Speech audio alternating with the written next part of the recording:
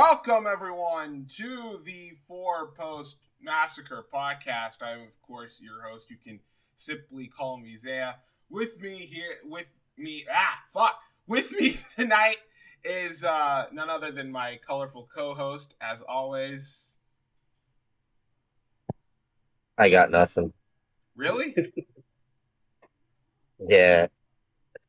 We jumped into it quick. I didn't have a few minutes to think. Alright, so you just going by Adam Jackpot this week? I'll come up with something somewhere. Alright. Well, It'll happen. Yeah. Until then, we've got Crowbar joining the set. And joining us once again on the Four Post Massacre podcast, the voice you've heard. I think the last time he was here, we talked about the last thing we talked about was like Ring of Honor or something. But here to talk to us, it's about all the shit that's went down this week. None other than one Hakeem Johnson joining us once again. Wow, we just started with the fire here. I can tell by the enthusiasm from one Adam here that this is going off to a good start here. Yeah, I'm very sad. Yeah. Oh yeah. I got no name. No, you do have a name. I have a name. I don't have a stage name, and that like throws off the entire flux. I just called you Crowbar. But that's what the people tune in for. First off, Crowbar. Where's the pun in that? There is no pun. You're just Crowbar. Yeah, but I don't want to be Crowbar. Well, this sucks to suck. Yeah, I mean, just pretend you have a crowbar in your hand or something. Well, Hakeem, you were here to mainly discuss, like, all of the fucking AEW shit that went on this week. There was a fucking lot of it. We will be... Yeah. We'll be talking about... we'll talk about Dynamite. We'll be talking about Rampage. We're going to go over the news segment, take a bit of break from the AEW stuff, but then we're going to get right into it with our main event of the evening. That, of course, being AEW Full Gear. Right.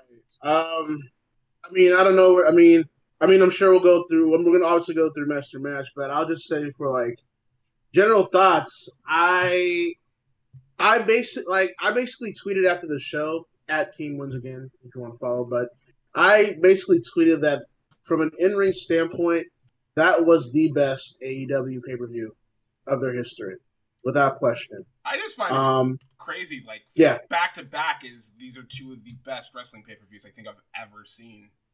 Dude, this company is hot. Like, I think the more we keep saying it, we're really underestimating how hot they are right now. This is kind of like a period for them that even is usurping their early 2020 period before the pandemic hit.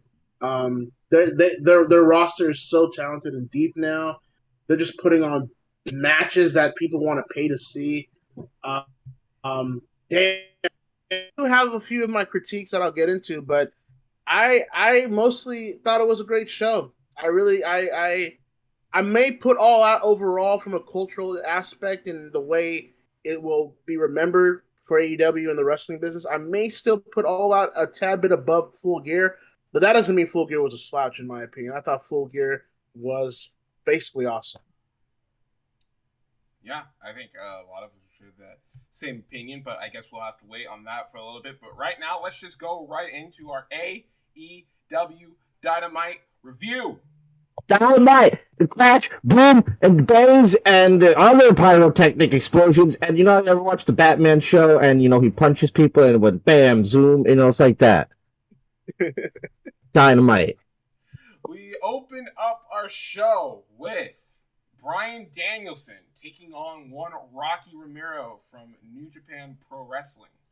I think this is do you remember, was this announced like the week of, or was this announced on like social media? Yeah, no, this was announced on Rampage. Oh yeah, that's right. Like randomly, it was like, so here's a bunch of matches. Yeah, Dana Bryan's gonna fight Rocky. What? Oh, contract signing. Like, hold on, can we go back to that Rocky part? And why is Orange Cassidy with him? Well, So, Bill, hey, we got all the questions we needed answered. well, apparently this was not as random as we thought it was because there was a reason why Rocky was here, and that was before the show had started. He had officially made all members of the Best Friends members of Chaos, which is Well, some of them are new and returning. Already mentioned that I'm already part of Chaos. Yeah, because I was gonna be like, wait, hold on now. Trent and Chuck, wait, they in. And I guess they're back in. Yes. And along with Chris and Wheeler and Orange. Is it really a case of if they left? Because, like, Archer's been gone from New Japan for a while, but they still consider him a member of Suzuki-gun. Yeah, but remember, didn't like Best Friends like leave not on the best of terms because they were like, peace out, New Japan, we're gonna go ahead AEW. This is before, when things were still like, oh yeah, we're not friends yet with New Japan. I think that was, like, a lot of the case with the foreign talent that just left. So, but it seems like everything is good. And speaking of good, this was a really good opening match between Romero and Danielson. What a surprise. I feel like Romero, as far as, talent in New Japan, he's very underrated. The man is a legitimate workhorse. He is a professional through and through. And if you just want to get like someone who's like really good, just gives a good effort and a good performance, like no matter where he is, I think Romero is that guy. And he's just likable as well, so that helps. Yeah, and he's had a pretty decent, good, like little US run in the past few weeks. His match on on Impact with Trey Miguel was pretty good too. So I think Rocky gets slept on a lot because of he was in the tag team division for so long. That you just look at him as like, oh, here's another guy, but it's like this dude's been around forever, and he ain't slowing down anytime soon, and he's such a good asset for the U.S. expansion of New Japan into America. Like, I feel any company having Rocky would be a benefit. And this match was great. And I don't think I've ever seen these two fight before. And if they did, it was years ago. I think they did train in the New Japan dojo back when that was a thing in the U.S. back in like the early 2000s. Like where Samoa Joe and shit. Yeah. So yeah, then you're looking at fucking 12 years then almost. Yeah. A lot of cool stuff in this match. Romero at one point hit like a Hurricane Rana like off the stairs, which was pretty cool.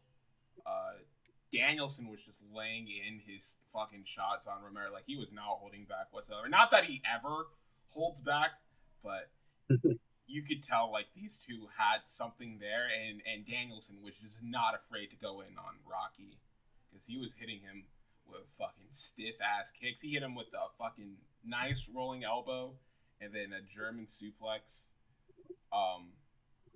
Romero Romero proving that he wasn't like just like another dude. Like he was very with Brian when it came to like the submission wrestling aspect of it, and I think that's another thing that like Rocky is like very good on his ground game. I think that he's very underrated in that aspect. A finish of the match, Danielson reverses one of Romero's submissions into a calf slicer. Romero gets out of it.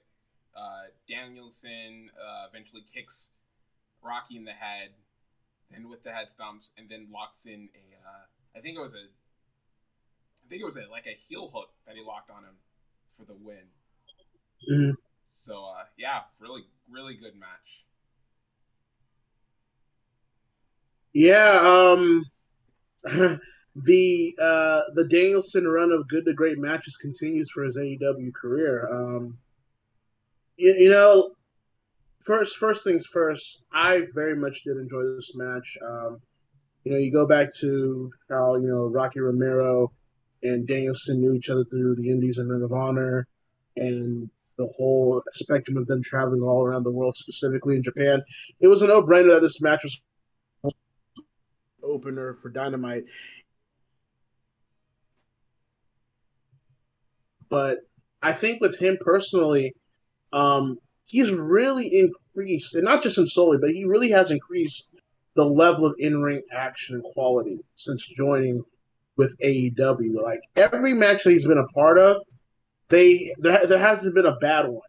Hell, I'm watching him facing Aaron Solo on Dark, and that was a pretty good encounter too. Yeah. So I think, and with Rocky, the thing with Rocky is that he's been such a tag team specialist, with the Havana Pitbulls, and then joining with the Roppongi Vice crews in New Japan. People forget how really proficient he can be when he has a good, if not great, opponent like Danielson. So it wasn't a surprise to me that these two would tear it up to start the show. The whole chaos thing, again, people, we're heading into 2022 and people still doubt AEW when they drop subtle egg drops, if you will, like subtle hints. And I knew the second that chaos was going to be mentioned to this level, and especially now that Ishii and Okada are in the States. I mean, Ishii's coming this Wednesday, and Okada's going to find a way to be here too. So it's just a matter of how. But nonetheless, love the action. Danielson clearly is on a roll. I have to just say that, with Danielson, his WWE work, he's had some great matches there at moments. No one denies that. But this Danielson now is a completely different person. They're not of the same spectrum. It's not even really to come after Daniel Bryan and his work in WWE. It's just that it's another level with Bryan Danielson now in AEW. And I feel like 2022 is going to be one of his best years in his entire career. But this is a great opener to start with Dynamite. Oh, I absolutely agree. But yeah, Danielson gets the win. He's looking very strong heading into his match with Miro. After this, we go into the ring. Shivani's there. He's here to introduce the Inner Circle. Yay! We're gonna do what the Inner Circle do, and that's talk and insult their competition. But no, that didn't happen. They all get blindsided by American Top Team as soon as Jericho's music hits. Everyone's beaten down on the Inner Circle. Santana gets thrown into the stairs. Hager and Jericho were hit with kendo sticks and then a trash can lid. Then the funniest thing in the world happened, where they bring a table into the ring. Adam, What? What is that? What is what? There's background noise. Okay, it stopped. All right, so they do. I'm going to take that out. Okay, so they do this thing. So I think it was either Scorpio or Ethan who got the table, and they set it up. Lambert's on the middle rope, and I'm already thinking, oh no. And so Scorpio and Ethan, they pick up Jericho. They put him into the waiting, loving arms of Dan Lambert, and at that point, I was like, "Oh God!" And to his credit, still Jericho. To his credit, he didn't legitimately kill Jericho. As I thought this was gonna go a whole lot worse, but he delivers one of the sloppiest middle rope power bombs I've probably ever seen. But we'll get to his wrestling later on. Jericho didn't die, which I guess was a plus going into this. Scorpio, Ethan, get on the mic. Paige says Lambert's gonna be the one to get the victory over Jericho with the walls of Jericho. And the Boston Crab. And then Lambert gets on the mic and said it's actually the Boston Crab from Florida Championship Wrestling, or yada yada yada, which is great. again, little doses of Dan Lambert are great. This was good segment, Dan Lambert and Top Team, not 10 minutes of talking like last week. Yeah. This was like probably one of the most entertaining segments they've done for this feud. Got in there, did a little quick beatdown, did their thing, got the heat going into this, and now we get ready for their big match. So all in all, I thought this was good. Don't really have much to complain about. Yeah, I know this whole American Top Team Inner Circle feud has created a lot of polarizing takes between people. I personally have enjoyed it more than I thought I would.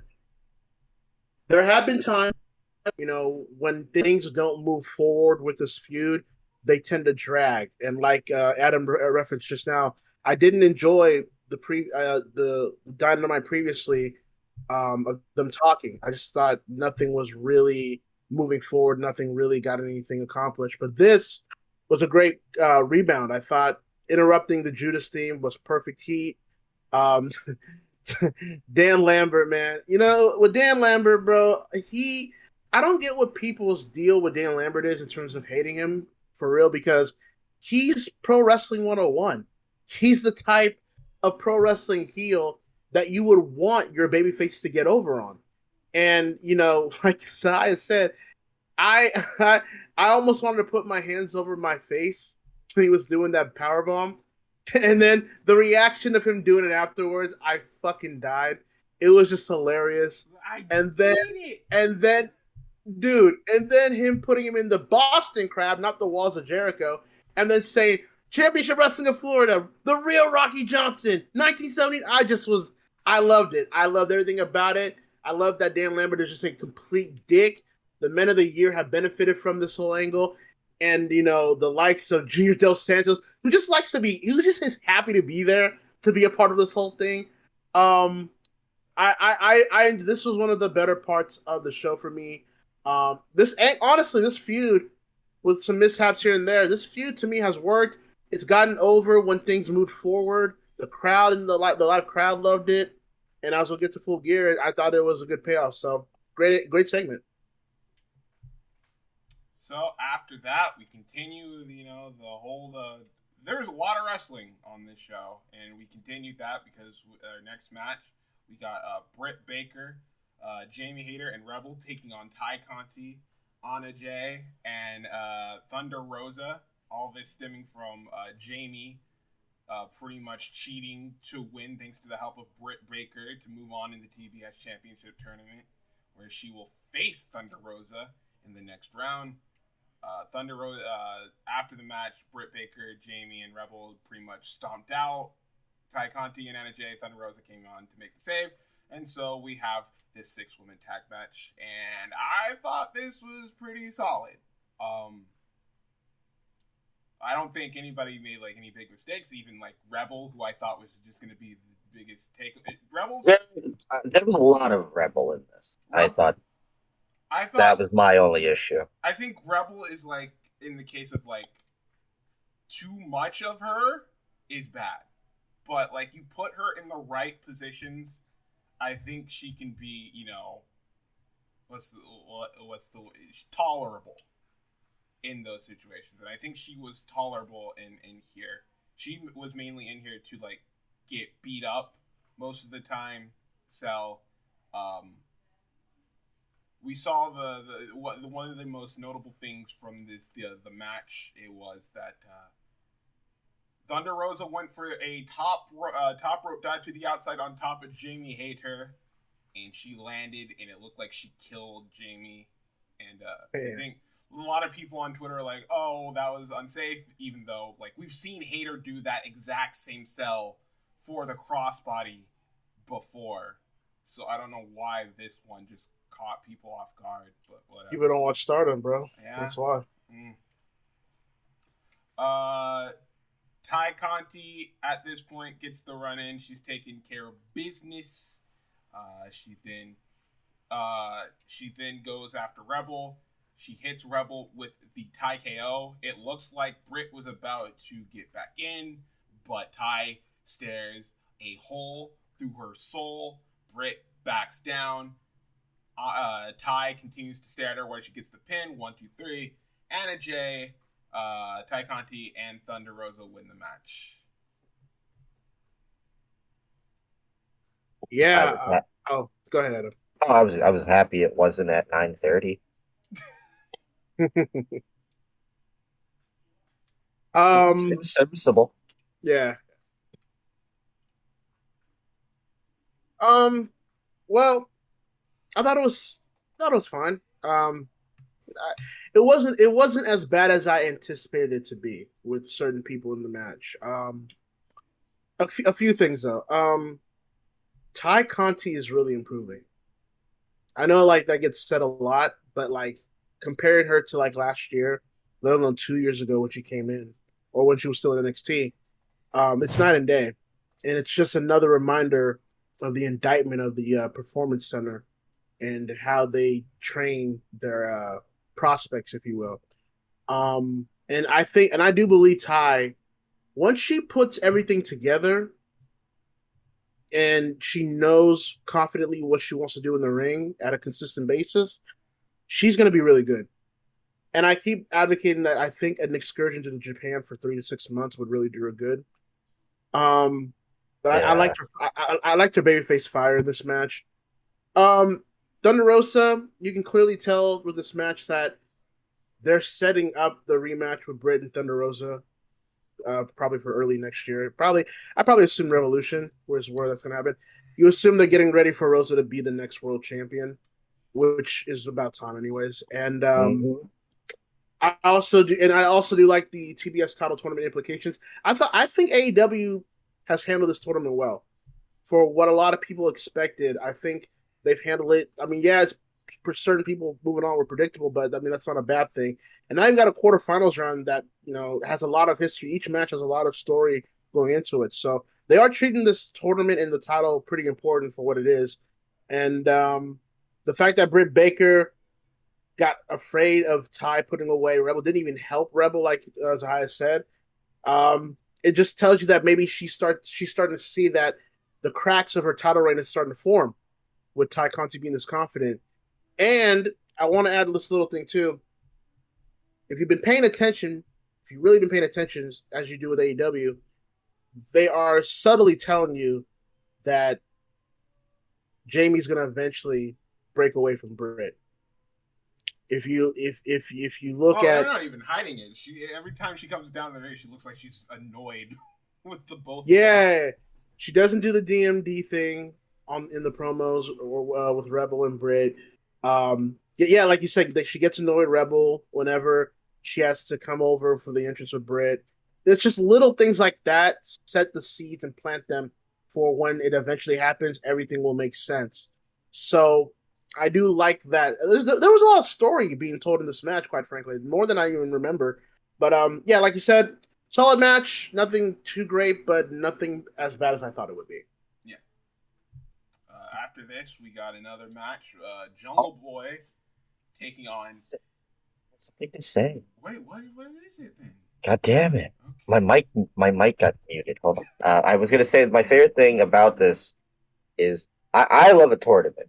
And mainly because I feel like a tournament is such an easy way to make stories. And if there's one thing that the women's division desperately needs is more stories that aren't title-based.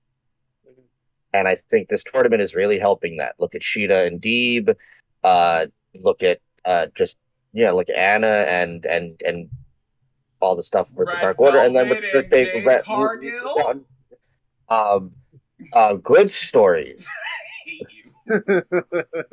Good stories. I don't want to talk about Rampage. Fucking cake. Anyway, next. After that, next match of the night, Jungle Boy versus Anthony Bowens. Jungle Boy. Looking more like Jungle Man nowadays. I was doing Max Caster. Jungle Man. Like, it's a Jungle Man. Especially you see this dude? Especially at the full gear. Yeah. Look at this dude. This is my guy. I completely forgot what Max rapped about. The only part I got was when he said he said that he would be a twink that he would like. I remember that. He said he was Jungle Boy's fetish, and I was like, I kind of stopped listening at that. I was like, wait, what? And then he mentioned, then he said Jungle Boy, and I don't know, there was a lot of shit. I think didn't he also make reference to Anna Jay too? He did make reference to Anna. Yeah, he said something about hanging out, letting your girlfriend hang out with seven guys.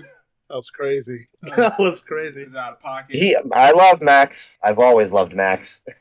And Anthony Bowens is so good too. He's really like, yeah. If there's ever a point where they're like, "Hey, Max, we want you to like slow down with the wrestling," or if he does, like, great mouthpiece, and then put Anthony up there in that singles division in a few years, you got a great package here. I mean, between this match and like the Danielson match that Bowens had on Rampage, like I'm starting to see a lot of upside with Bowens in the future, if that's ever like a thing they want to take advantage of. I've always thought Anthony Bowens was going to be a bigger deal when I first saw him years ago in Pro Wrestling Syndicate.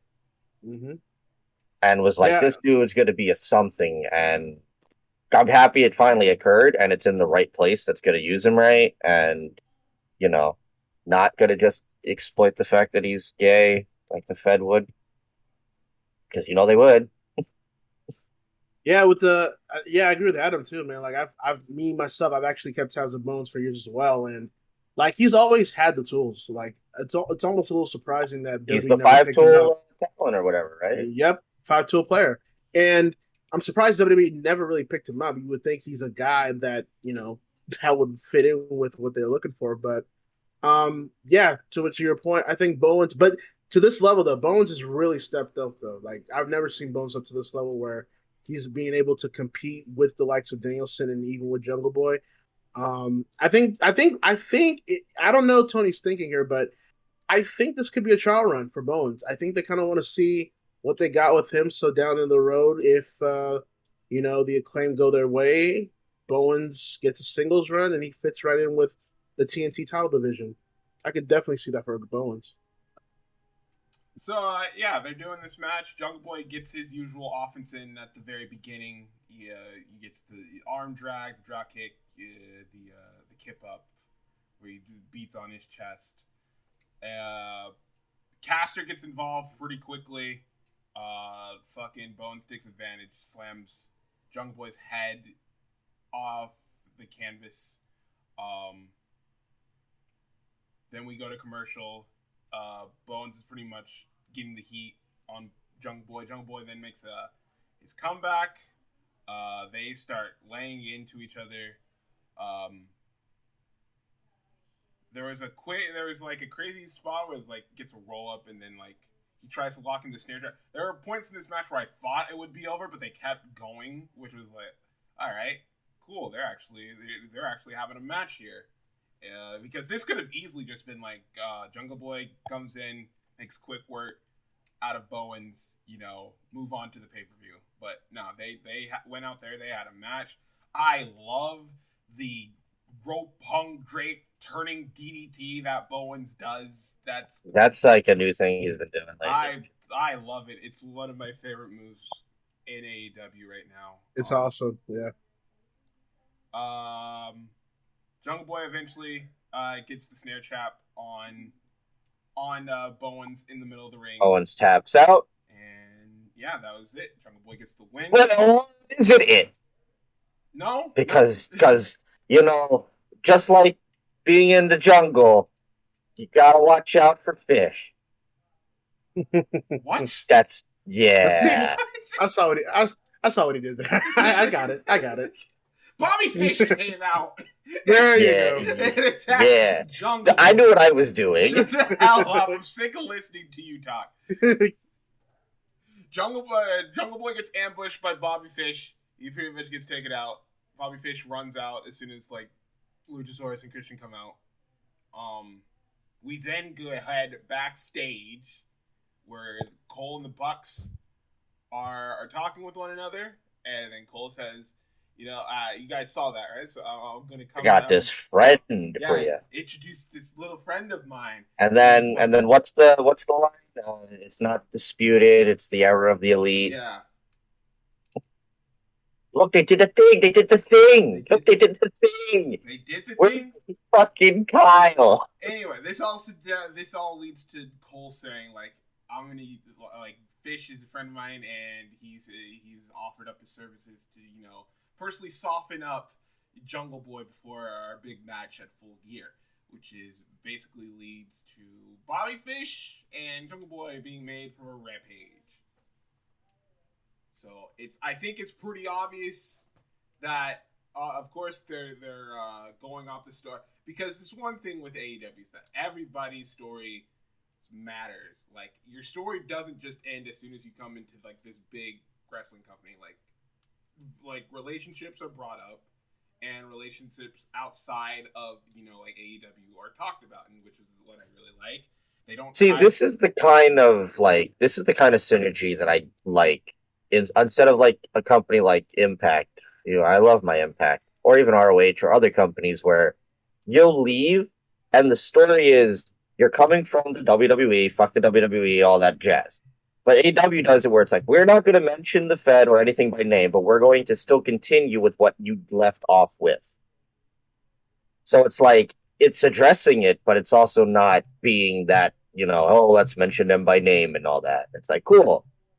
It's the Undisputed Era. We know them. They're friends. That's great. And they don't have to make any stupid jabs. I mean, yeah, they did the Undisputed thing, but I mean, that's subtle enough, which I like. They did with Malachi as well. It's like, oh yeah, we're not just going to repackage you completely after what you were last doing. It's like, we're just going to take it and AW-fy it. So where the fuck is Kyle? Yeah, I actually want to address that because I agree, man. Like, you can clearly tell the seeds are being planted. You can clearly tell where this is going if we know where it's going, and especially after Full Gear now, like it's clear where things are going to be heading for this story. Because with Kyle, the rumor is that Kyle's contract's expiring next month, I believe, and I don't watch it, but I saw his new friend Von Wagner on SmackDown last week. Yeah, it was random. So that tells me that team won't be there for long, and I think Kyle and Gargano wrestled a dark match on that SmackDown too. I personally think that once rumors internally there said Kyle probably wasn't going to resign, then they said, all right, pull the trigger. And that's when Cole introduces Bobby Fish, and the Bucks were even hesitant to really embrace Fish. And if you notice, when Adam repeated that line saying, there's no dispute, this era belongs to the elite, even Adam Cole had a bit of a, excuse me, but it was very subtle. You would have had to pay attention to that to really know that happened. So it's things like that to where AEW puts a lot of things into subtlety, where you have to really pay attention to where they're trying to tell you. And you're going to go through a roller coaster ride, but you'll get to the destination that they want you to get to. So I think Bobby Fish and Cole being like unofficial partners from their time as the Undisputed Era is pretty cool. It creates doubt for where they want to go with this whole thing with them and the elite. I mean, again, I'm not an NXT guy, so I wasn't really the biggest Undisputed Era guy, but I do realize and recognize how important they are. They were arguably the biggest brand, the biggest act, the biggest faces in that whole NXT brand during the Wednesday Night Wars. So it's kind of surreal to see, like, one by one them coming into AEW now, to be honest with you. So, yeah, good stuff. I just think it was like, because it was made it's very interesting, because you look at this and you think like, oh, like obviously the Cole and the Bucks, now that Kenny's like he's kind of like going off the deep end, and Kenny's like not as good as he, like, obviously, oh, they're gonna turn on Kenny. Now it doesn't look like that could be the case, because now is like with Fish now in the fray, possibly Kyle coming in. Maybe it's not the Bucks. It's not like Omega that Cole is dumping. It's the elite in general. I think I said this on Twitter, for the segment, but it feels like Adam Cole's the Trojan horse, and he's gonna let in who he's gonna let in as the weeks and months come ahead. And there's Fish is already there. O'Reilly probably is coming in. Gargano might be coming in. Owens or Steen might be coming in early next year. Generico. So it's a lot of moving pieces that you can really play with the story. And I trust AEW and everybody involved to get it right. Absolutely. But after this, we get another match. Not really much of a match. This match was so random.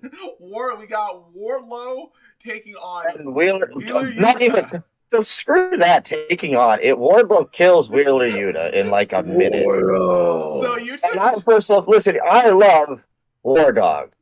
I was so confused because this felt like a dark match on Dynamite. There's no Sean Spears. There's no MJF. There's no... and all of this is to continue fucking Matt Hardy build. So, yeah. I noticed this is... What's happening? This is the second, squash match that Yuta has been in, which makes me believe that they're doing this on purpose. For what reason, I don't know, but I feel like there might be more to this that might be coming. But basically, Yuta comes in, he gets a quick shot, and then immediately Wardlow powerbombs. Just powerbomb and powerbomb, and the crowd loves. He destroyed him. He destroyed that. It's just like another one. Dude, give us more. Kill him. Kill this scrawny man. Poor Wheeler Yuta. Which he did. He gave him a fourth powerbomb, and he got the pin, and then he left. But after that, like you said, the Hardy family office come out. They beat up the best friends. Matt hits Cassidy with a chair and then puts the chair around his neck, hits him with the twist of hate, and that's how. And I guess we could just report it now. This all leads to a lumberjack match between Orange Cassidy and Matt Hardy on Rampage. A lot to say about that match. Yeah, I mean, this was clearly just set up for to continue the best friends Hardy family office feud to have Wardlow destroy Yuta. Yeah, I'm not interested. I don't care for the feud. I think there's a usage for Matt Hardy in AEW, but this whole Hardy family office thing, I just feel indifferent. It just doesn't do anything for me. It just, having the likes of, Butch and the Blade, who really don't need this stable, to be honest with you. No. They have their own thing. The Private Party, I mean, people keep talking about, Top Flight these days. It's like we were talking about that with Private Party in year one at AEW. And it's like they've kind of just really fallen back to the back burner. And I get what Hardy's trying to do to put people over within the stable, but it doesn't really feel like this is going anywhere substantial.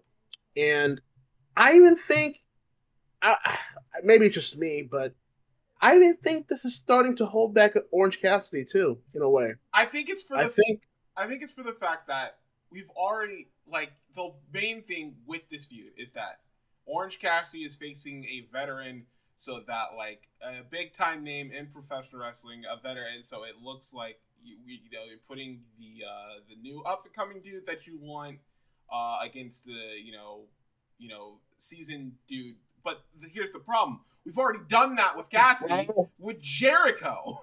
Yeah, but also, this has been months now. Yeah. 3 months? I remember this in August. Come on. And then the worst part is, not to skip too far ahead, but it's clearly not over. Yeah, that was kind of my point with Orange Cassidy. For him at least, he's still over enough with the crowd to where he'll be fine after this whole thing, but it isn't lost on me. And I'm not saying he should be a world champion or anything like that, but it isn't lost on me. Like, this dude did fight for the world title at Double or Nothing, and now it's like he's doing this whole thing with Matt Hardy about talking about cutting hair and then stealing money from him. It's like it feels like we're in standstill right now. It feels like we're on neutral parking a car here. It's like it's really doing nothing for anyone other than Matt Hardy, which is not what you're supposed to be doing in this type of feud.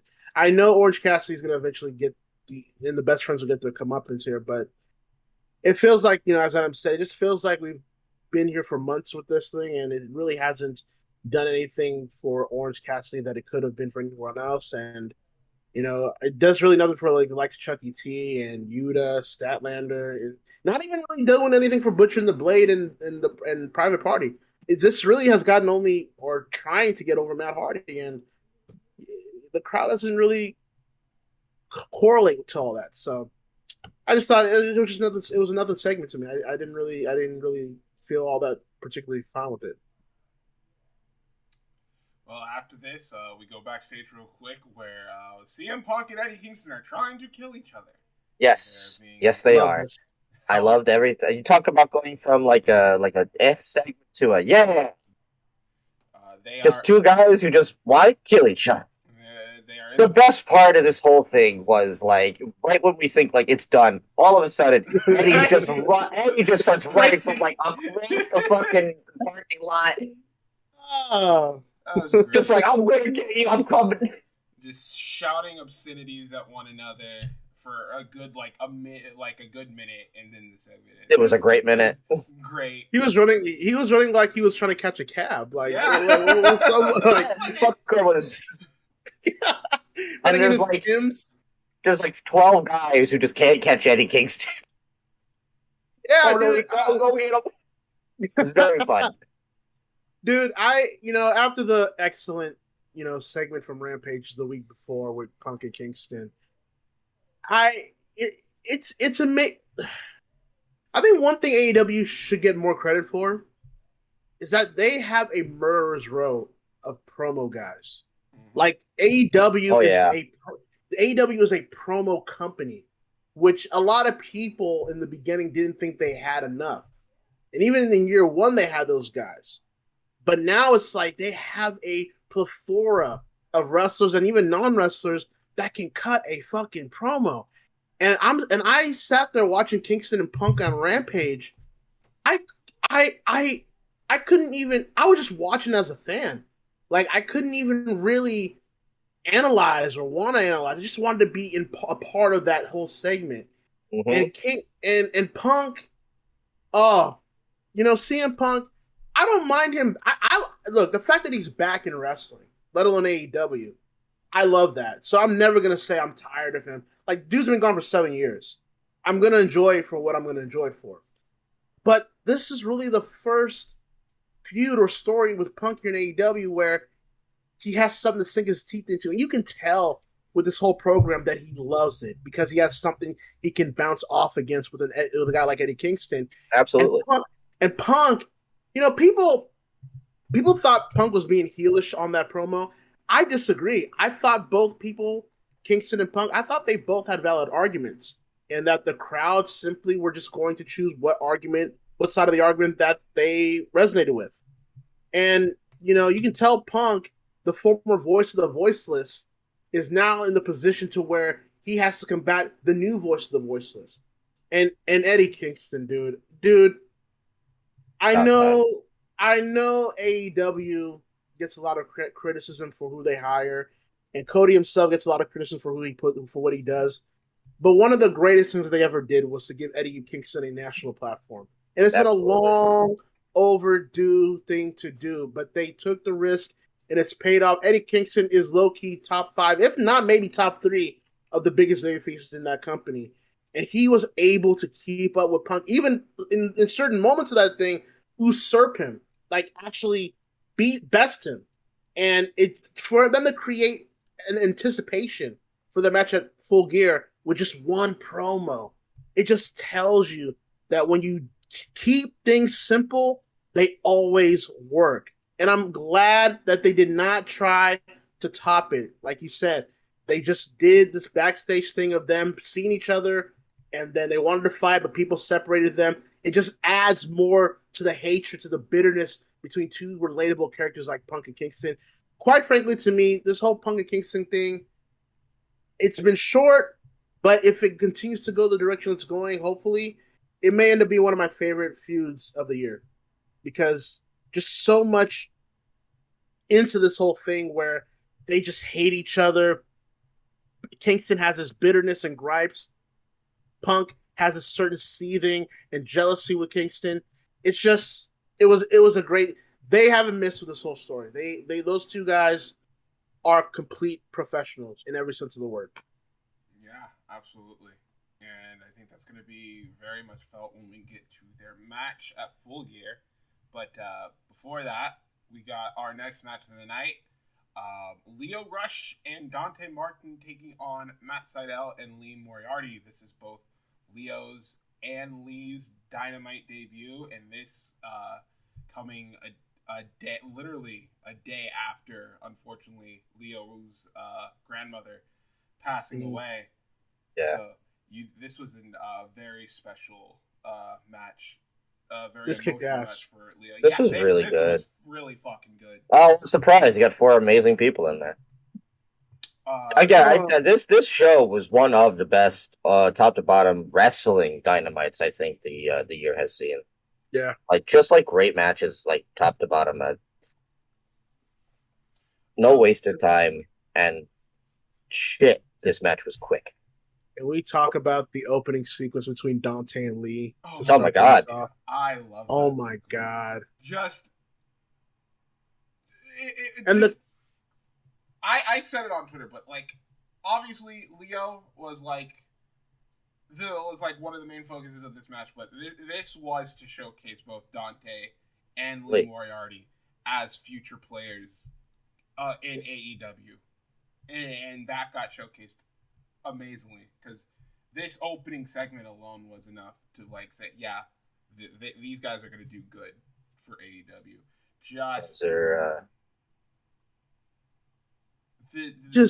The back and forth, the trading of submissions. That's one thing. It'd be one thing if Dante was just like your stereotypical like high flyer, like I do dives, I do a top rope moves. This dude's just like really well versed in just lucha libre type wrestling in all fronts, like that being ground game 19 and fucking high fly. He just gets it. It's like when you have it at that young of an age, that's ridiculous. Like, you can only go up from here.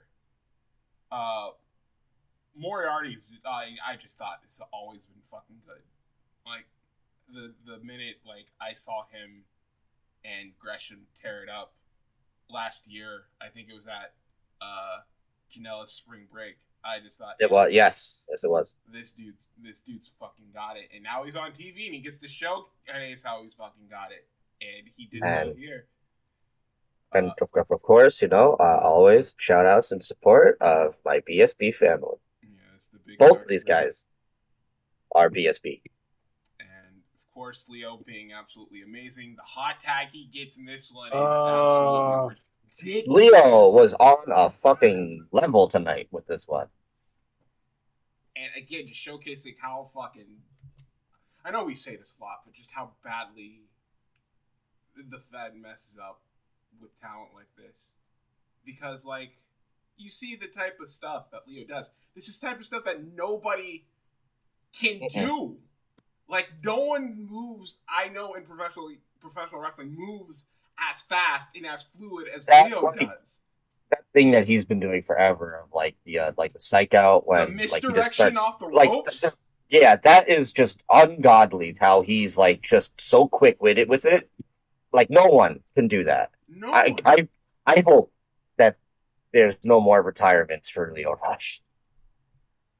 And that this is now it for him. Because I don't want him to go away again. Because every time he comes back and then he's gone in like a few months, I'm like, fuck, we need you, Leo. There's a lot of cool stuff in this. Seidel and Lee hit like a double knees in the corner, and then Seidel just blasts. I think it was Dante with a knee while he was down in the corner as well. That was sick.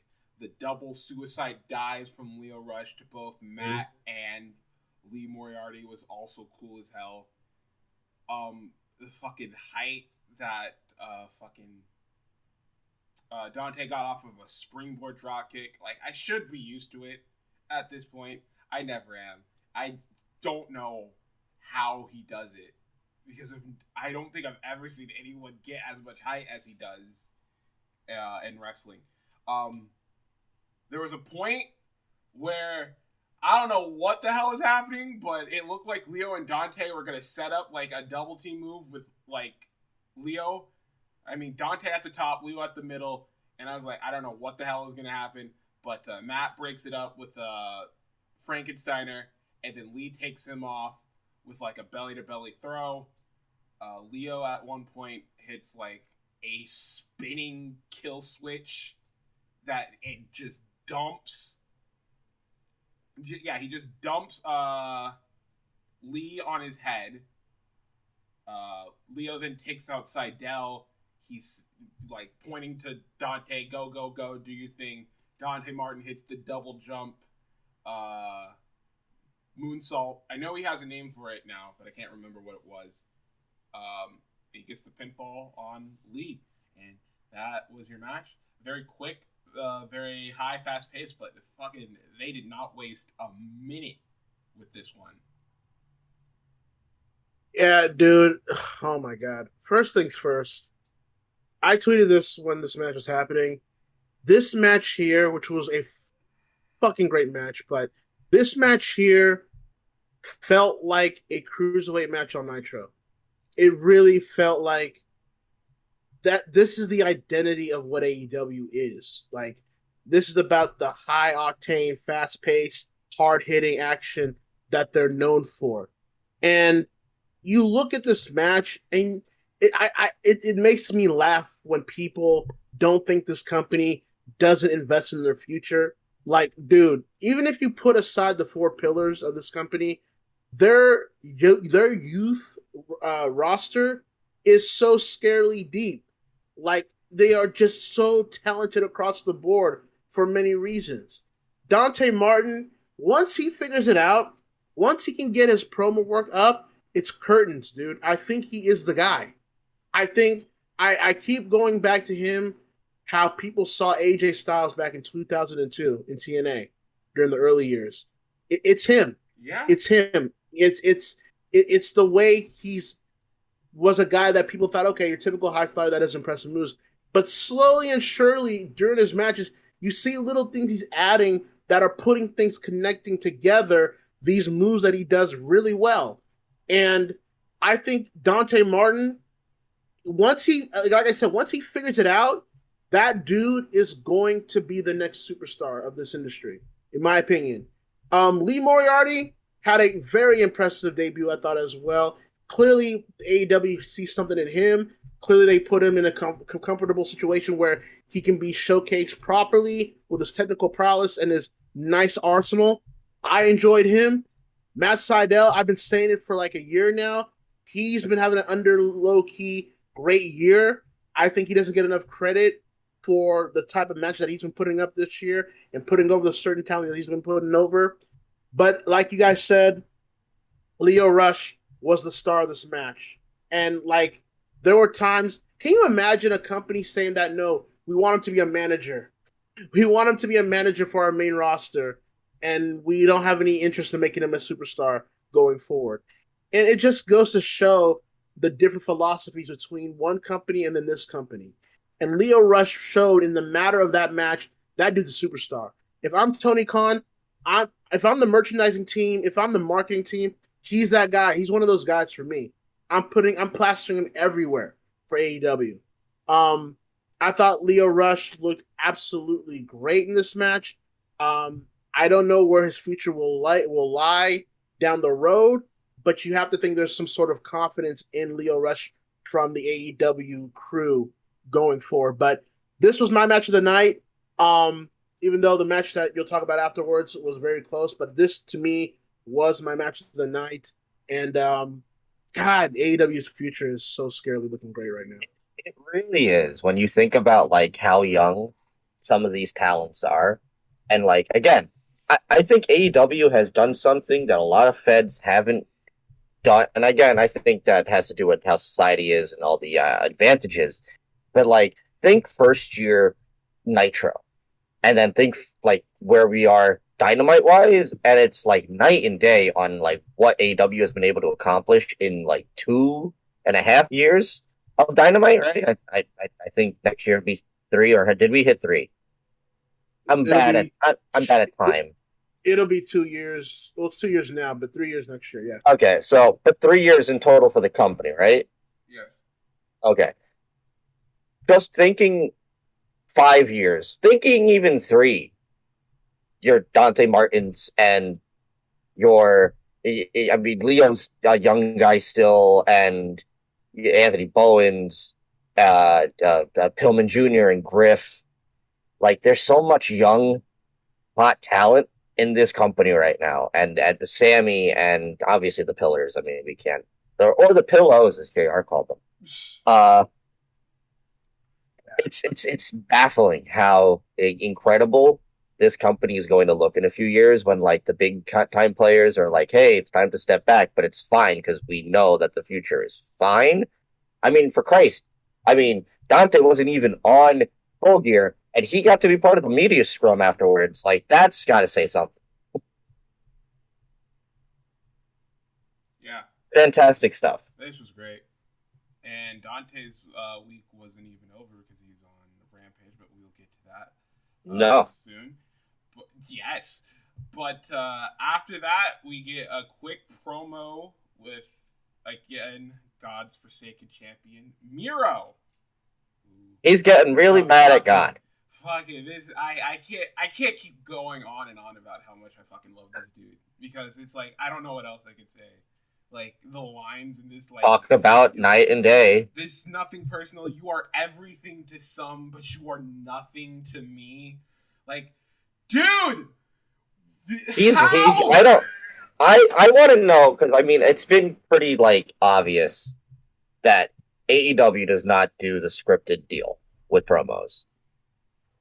I want to know where the fuck this Miro has been. Like, has this always been Miro? Is this what we were missing with him having to be scripted? Because if this isn't scripted and this is all just coming off of his head, Miro is more underrated than most people on this roster for what he says. Because the shit he says is just fucking, like, damn good shit. I still go back to I forget who he fought, but when he had that line about, you love this company, so you're going to die for it. I forget who he was fighting. Was that Sammy? It might have been Sammy. I can't remember. No, I think it was Fuego. It might have been Eddie. I forget who. Again, look at it. It could have been anyone. But that just shows how goddamn good he is. And in a situation like this, where you were given 1 week, they had 1 week after what happened with John. And Miro is told, hey, now you're in here. And in 1 week, the tension with him and Brian, I already feel it. And it was only 1 week. How fucking good this guy is. The best part was, like, this wasn't even a face-off. He was just... No! We never even got any of that. We got the little face-off last week after Miro won. And that's it. That's all we got from then until the pay-per-view. And the match was sold enough. That's crazy how good that is. And simple booking. He goes on to say that Brian is just a body standing in his way of his wife and his God, and then he says something of the lines of like. I've also loved the fact that CJ is involved and she's not even in the company. Yeah, that's what I brought this up last time. It was like yeah, CJ has made herself a part of this whole thing with Miro without actually having to be there. Yeah, which is cool. I thought she was going to show up at the pay-per-view, but at this point, I don't even know if she needs to. I think she's still coming though. Probably. Too many references. You know. He does But, do like- a lot of stuff like outside. Like I think she's still trying to do like the acting thing and the modeling thing. So I don't know if there's a scheduling problem yet, or if like she just hasn't gotten the free time to finally come on in. But I mean, it has to be going somewhere now after what happened at Full Gear. It's like, well, eventually, Yeah. Miro's got to get bad. And listen, if it's Backlash 06 again, like I'm perfectly fine with that. Miro versus God, I'm down. Somebody call his mama. I mean, we'll talk about Miro more when we get to Full Gear. Yeah. But I'll just say that, dude, his promo work has been like he hasn't missed every promo that he's done. He hasn't. To me, he's been one of the best promos in that company, which I never thought I would say like last year. And while I still personally think he should be the TNT champion. That's just me, but it's clear that they have Miro in high regard as a legitimate threat to Danielson, to where people were even doubting if Danielson would win or if Miro would win. But I mean, we'll get more to that in Full Gear. But again, another great Miro promo, and I'm surprised people still have not put together a compilation of Miro's best lines from these promos. It's fucking gold. But yeah, fucking fantastic stuff. Miro's the man. God's gonna pay one of these days. But after that, we get It's main event match time. Yeah, main event. Not the main event segment. Main event match. Main event match. It is Dax Harwood and Pac. No, it's Boston. Pac. No, it's Pac versus Dax Hardwood. Listen. Capital G. Listen, I don't understand how I don't know if that was a rib by Jeremy or if they just legitimately screwed up the name on the figure. But I did love Dax's response to that, stating that if he ever has to leave wrestling, he knows what he can do next. Doing next. So that was really funny. But yeah, go out and grab your Dax Hardwood figure in stores now. Target. I was not expecting this match to rule as much as it did, but these two beat Dax is becoming a slept on top wrestler in the world. Oh yeah. As fucking weird as that sentence may sound, it like, because he's always with the tag team stuff, but holy shit, the dude has had like 2 standout singles matches, but they have been very, very different good standout singles matches. The one with Jungle Boy, and now this one with totally Pac. different too. Yeah, they're very like different matches. This match was something that got like announced last week, and I was like, okay, and I'm like, oh yeah, sure, no, give me it again at this point, because this match was fantastic. No, absolutely. These fucking brain busters. What the fuck? Oh my god! Why are we killing everyone? Why does everybody want to die? I mean, I enjoy it. I like, yeah, that top rope brainbuster from Pac was that's a brainbuster. Let's put it that way. Damn, man. If it hadn't been for that tag match prior, this would have been my match of the night. But it's very hard for me to pick between the two. Yeah, I know. It's like, but you can flip a coin on, so I don't want to argue. But exactly. Yeah, Pac. I know Pac's been having, like, I know this whole pandemic has kind of limited Pac from really being more consistent on television. But once things start to kind of calm itself down worldwide, and when Pac finally can come in more consistently, man, he needs to be up there, man. He needs to be up in that, main event upper level scenery. He's just too good. I think that's the case now, right? I feel like the UK borders have opened. I mean, the Fed just went over and did touring, so yeah. So I think we might be seeing Pac, whatever, a little bit more than before, which is great because, like you said, the pandemic I think really hampered a lot of his momentum. Yeah, and lately he's been getting that back with these phenomenal matches with Andrade. This match, the pay-per-view stuff was really fun. People just love Pac, so I'm very excited to see what he does next. If you actually go back to the when Pac came out for his entrance, before Justin Roberts could say "the bastard," the crowd said it.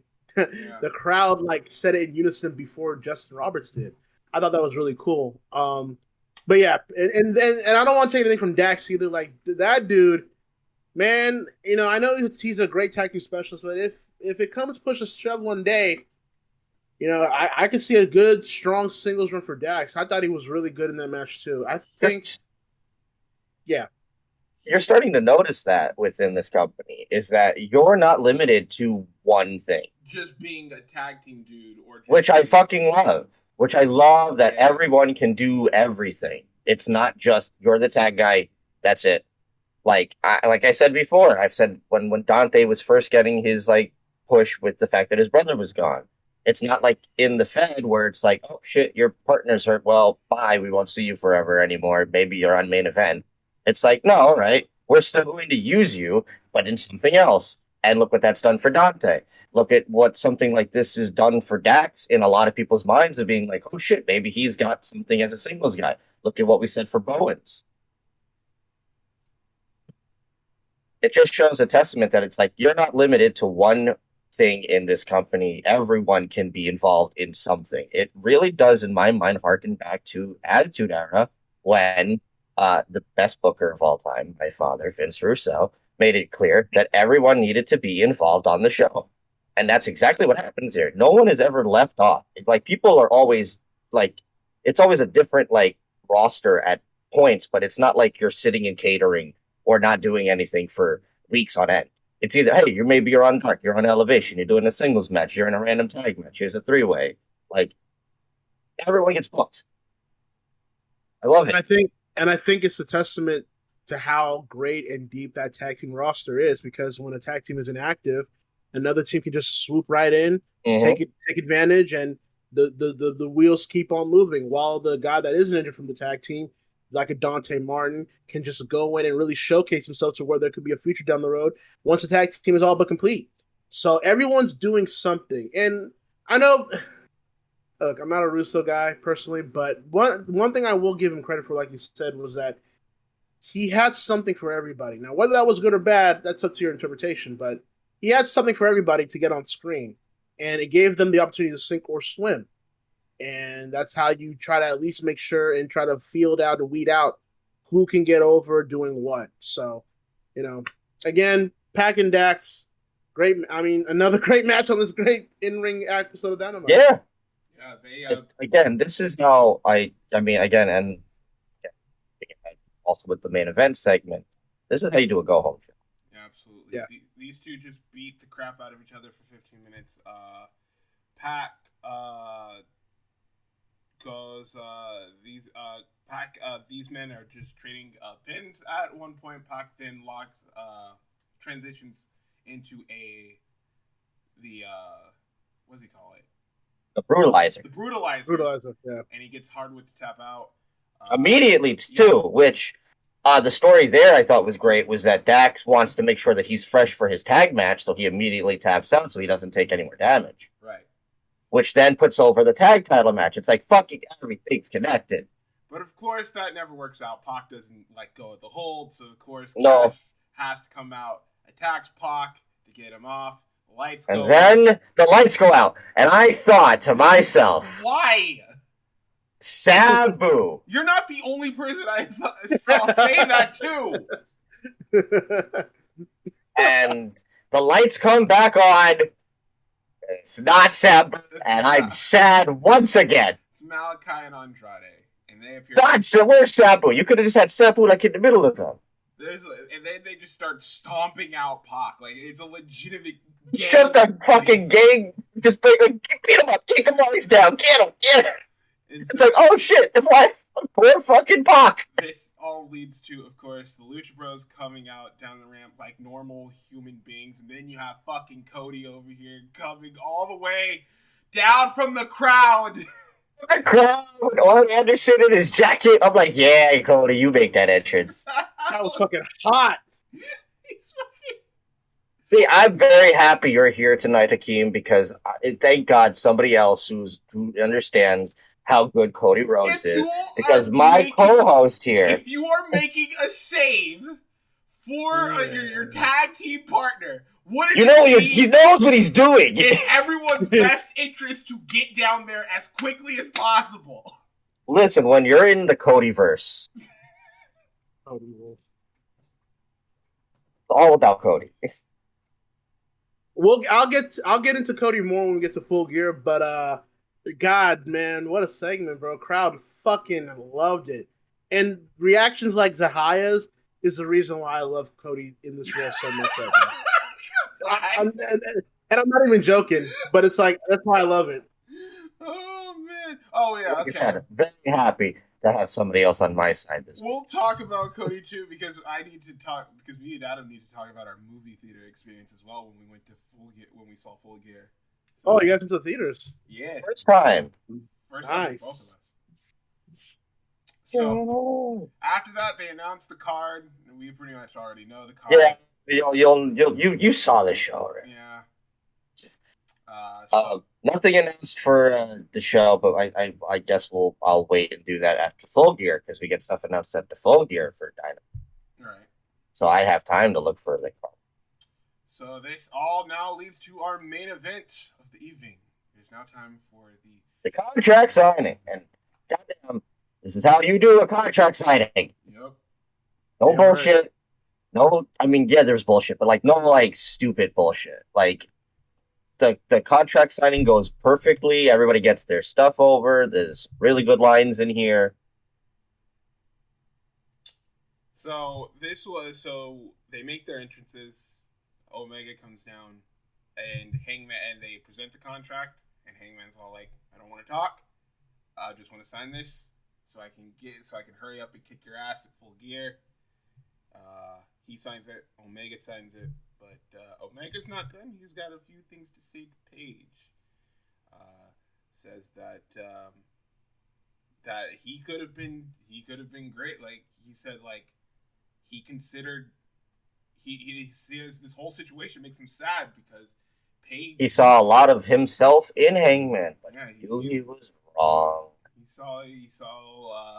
said Paige used to be a part of the Elite. He was his friend. He's like he honestly saw a lot in Hangman Page, and he's like how foolish I was because if only this crowd knew how insecure you were, and how you say like you get back up on that saddle every time you get knocked off. But if they only knew, they only saw the real truth about how it wasn't you that picked yourself. It was all of us. It was me. Who picked you up. It was all of us that picked you up and dusted you off and all that other garbage. And so it's like this whole thing was made for you, but you were the one that didn't live up to your potential. And once Omega says that, Paige is all like, okay. All right, time to talk. And he mentions the biggest lie was last year at Full Gear. You said you were proud of me, but you're afraid of me. No, wait, that wasn't even that came later. The first thing I would say that was my line I like. Oh, okay. Well, the first thing Paige said. There's a lot here. He's like, Omega, there was a point in time where you yourself had a tag team partner that you believed you didn't. And the best part was the crowd fucking knew. They knew. They fucking knew. You knew immediately because they all went, oh. As soon as I heard it, I was like, oh. Because even the crowd was like, all right, that's a bit low. Even if we like him, it was so good. And that's when he was all like, yeah, the biggest lie Omega ever said to him was like, good job, Hangman. I'm proud of you. And he's like, you weren't proud of me. You were scared of me. You were scared that I was going to come back and I was going to come back and I was come better than I was, and I was going to beat you. And he says that what happened then has made him who he is, and at Full Gear, he's going to come, he's going to take his belt. And he said, and then Kenny says, like, through all this, I don't know if our relationship is ever going to be the same again as it once was. But at least for one last time, let me shake your hand as a matter of respect. So they get up, they shake hands, and of course, Omega utters, good job, Hangman. I'm proud of you. This was so good. It was like, oh, you son of a bitch. You're getting in his head. Oh, yeah, I'm proud of you. He's saying, oh, you piece of shit. Everyone knows what's up. Everyone knows what's up. But it's not enough. Because out of You see this nowhere, coming? fucking camera dude takes out Hangman Page. Oh my god, it's Survivor Series all over again. I was like, wait, what the hell is going on? And then, of course, the dude takes off his disguise. It's fucking Don Callis. I was so hoping that the goatee was real. You want to look even more like a supervillain. I was under the complete, because I was just like everybody else. I forgot Callis. Yeah, Callis has been gone for a while at this point. Gone for a bit. And so he comes out of nowhere and then pretty much says the greatest trick the devil ever pulled was making people believe he wasn't exist. The invisible hand strikes again. I'll admit they got me with this. Page is they're showing Page, he's bleeding from his head, and Omega just signs his name in Hangman's blood. Good shit. Does this look like a world champion to you? Yeah. God. Just holding him, cradling him. I love this segment. I loved it. Loved it so much. Dude, this whole, oh my god. 2 years. 2 years, man. Maybe even before AEW even, but 2 years. All culminating to that segment. It was like, oh my goodness. It's funny how when pro wrestling is awesome, nothing beats it at all. And it's almost foreign in American wrestling today to see actual baby faces and actual heels. And I thought with Omega, he gets a lot of flack for his promos at times. I'm one of them at times because it can be overindulgent and ridiculous at times. But man, when he really cuts the bullshit and really just sinks his teeth into the promo, he's really good. Mm-hmm. And I thought Omega hit that out the park, still planting seeds of doubt into Hangman. But I even thought Hangman was even better. I thought Hangman, he sounded like a man that no longer had doubt. That was the key of his promo. That those words Kenny said to him would have worked maybe 3 months ago, 6 months ago, a year ago. But he sat there knowing that Kenny was going to try to manipulate him one more time before their match and said, nope, you're not going to get me this time. I've come too far. You're not going to get into my head like you once used to. And that even set Kenny aback, including with Dakota tease there. And I just thought Hangman, it's funny with Hangman, he's a guy that I never thought was such a strong promo back when he was in New Japan and Ring of Honor. But man, he is that guy now. He really can cut a promo now. And I thought he just looked like a guy on a mission. He told Kenny, I am beating your ass in 3 days for that title, and you better get ready. And then that line of Omega saying, good job, Hanger, I'm proud of you before he left. Oh my God. It's just Hanger. It's just excellent pro wrestling storytelling. And then Callis at the end, it just who we all thought where the hell has Callis been? And there were rumors that maybe he wasn't going to be at Full Gear. And then lo and behold, he just shows up, waffles him with a camera. It's like that was perfect to make Hangman dripped in blood before Full Gear, signing the man's blood, which is signature in the contract. Everything about this worked. I love that Dynamite did a main event segment to kind of change the pace this time around. And this worked all too well. This is what a main event segment building your biggest match in company history should be. Period. I loved it. Every part of this. I've pointed out before on the show. When I watch Dynamites and stuff, I usually have. There's we had a friend who you talk about lapsed fan. Last time he remembers watching wrestling was SmackDown with Batista and Randy Orton, and hasn't watched any WWE. Hasn't even watched AEW until a few months during the summer. We got him into it, and he didn't even know who Hangman was because Hangman was gone for a while. And I've made it clear to my other friend who has been watching with me since AEW started. Not a lapsed fan. We've been invested in this Hangman and Kenny thing for 2 years now. But my friend who just got into it is already invested only a month into this finally being a thing again. And that is the goddamn testament to the storytelling that this fucking company can do, that even a new person can jump in and be invested in this storyline because it's so rich with its history and the way it doesn't insult people, the way that it continues to push the boundary. Like, AEW's storytelling is by far the best wrestling storytelling in America today.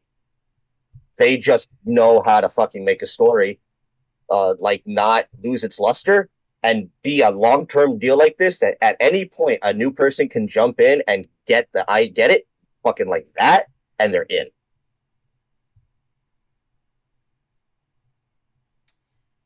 Yeah, so fantastic fucking go home show. Main event go home Dynamite at least. Fantastic go home show, just a fantastic wrestling show. It's a really good show. Again, listen, you can count on your hand more bad Dynamites than good Dynamites. Yeah.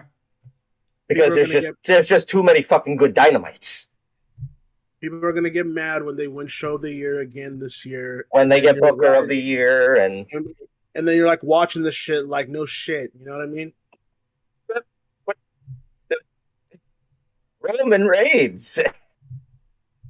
Yeah, that's. I don't know. I got nothing. I like NXT. I've been enjoying it because it's campy as fuck, but whatever. Well, that was AEW. AEW. And now it's time for that's Rampage. We'll talk baby. about Adam's favorite show of the week, AEW Rampage. No, not really. I might have been down on this show more than most people were because a lot of people seem to like it. Even you, Keem, I noticed that you went in with very low expectations and you still seem to enjoy it. It was better than I thought it'd be. I didn't think it was great. Okay, opening match was great. Opening match was great. All right, let's just get on with it. Yeah. We started off Jungle Boy taking on Bobby Fish. Just like I said, you gotta watch out for fish in the jungle. Shut up. Jungle Boy makes his entrance really quickly, but then immediately, I didn't even realize Bobby was in the ring at this point. He just didn't even get an entrance. Jungle Boy just goes in, he's like immediately starts beating down on Fish, obviously, because he kind of kicked his ass on Dynamite. This was really good. Jungle Boy tried to do his usual offense at the beginning, but Fish just had him scouted. He tried to do That's the veteranness of Bobby Fish. He tried to do his arm drag. Fish just completely just drapes him across the ropes. There's a lot of times in this where I thought Jungle Boy nearly died. Like, it was here. Yeah. When he gets caught on the ropes, and then there's an apron spot where Fish kicks his legs out, and Jungle Boy just goes face first into the apron. Yeah, Bobby Fish has kind of been like a weird little dark horse lately in this age.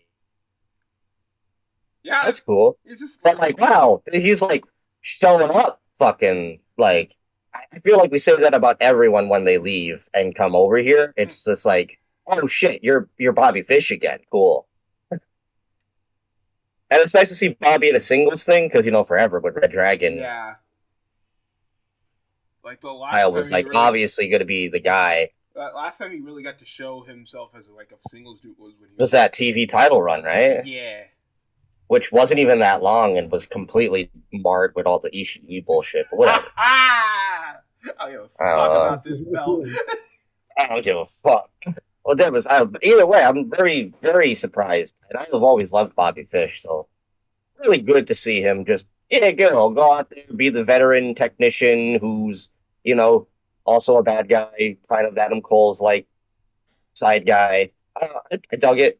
Jungle Boy, once again, that's my dude. So I thought it was a pretty good match. Like Adam said, I think Bobby Fish has been a solid hand since coming into AEW. He's a guy that will get the most out of a lot of people that they're trying to put over. And,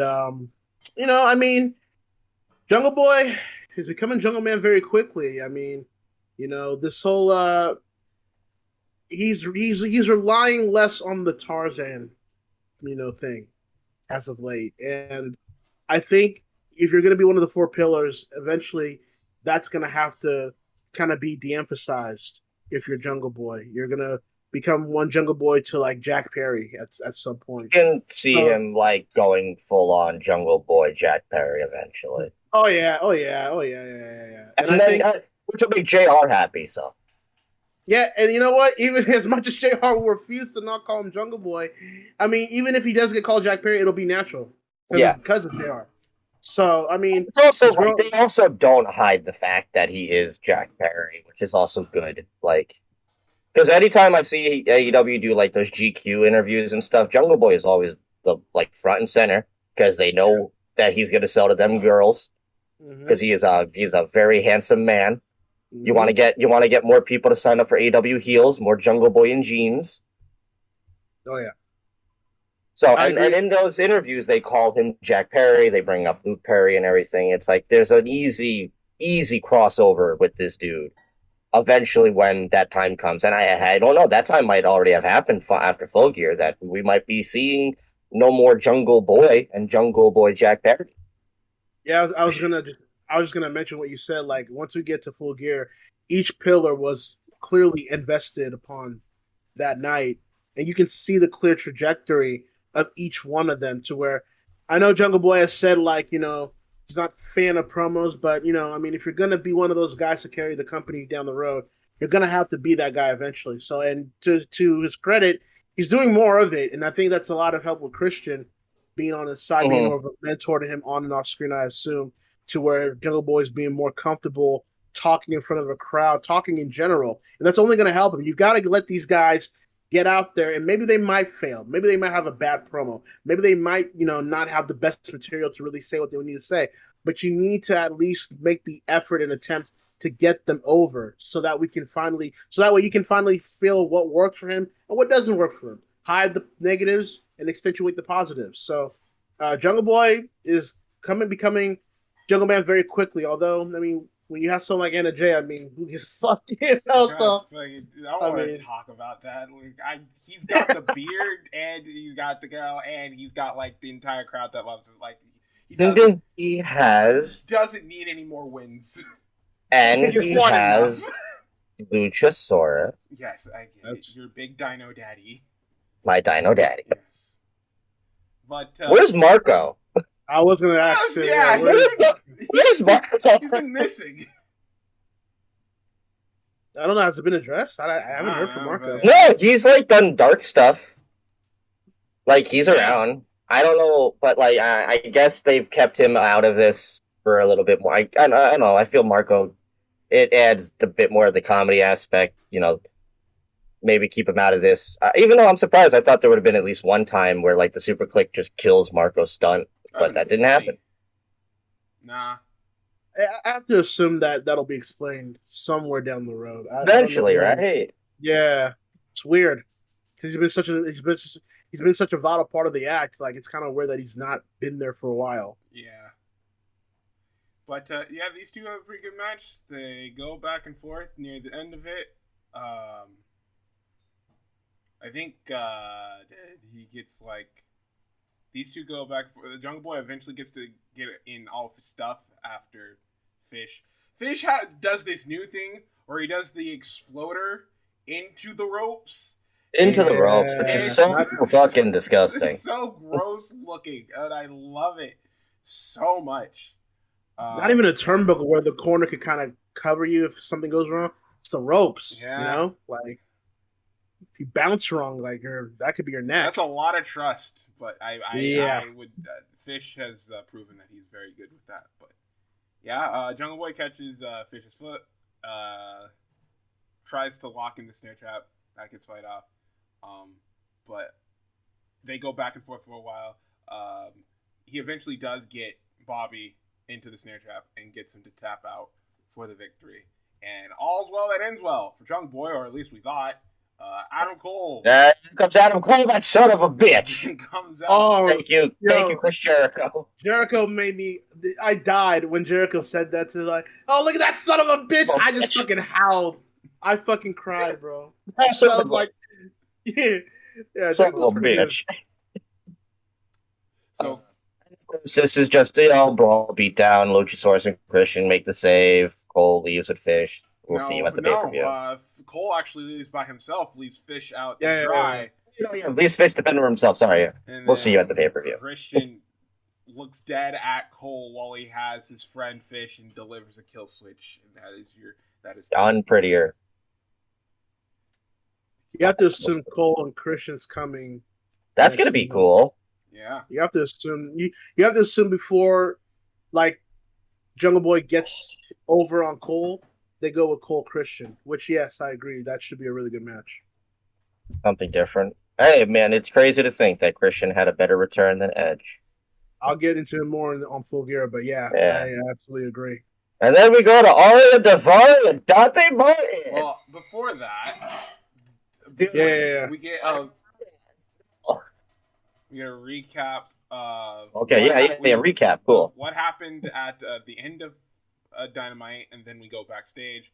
Cole. This promo segment was great. With the Bucks, the little planting of seeds. Yep.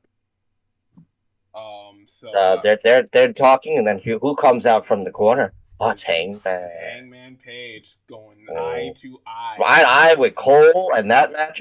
Really ready for. My favorite thing about this whole thing wasn't even like it was after the fact that they had this stare down. Everybody went to go look up their build heights because they have Adam Cole and they have fucking Adam Page at 6 foot, and then they also have Adam Cole at 6 foot.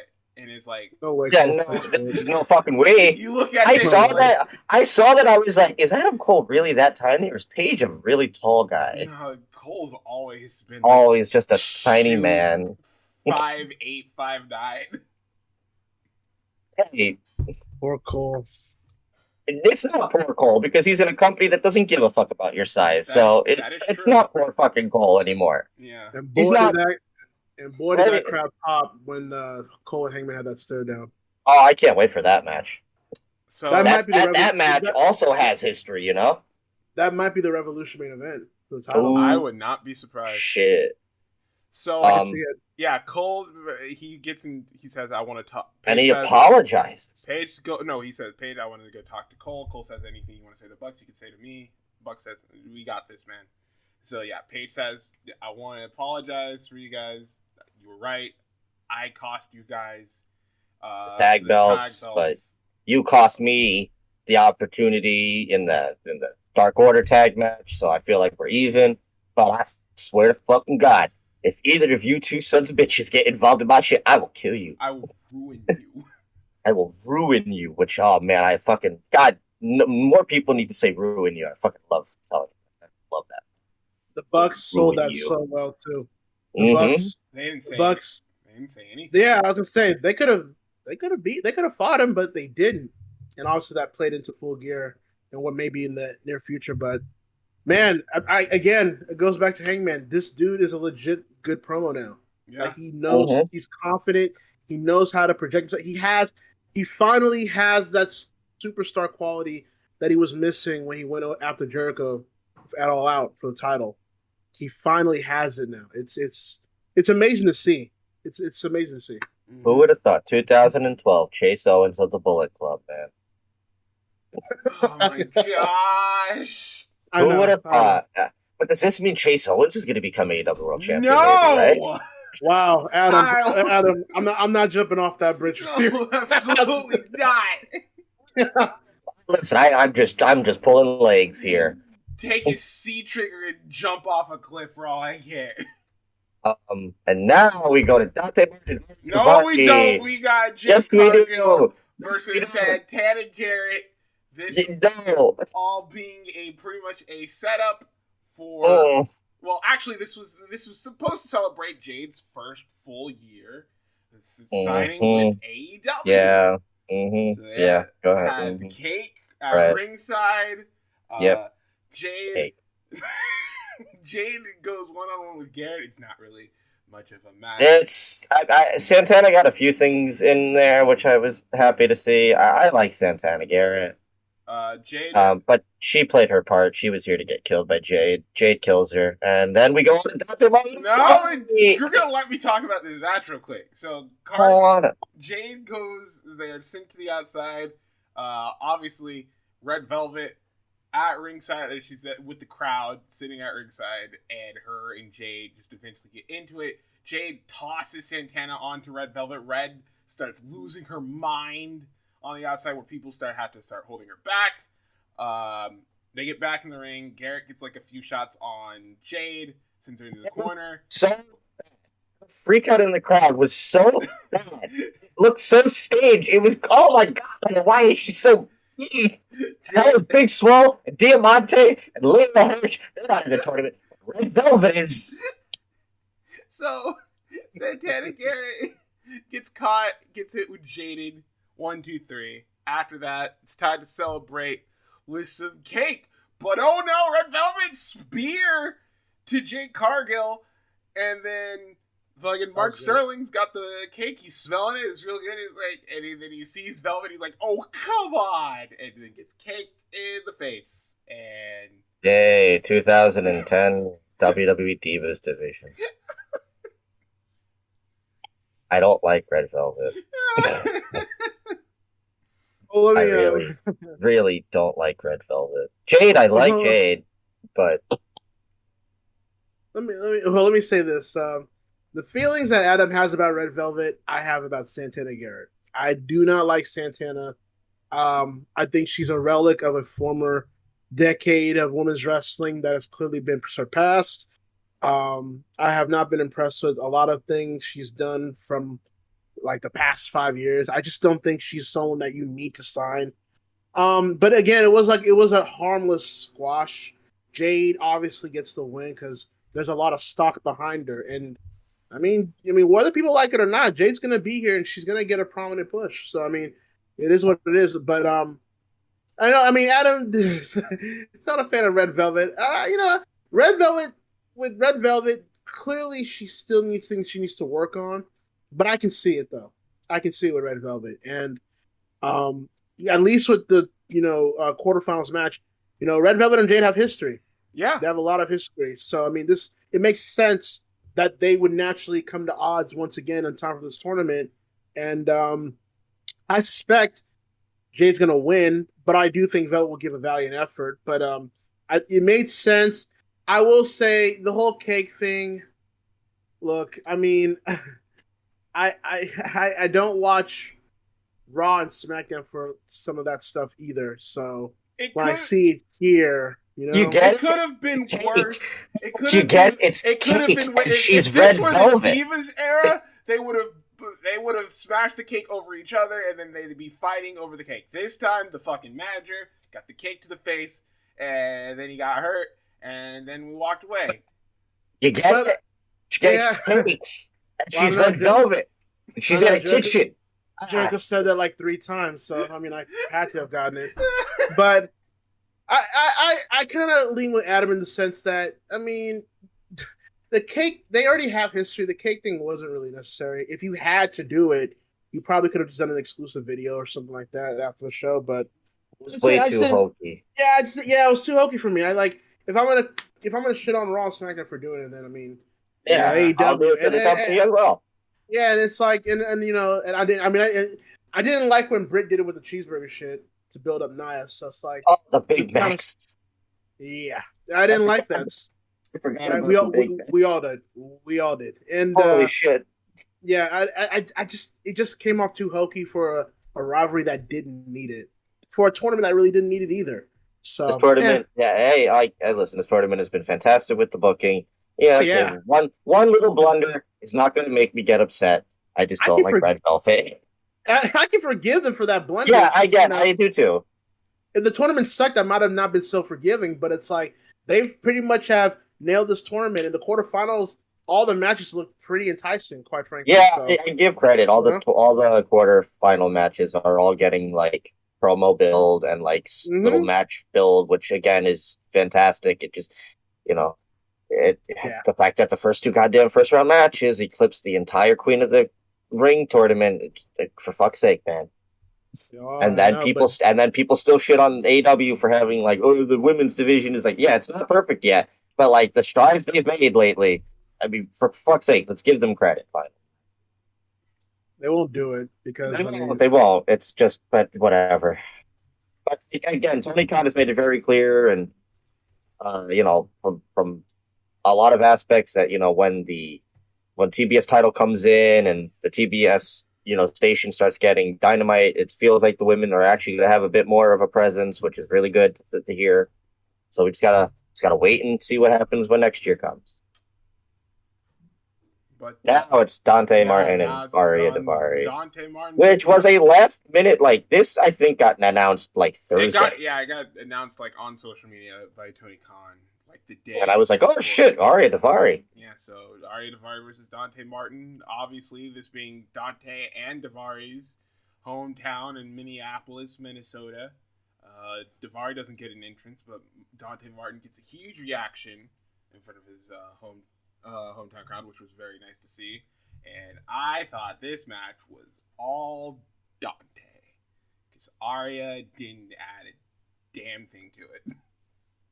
Yeah, this was... I thought there would have been a bit more, but no. No. This was really just Dante, go out there, do the Dante stuff. Okay, next. It's like, thought Aria would have had a little bit of something. Yeah. But I think, again, this was mainly just Dante, home crowd. This was for him. So, which, it's fine. And again, you only have an hour, so you can't really, I guess, have the longest of matches. Yeah. And this show already had 4 on it to begin with, which was more than the usual. Yeah, I mean, if the purpose for this match was to showcase Dante Martin, then mission accomplished. Absolutely. But if the purpose was to give Daivari a tryout, then I didn't think it accomplished that. I think Aria, and I've seen Aria Daivari, he is capable of having a really good match. But I think with him and other former ex-205 Live guys, like a Buddy Matthews, they have to kind of shake off that kind of overproduced rust from doing the whole 205 Live structure. And I think here with Aria Daivari, I think he didn't really find that level that he needed to keep up with the Dante. I thought it was all right for what it was. You've seen better showcases, but Dante being over in his hometown, it just goes to show that AEW, they'll give you heat, obviously, but they will do the natural common sense thing to put over their hometown heroes whenever they can. And with Dante, again, I said earlier, he's the guy. He is the guy for the next decade, I think, in wrestling, let alone AEW. And if I'm AEW, I'm making sure I keep that man for as long as I can, because the second he becomes that dude, WWE will be right there to steal it from you. And I just can't say enough more about Dante. He's really coming to his own. He just needs to get on his promo work, and it's smooth sailing from here. Yeah, I absolutely agree. So yeah, he gets the win with the double jump moonsault, and you think, all right, cool, good showcase match for main event time. Nope. God, yes, no, fucking Hook's here. That's right.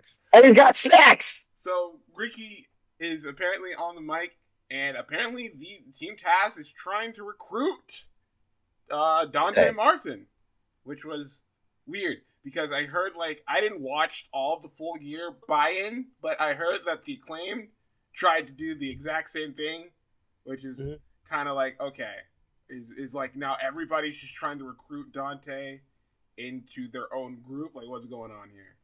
Like, I'm trying to figure out where this is going, but it's it's going to build something because, hey, we got Acclaim versus Dante and Leo, Hobbs. I know outside that Dante and Hook are, real close friends, if this is the guy that you're going to finally have to be Hook's first opponent, and it's like some kind of a tag team with like Hobbs, sure, this would be perfect. I mean, Hook could probably do some stuff with Dante. They're both young. I believe they're friends outside, so they've probably been training. You could have Hobbs tossing Leo Rush around, which could be really fun to see. Hobbs is a big dude. Like, yeah, I was just is. looking at he's in his overalls and his fucking titties are popping out everywhere. This guy is massive. And then, and then, like, Acclaimed, and, like, oh, man, Leo and Max Caster? Jesus, yes? Hey, like, I like promos alone, those two would be killer. Hey, I liked it. I like it because, again, Tony Khan, being a wrestling enthusiastic man, an aficionado, he's going back to the time where the hottest talents, the hottest baby faces, or the hottest heels, or whatever, would get courted by multiple managers in multiple groups. Dante Martin is one of the hottest guys, one of the hottest acts in the company right now. So it makes sense that a Leo Rush or a Team Taz or the Acclaimed or other people want to recruit him. Seidel, like, it makes sense that they want to win the Dante Martin sweepstakes. It's classic pro wrestling. That's only going to make Dante even a bigger star. It's Macho Man. Yeah. It's everybody wanted Macho, and then Macho brought in Liz. Maybe Dante's like, I don't want any of you, and this is maybe how his brother comes back. I mean, it's got to be almost time, right? I think so. You would have to assume so, but it makes Dante look like a big deal. Especially, definitely a big deal. I mean, he's been getting so much like TV time, and like, there's a lot of stake in this dude. Yeah. And it's clear. It's very clear to see. But yeah, and then Hook tries to give him some snacks. Snacks. I thought it was a potato. But what? No, it was snacks, dude. He was like a potato. Why would Hook just have a potato? Oh no! Why does Hook do most of the things he does? Because he's Hook. Exactly. That's right. No more explanation needed. He's Hook. Oh, and by the way, I do want to say, very good promo about Ricky Starks, obviously. Hey, man. Once I'm hoping, I mean, I know he's working more so now recently, but I know they're trying to be careful with his neck. But once he gets fully healed, watch out. Ricky Starks is going to... That is a very young Dwayne Johnson in this dude. It's there. It's fucking there. And he could be a big deal like a Dwayne for this company in a few years if all goes well with his health. And if not, I mean, dude's great on the commentary booth too. Oh, absolutely. And I also can see Ricky Starks being that manager, superstar. I can see Ricky Starks being that superstar as a babyface. Mm-hmm. I can see it. Well, I mean, that match with Cage in his hometown, I think proved that he has like babyface star making potential written all over. But good segment. After that, we get a quick split screen with Henry, Cassidy, and Hardy before the main event. Henry goes out to stay. Like Matt, you said you want to take Orange out. Like you want to injure him. You want him out of professional wrestling. And Hardy's like, yep, this is what I want to do. He says Cassidy doesn't belong in his business. And then he goes on for a little bit, and Cassie's like, all right, stop, Matt, just stop. And he's like, you do all this, you got my friends dressing up like lumberjacks. This shit, he sounds tired of this feud. But I know I know that's his character, but he legit sounds tired of all of this. Well, he says that tonight is the end. Yeah. Spoiler alert, it wasn't the end. Spoiler. It's not over. So this match was a train wreck. No, it was a lumberjack. This match was a train wreck. I could count on the number of one hand the amount of good lumberjack matches I've seen. They did one earlier this year with Wardlow and Luchasaurus, which I thought was good. It was better. That was last. This match was that last year? Yeah, that was last year. Yeah. Shit, everything blends. You're still right though. It's way better. But yeah, it was a better match. This match had so many botches. Holy shit. And all like just oh man, and thank God, because apparently this was supposed to be on the pay-per-view. Thank God it wasn't. Thank the Lord. Because this would not have done well. I'm so and what a surprise, Matt Hardy. It's not over. Yay. And when Snooks are back again. So this is basically a lumberjack match. As always, Cassidy. I think it is. Yeah, it was Wheeler Yuta and Chuck get taken out like almost immediately, and they're not a part of the lumberjacks, which basically leaves Cassidy to fend for themselves because surprise, surprise, most of the lumberjacks are fucking heels. So Cassidy's at a disadvantage. He's getting the shit kicked out of him for like a good 7 minutes. We go back.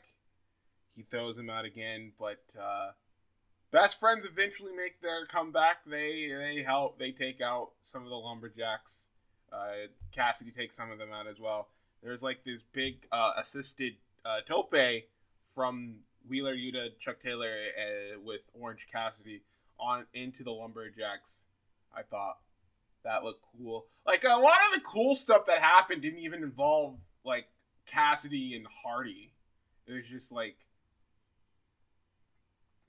was just sometimes Cassidy would do something on the outside with the other people, and when he had interacted with them, I was like, okay, that was cool. Whenever he interacted with Matt, I was like, all right, just basic stuff here. Hardy goes for the side effect, gets 2. Cassidy hits a DDT after avoiding the twist of hate. The HFO members try to come in, and try to distract or try to get Cassidy, but the best friends come in, help out. But Hardy takes advantage, hits a twist of fate, tries to lock in the leech. Cassidy gets out of it. Tries to go for. He throws down his elbow pad looking for the orange punch. He throws a few orange punches at some of the lumberjacks. Statlander at one point gets in, takes out the bunny, and that distracted the ref, and that allowed Blade to come in, blast Orange Cassidy with brass knuckles. Hardy hit an elbow to make it look like he actually hit a move on Cassidy, and he gets the win, which is a lot of people didn't notice. They just thought Matt just missed an elbow. What a dumbass. But it was clear, he missed that by a mile. It was clear that was intentional. Was it? Yeah. But it looks so bad. It was supposed to. It wasn't supposed. He wasn't even. It wasn't supposed to look like he hit it. It was supposed to make a noise to make it seem like he hit a move. Nothing. I don't think it translated well. You didn't. Because I saw it and I was like, so he botched, but he didn't botch. But then what the fuck? How am I supposed to understand what the hell's going on here? I get what he was going for, but it still didn't look good. That's the problem. The reason it doesn't work is because it's orange, and orange, his whole thing is that everything doesn't matter and is nonchalant. So why would he give a fuck if there was a noise? No, it wasn't for orange. It was for the referee. It was for the ref? Yes. God, this whole thing didn't make sense then for me. I was completely lost from all this. No offense to Zahaya at all for this, but his description of that match was just as equally boring as the match itself. This is not. It's not good. Straight up, this was bad. And Orange Cassidy, again, as I referenced earlier, he's gotten less over from this. The whole point of this whole thing was to make Orange Cassidy a more over character as they went back to live touring and all that. But this whole shit is just not working, and I thought the match wasn't good. Frankly, I thought it sucked. I think, and okay, I will say this: I'm glad this was not Full Gear, This is the lesser of two evils, okay? Because this would have killed the fucking crowd at Full Gear. But Matt Hardy, man, it's I look at all the veterans that are working in AEW right now. Say what you will about Jericho, he's gotten over more things than a lot of people will give him credit for in that company. Christian, he's helping the likes of Jungle Boy, trying to get over and make sure he's a formidable name going down the road, going down the path. Sting, his work with Darby is pretty much unprecedented to me. I didn't expect a lot from Sting in that aspect. And then with Matt Hardy, look, the broken thing was already passe when he got here. I basically was over the whole broken shit at that point when he came in, and this whole change of big money Matt, I understood it, but it feels kind of hokey, and not in a good way. And it's very reminiscent of the $1 Million Corporation in 1995, and that shit sucked too. Yeah, it's kind of like a dollar store $1 million man thing here, and it doesn't work for a Matt Hardy because he doesn't have the presence or charisma Ted DiBiase had when he did it. And like I said earlier, this has not gotten over Jack Evans and Angelico. This hasn't really gotten over the Butcher, the Blade, and the Bunny. This hasn't gotten over Private Party, which I thought was the original intention. This has lessened Orange Cassidy's overness. The best friends aren't that over, whether Trent's there or not. I mean, they're not over as strong as they used to be.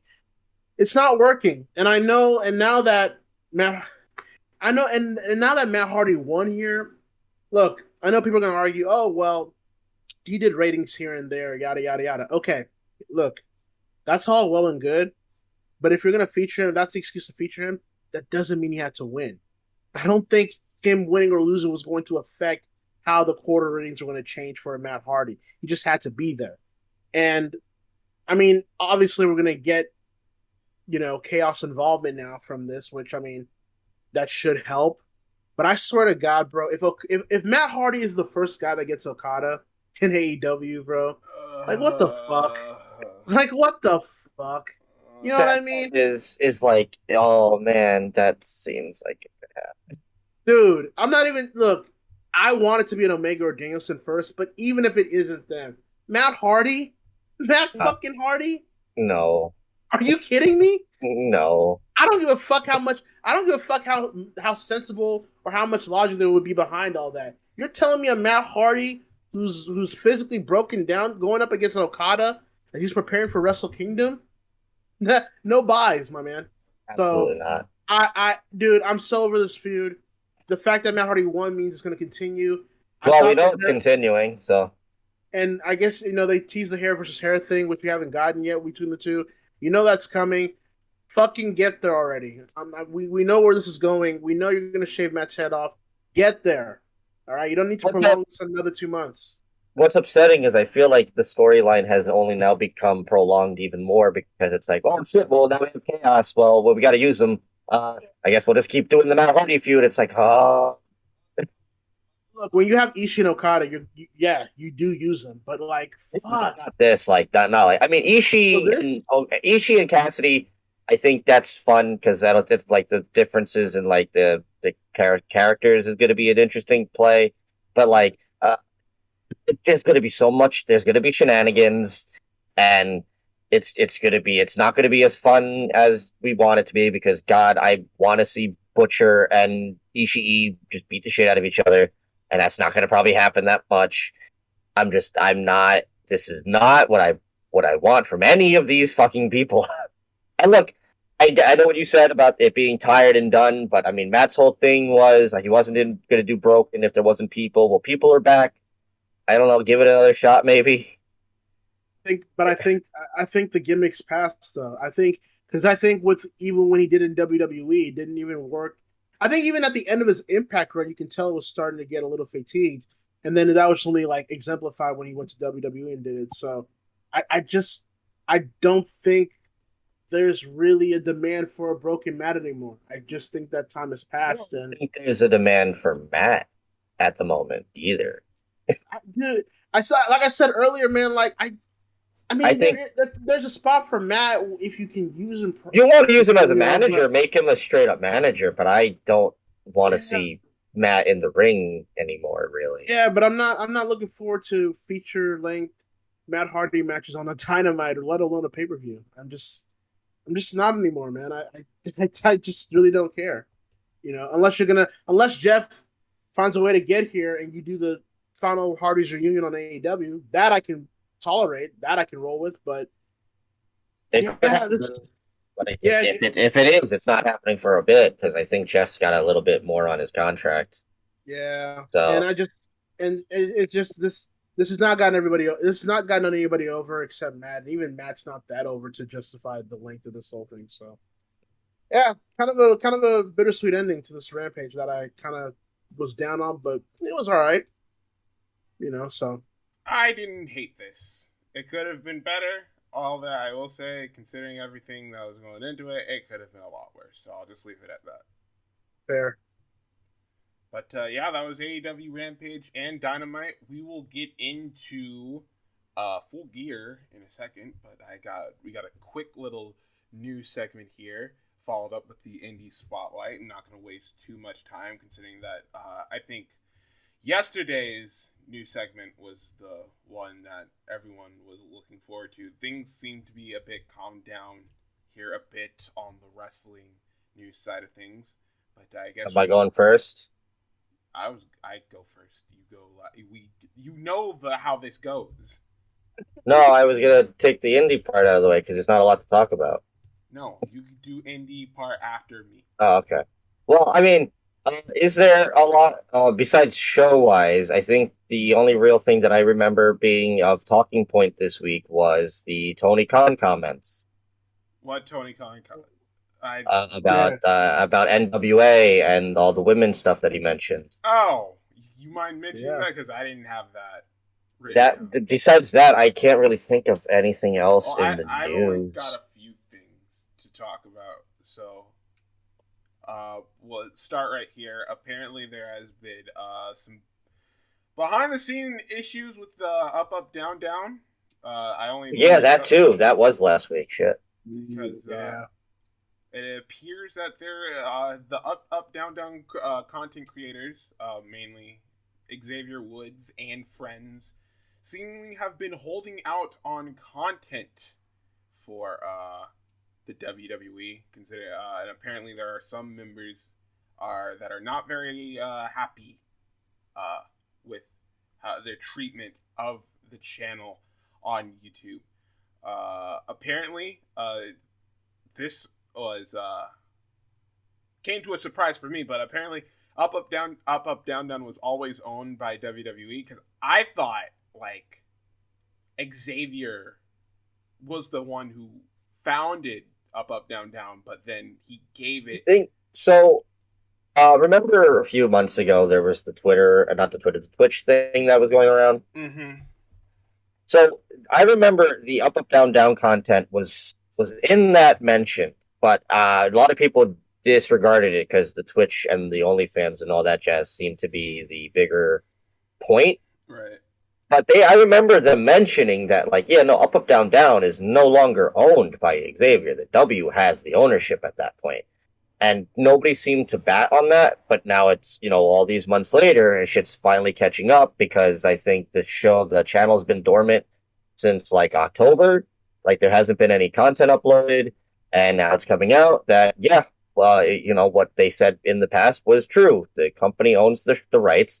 Xavier's money is being taken out of his down payment? Not the down payment, his downside guarantee. Yeah, and another thing I found very surprising. Apparently, they make little to nothing off of up, down, down, which was that's highway robbery, considering how much effort and time that Xavier and the amount of subscribers. Yeah, well, I could assume he was making money beforehand when he had outside sponsors, and now the company owns it.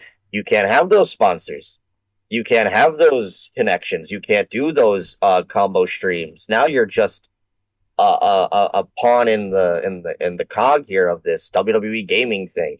Like recently, last week, they did some like live stream with a bunch of like YouTube celebrities, and the WWE people were there, and Xavier was hosting it, and like while he was enjoying himself, there were just moments where I was like, man, he's dead inside doing this because it's no longer fun. It's this is your job. You are going to do this job, and you're going to make no money off of it.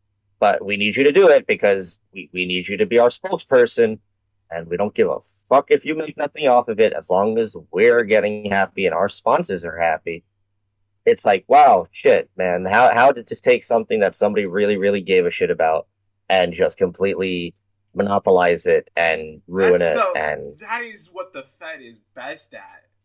Absolutely. It's like, you did it. You did this on your own. Oh, well, we're going to take it over now. No, it's just taking people's love for something and. Well, yeah. I mean, look at. I go back to Zach.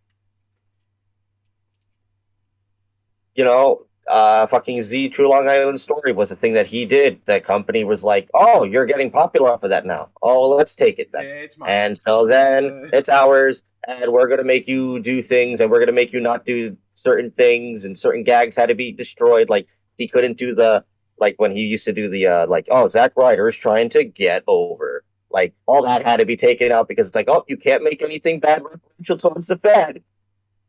And that's what's happening here. It's like, oh, well, you work for us now. You know who doesn't work for us? Your friends that also were on the channel. So no more Tyler Breeze. So no more Battle of the Brands. No more Chugs. Like, oh, so you're just going to completely monopolize an entire dude's fucking hobby outside of the company that he works for. Good on you, WWE. To completely ruin everything that somebody gives a fuck about. Hooray! Yeah.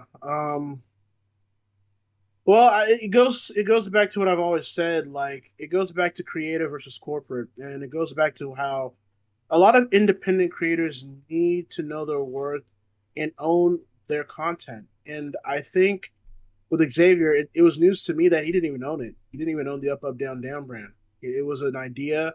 He gave the IP to WWE, and he just basically they're hosting it for peanuts. And I mean, it sucks because, with you guys basically said it, but every time this company, in recent memory, for the past 2 or so decades, have something organic, something that can be relatable, something that can entice them into pop culture, they always find a way to make it inauthentic. They always find a way to spread all their corporate speak all over it, to where it becomes a soulless venture.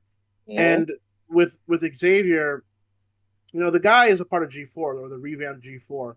The dude loves gaming. That's one of his passions. And he's relatable outside of the wrestling bubble to where he knows a lot of gamers and how that whole community goes. And you have a gold mine with him as that guy that can really court a lot of the young audience that you seem to not be able to get anyways in the first place. Yeah. So when you do things like this, when you start to ban people from having third-party affiliation outside of the company, when you don't let them earn revenue outside of the company, when you are allowing them to only do your version of a gaming stream that is soulless and is sponsored by all these labels I couldn't give a fuck about gaming. Yeah, at some point, people are going to look at that as saying, oh, this is just soulless gaming, soulless e-gaming at that. And with Xavier, it's like, it's clear to me now why he won the King of the Ring. It was a compromise. It was a compromise for this. And which is even like, how sad that now is to like put together. It's like, oh no, they didn't give it to him because he's like actually gave a shit. It's like, oh no, this was just a way for us to say, here, we'll give you this as a compensation, which is like, wow, how even more soulless to also just like, let's take away your video game channel and also take away like the actual good meaning behind the fact that you wanted to be King of the Ring. Thanks for your fucking time. Yeah, same guy that's always wanted to be a King of the Ring winner. We'll just throw him a bone. We'll throw the audience a bone. We'll shut them up for a while. We'll just give him this little a accomplishment that should mean a lot to someone like Xavier, but it was only just compensation so that way you could be a part of our gaming stream series instead of doing whatever adventure or whatever venture you do outside of the brand. It goes back to them not re-signing Cole because he wanted to keep his Twitch. I think about that a lot, and I think about, like, you could have had Adam Cole still if you had just let him have his Twitch and let him earn his money off Twitch. But because you have to own everything, because you have to micromanage all your talent and all your staff, you have to make everything a branding situation. Philosophy is the new form of philanthropy, or whatever the fuck Stephanie said. It's now all culminated to this. And don't be surprised if more talent leave because of it. Don't be surprised if other talent can see an AEW out there that allow you to keep your content, if not encourage it with the vlogs and their own Twitch stream and shit like that, AEW games. Don't be surprised if some of them that really do have a passion for gaming say, you know what, I might be getting paid pretty well, but this shit ain't worth it for my well-being, for my happiness, and I'll fucking leave. And you know what, with Xavier, I don't, who's to say that Xavier doesn't feel that way too? Maybe he thinks, oh shit, maybe me resigning was a fuck up. I should have left when I had the chance. Because you know if Xavier was an AEW, you know what I mean? You know if Xavier was an AEW, it's a fucking no-brainer. Yeah. I think Xavier, even, like, if he left, he's a guy that's big enough at this point. He doesn't even need wrestling, I don't think. He's so in it with the gaming community that, like, and Capcom and now working for G4, it's like he could make himself a made man if he left. He's just an I think the only reason he's there is the camaraderie between him, Biggie, and Kofi at this point. Yeah, and it's not only that, but the dude's extremely intelligent, likable as well. Oh, that too. Yeah, he's got a doctorate. Yeah, he's got a doctor's degree. Yeah, like he's a smart motherfucker. He can do anything. It's just, but when the paycheck is in your face, yeah, shit changes. Money is, you listen, people say money makes the world go round. Like, that's a fucking true statement if there's ever been one, especially with the Fed. It's like, you might be the smartest fucking person ever. You might know how to brand yourself. But when you're looking down at that nice fucking big check, it's like, shit. And sometimes, yeah. I feel bad for Xavier because you know he's not going to be a guy that they look at as a top guy ever in that company. And, no! And I think he's okay with that. I think he understands his role in that company. He's fine with that as long as he's happy with it. And I think other than, like Zahai said about the camaraderie with Biggie and Kofi, I don't ever see him staying there if it was other than that. And I think a lot of other talent that maybe are not as public about it feel the same way. And it goes to show with the Fed, like, you got record profit for your earnings report last week, and you can't even fucking pay your content creators, whether they're signed or not to that content. You can't pay them a livable wage for the content that they provide to your channel and for your company. It just goes to show where priorities are when it comes to the company and their record profits.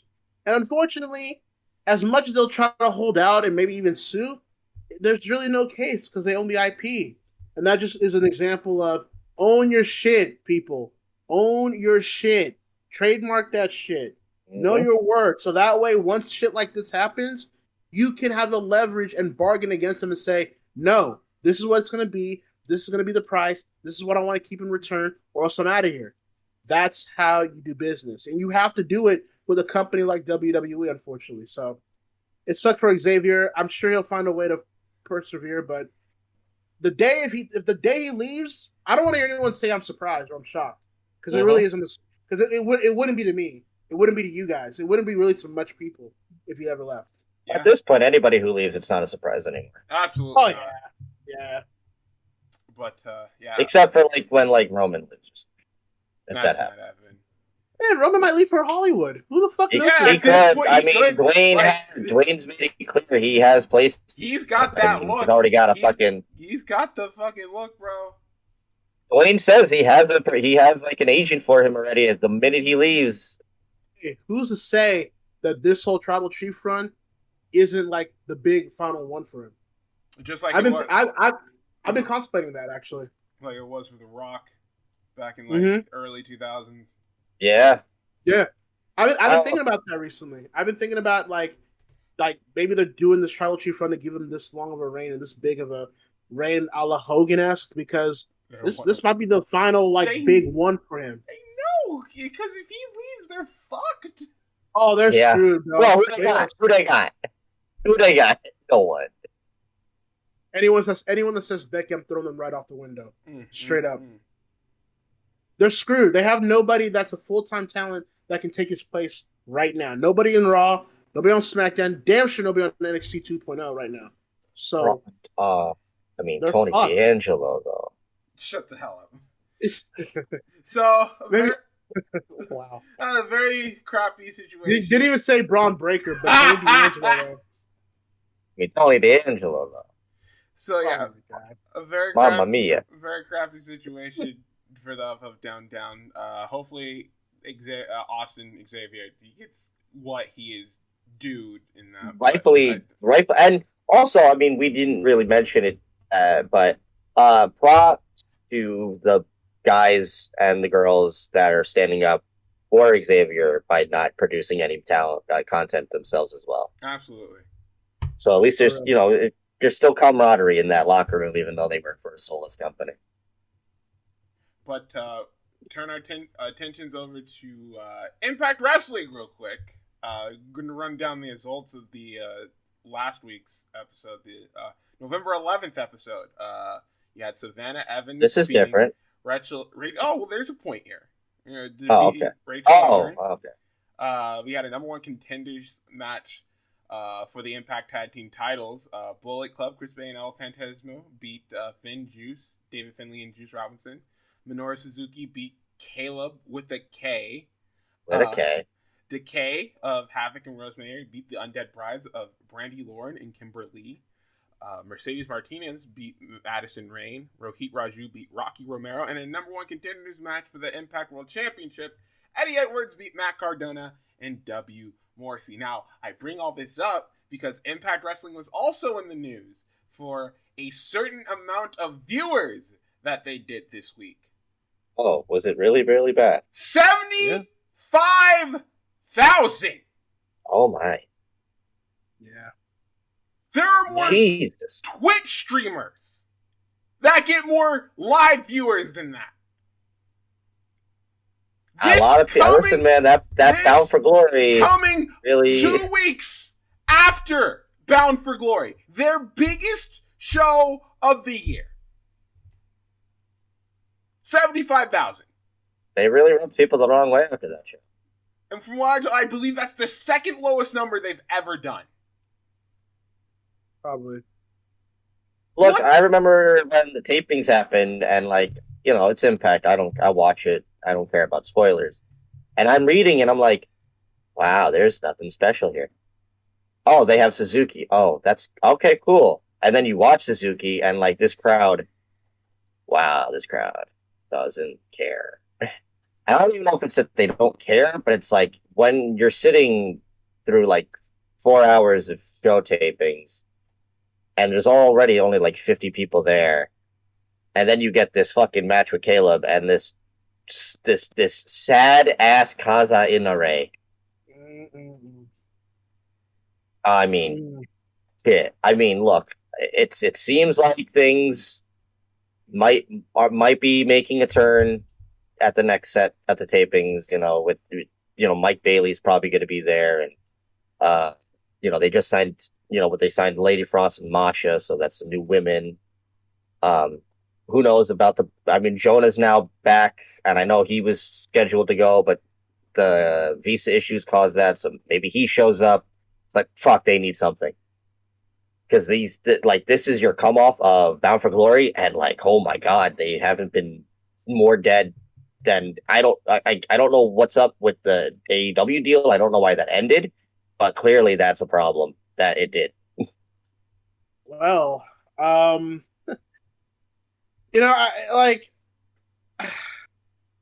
here's what it is. I said it the week of Bound for Glory. I said to those bitter Impact fans that just can't help themselves with the bitterness and jealousy they have for the likes of New Japan and AEW, I told them, be careful what you wish for, because once these partnerships with AEW and New Japan get de-emphasized, if not completely finished, you're in a lot of trouble, and you are already heading into Bound for Glory under 100K anyways. And it's not a good product. For those that are going to try to defend Impact, I bet you I've been watching Impact more than they have. I was there from the very beginning. I was there during the dark days of Impact and TNA while people gave up on it. I was still watching it. So people can't tell me what things look like or don't look like. When I'm seeing Bound for Glory highlights of the Inspiration winning the Impact Knockout Tag Team titles in their first night, when I'm seeing the likes of Mickie James coming in from the NWA and ending Deonna Purrazzo's title reign as Knockouts champion, when it should have been somebody else that could have benefited from it, and it was just back to the same old TNA mindset. When I see Josh Alexander get this strong build to become the Impact Heavyweight Champion, beats Christian Cage, an Impact alumni and legend himself, and then because you could not help yourself, here comes Moose, who I don't even have a problem with being the world champion, but the way he won it and the way you just completely undermined Josh Alexander's entire moment there, and then don't even follow up to make him be the guy to go after Moose for the title, it says a lot about a company that doesn't know who the fuck they are after almost more than 20 years. Next year's 20 years. 20 years existing. And they still cannot have an identity that they can establish as their own. And to what Adam said, fam, how do you get Minoru Suzuki and no one gives a shit? How do you have Suzuki on your show and I can't even be bothered to hear shit about it on social media? There's Dark Ring episodes, outdrawing Impact episodes. Fucking Suzuki, you bring him in for a match, for a multi-man match, and then you do a comedy match with Caleb with the K? Are you kidding me? I don't give a fuck if I'm getting Suzuki and Josh anyways. You have a limited amount of appearances with Suzuki. You use him to the best of your abilities, put him up against the best people in your company. I don't need to see him fight a Caleb with the K just to pop the boys in the back. I don't need a multi-man tag where he has really no aftermath with what's going on there. This company right now, it just doesn't feel like a serious company on a wrestling scale where Ring of Honor has one step in the grave and the NWA is holding on by a thread. MLW seemingly can't get a strong TV deal anywhere. Impact by default is the third biggest company in the States, but it sure doesn't feel like it. It feels like there's a large gap between Impact and AEW, and then the large gap between AEW and WWE.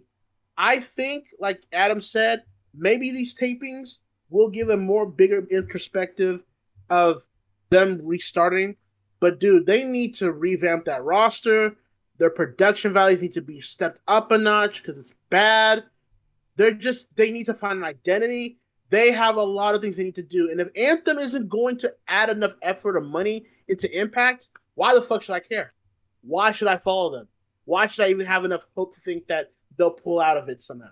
It's just, they're not in a good light right now. When Zahaya reports 75,000 people watch 2 weeks after your biggest event of the year, fam, it's not the fans. It's not the fans. It's you. Mm-hmm. Shit's sad, man. It is sad. It is very sad because that's my fucking company. It's very sad. Mm-hmm. My favorite wrestling company. All this talk about, the Knockouts have the best women's division. It's like, bro, I was watching Impact before I stopped recently. With the exception to Deonna and Jordan. That's not like what? It's not really much. Yeah. Sink your teeth into. Maybe even Tasha to a degree, but yeah, even then, it's like, who else? It's married. I do appreciate the signing. Did they sign Mercedes? I don't know if Mercedes is signed. I mean, it seems like she's going to be there for a bit. I know they signed Masha, which is Masha and Lady Frost are signed. Masha and Lady Frost, I think, are both very good signings for them. So. Which, yes, Lady Frost is a phenomenal in-ring worker, and I mean, me and you have gushed over Masha enough at this point. Right. That's a good start. That's a really good start for maybe a revamped Knockouts division. But I mean, when your title holders are the Iconics and Mickey, I kind of have my my doubts. I will say I do like the intergender thing with digital title. I've been enjoying watching those matches because they're like free on YouTube, and Jordan's great at that. So I guess I do enjoy that. There's at least that kind of a different aspect that they add.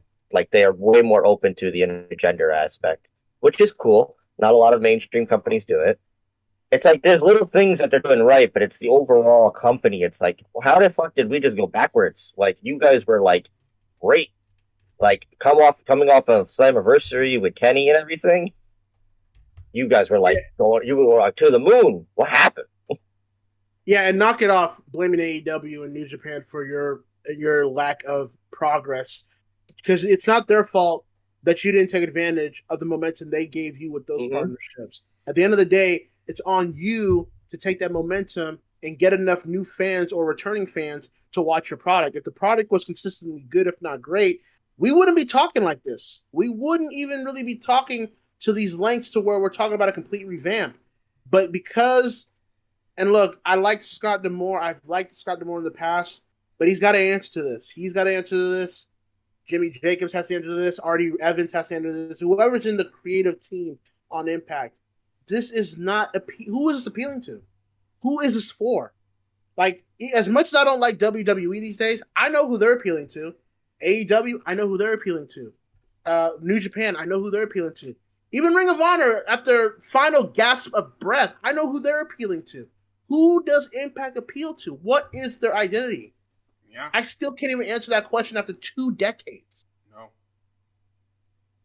But, just a very sad situation for Impact Wrestling all around. Hopefully they can turn it around, but I guess we're just going to have to wait and see on that. Keith Lee was also in the news. Oh, yes. Medical bills. Yep. Keith Lee went on to write in a tweet saying several months ago, it was not a guarantee I would make it to this day. So there is positivity in that. I paid all my medical bills from the many offices and machines I frequented. There is positivity in that. And I do find it amusing that people believe anyone but me paid for my medical expenses. So, and as soon as he said that... Now, this was where it got really interesting, because this prompted a legitimate response by the Fed, which never happens, which in my mind is like, uh-oh, lawsuit. Guys, holy shit. So... Because the Fed was like, that ain't true at all. So on Friday, WWE issued this statement saying Keith Lee's recent comments implying WWE failed to pay his medical bills are erroneous. Erroneous. I don't know how to pronounce that word. Erroneous? Erroneous, yes. WWE has an extensive healthcare program for the medical care of its in-ring performers, and Mr. Lee was a part of this program while with the company. Should Mr. Lee have any concerns over the payment of the medical bills, he is welcome to address them with WWE.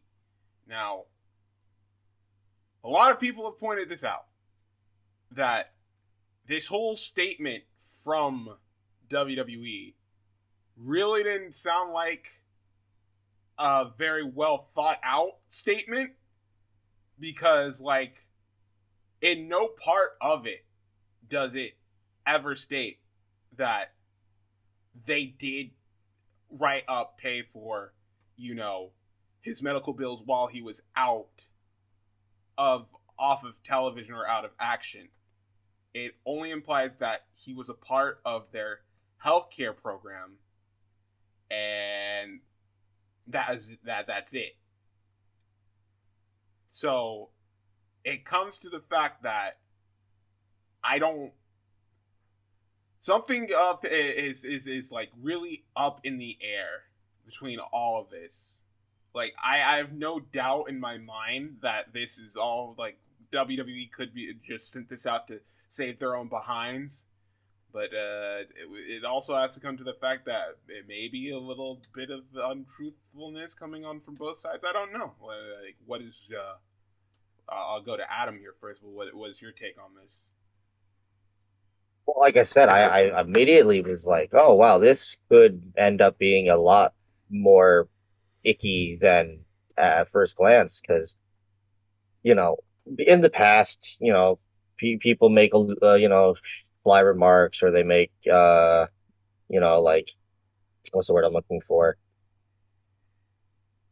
Like hidden messages. I don't know. There's a word I'm looking for. I can't think of right now. About, things that the company maybe haven't helped them out with, or this and that. But keep just basically just putting it on blast, being like, yeah, no, they didn't help me for shit. And then, you go back to all the stories that we heard in the past about, how he literally was on like death's door pretty much. And then the feds being like, okay, that's just a whole old load of shit. Like, we definitely helped with this. And if there's one thing I see a lot of from people who do end up leaving or who have had issues, are always very positive about how the Fed has given them medical support. You look at Jake Atlas recently talking about how the WWE helped him out with his depression. So this is a real icky situation because there are a lot of accounts on the Fed side of people with legitimate proof that, yeah, the Fed has helped me out with medical. So this is one of those times where it's like, this could literally be who's telling the truth, who's telling the story correctly.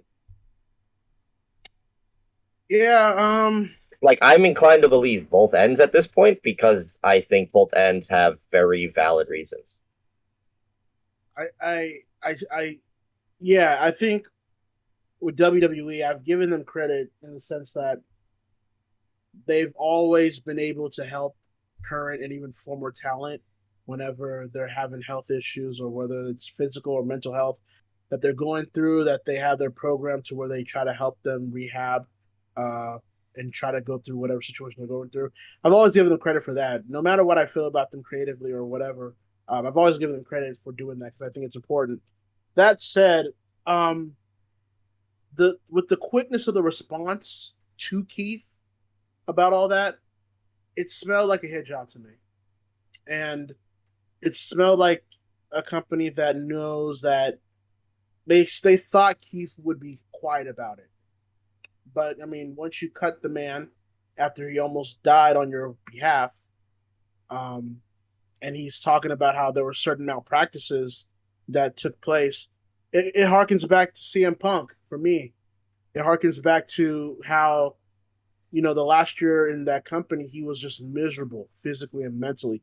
You could see him deteriorate right before your eyes. And, now he's talked about now recently how if he hadn't left the company, he would have died because he had to go outside of the company to get actual help from doctors that weren't paid by the company. So I look at that and I think of Keith Lee and how he had a long COVID battle and how it still affected him even when he came back with the whole Bearcat stuff. And now he's cut just before the holiday. That's why I won't try to make a complete conclusion about who's on the right here. All I'll say is that WWE, like Adam said, WWE has good history when it comes to mental health and physical health in terms of helping people that need it. But they also have a history of playing the PR hit job against talent that speak out of certain malpractices that happen in that company. So we'll see what develops. But with Keith Lee, all I ask for Keith Lee is to fully recover and get better.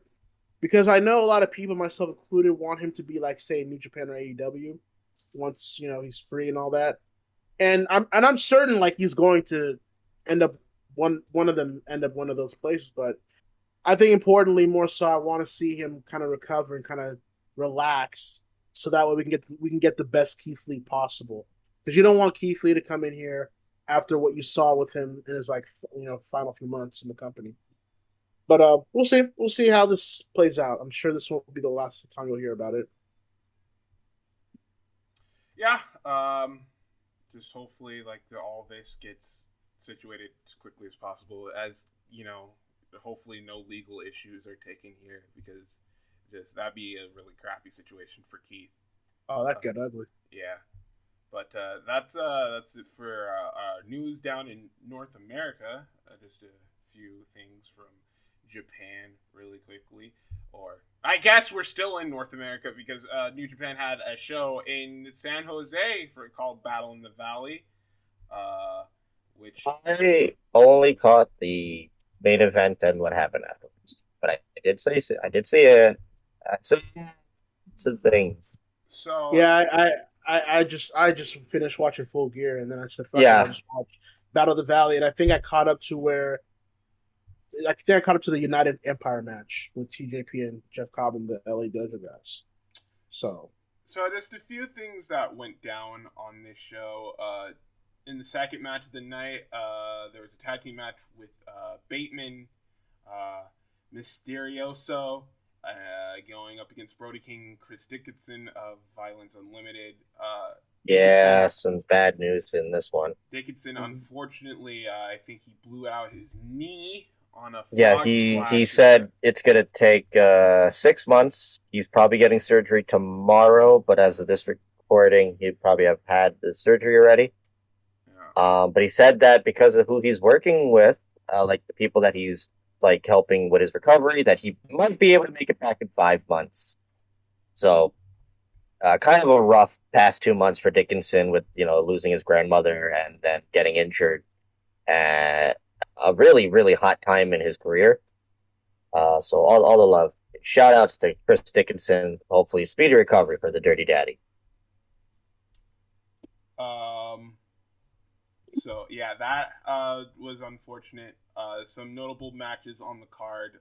One featuring Ren Narita, who is just basically turned into Shibata Jr., taking on Will Ospreay in a non-title match. Where Ospreay, pretty good match. Yeah, I enjoyed it. I enjoyed Ren Narita. I like the aspect of New Japan saying, like, if we can't bring Shibata in, we're just gonna make a new one. And I think Narita fits that role perfectly, because he's a tiny little bastard, and I love it. So him and Ospreay have a pretty good match. Moose and Juice, from what I've heard, had a pretty alright match as well. I heard Moose took a lot of head trauma in this match. Yeah. So I don't know what's up with that. But... I think the biggest takeaway of the match, though, was what happened after the match, because Jonah Rock, a.k.a. Bronson Reed, made his... just Jonah. It's just Jonah now? It seems like it's just Jonah. Okay. Well, everywhere that he's like getting booked lately, and his Twitter handle, it's just Jonah. Okay. Well, Jonah... But Jonah's here. Yeah, he's here. He's in New Japan, and I hope to everything he's not in the United Kingdom. Or whatever the card. United Empire. I don't know if you have him and Cobb in the same group. Probably not. I would have him versus Cobb, yes, please. So you probably go like to Chaos? Yeah, he feels like a Chaos guy. Yeah. Or House of Torture. Fuck no! Wow. See, I do this to get the reaction because I know he's going to act like that. It's very I don't even know. I don't even know what the House of Torture is. That's disgusting. I don't even know what that. I don't even know what the House of Torture is. I just know that Sahaya does not like it. I don't either. Seems like nobody does. Dude, like this Battle of the Valley show is the first time I've watched New Japan since. I want to say the Grand Slam shows. I took a sabbatical, dude. I had to. Like shit was looking, and I'm still kind of not fully in, but it's like I'm just kind of preparing for Wrestle Kingdom. But before we move forward, I do want to just mention, I don't know what the fuck was up with the production issues of the show. God, it was shit. It was pretty bad. Production was pretty bad tonight. Because you were talking about Jonah, it didn't even sound like Jonah got a big reaction like that. I'm sure he probably did live, but you wouldn't have known if you were watching it with this production on the stream. It just didn't. And the camera angles, it just didn't look all that good. So no, it didn't. Like I agree with you. It's just unfortunate. But I did watch this main event, and oh man, Would you let me get through the? What else is there? There was the Okada versus Buddy Matthews match. Yeah, that's what I mean. That wasn't the main event. It wasn't? No. Oh, I turned the show off after that. Oh, I thought that was the main event. I thought that was it. It was Ishii and Jay White for the Never title. That was a match? Yes, it was the main event. Oh, wow. Not Okada? No. Oh, well. Okada and Buddy had an okay match, but I think people were expecting a lot more. I was expecting a lot more. I'm definitely one of them. I think I said it on Twitter, too. I thought it was fine. But for the expectations that they had going into it, I didn't think they were met. And I think with Buddy himself, I said that, too, that he still kind of wrestled like it was 205. I don't really know how to explain it, but like the first few minutes, man, it was like a snail's pace. Like it felt like you were wrestling on doing a main roster cruiserweight match, and it wasn't only that, but he was also doing a lot of Rollins' moves. Like he did the buckle bomb, and then he did the curb stomp a lot. Curb stomp, and it's like, dude, there was no like V trigger knees or. Oh, he hit it once in the match. But once? Oh, I don't even remember that happening. I think the biggest part of Buddy Matthews, he's got to. I know he has like a lot of influences at a wrestler, but he's got to get his own style. Like he has to, because doing that in the WWE is fine because they didn't have Omega. But like you got to come up. He's got to come up with his own style. See, I can see Buddy joining the United Empire. Maybe. And I don't think that'd be bad for him. They already have Australians, though. They got Australian. I actually think with Buddy... Are they even here yet? No. I don't think so. I think with Buddy, this could have actually been a trial for him with Chaos. Yeah. I think that's kind of what this was. But I think... Look, I'm not saying Buddy isn't good. He's really good. I'm just saying that I think they had a better match than this. I think they have a way better match than what we got here. I think Okada, you can clearly tell Okada's being careful as he gets set for Wrestle Kingdom, so he doesn't want to kind of, do too much for what he needs to do. But, I mean, again, I'm not saying it was a bad match. It wasn't. It was fine if you wanted to really watch it. It just, for all the anticipation and expectation going into it, it didn't really hit the next gear to me. It really didn't. Kind of felt. I think a lot of people were expecting, because of Buddy's style in the Fed, the next Okada and Omega thing, and yeah, that was too high of a bar. First off, no one is going to be the next Omega because there's only one fucking Kenny Omega. So that was already not good for Buddy already, because it was like, oh, how are you going to compare to Kenny Omega? And then going in there with not doing the Buddy Murphy moves that everybody knows and doing a lot of other stuff was really weird. I was like, huh, interesting to not do what got you over. Instead, here's a lot of Seth Rollins jargon. It was weird. It was very strange. I don't know if Okada really should have been Buddy's first match, but I think they just thought maybe if we put our best guy with him, they'll showcase how serious we are with him, which is not a bad thing, but it's if you underdeliver, it's kind of unfortunate. But it was good. And look, again, it wasn't the worst match because look, fam, I watched Noah. All right, I saw Hayata and Alea. That shit sucked. All right, that shit stunk. That was one of the worst junior heavyweight title matches I've ever seen in my life. All right, I'm not saying Okada, Buddy was on that level. It was way better than that match. All right, but I expected a little bit better. So. Yeah, that's just what it is. But the biggest thing about this came after the match. Ospreay came out. I muted my computer. Fuck, man. I will say though, I popped that Okada was a better promo than Ospreay in English. Oh, I will say that though. Who would have thought? Even with English not being his language at all, he's still more charismatic than Ospreay. Damn. I don't know what the fuck is this character with Ospreay, bro, but why is he trying so hard to come off as an edgy badass? I don't get it. I can't believe people praise that resurgence promo he did. that shit was terrible. That shit was cringy. That was a very long promo. I can't believe that shit. What the fuck? Well, he was there for like what 10 minutes cutting that promo. You know, what's the Batman saying? You live long enough to see yourself become the villain. Well, Ospreay lived long enough to see himself become Seth Rollins. Wow. Oh, wow. It's true though. You know what, man? This is starting to sound 2019 Rollins, isn't it? Yes. I didn't even think of that. Man. God damn. I guess the main Thank you. The main point of this was that the Gold Dash Part 2, Okada and Shingo will fight for the belt to see who will fight Ospreay for the belt the next day. And I'm like, okay. 3 fucking nights, bro. Whatever. No, the worst part is it's not even 3 consecutive nights. It's like night 1, night 2, 2 days off, and then we're back. Yeah. But does that make sense? Look, okay. Look, this whole Wrestle Kingdom thing, I'm all in on Okada saving New Japan. I'm all in on that storyline at this point. I'm all in on the ace returning back to his throne and saving and making sure this entire year was just a crapshoot. It never existed. We never talk about it.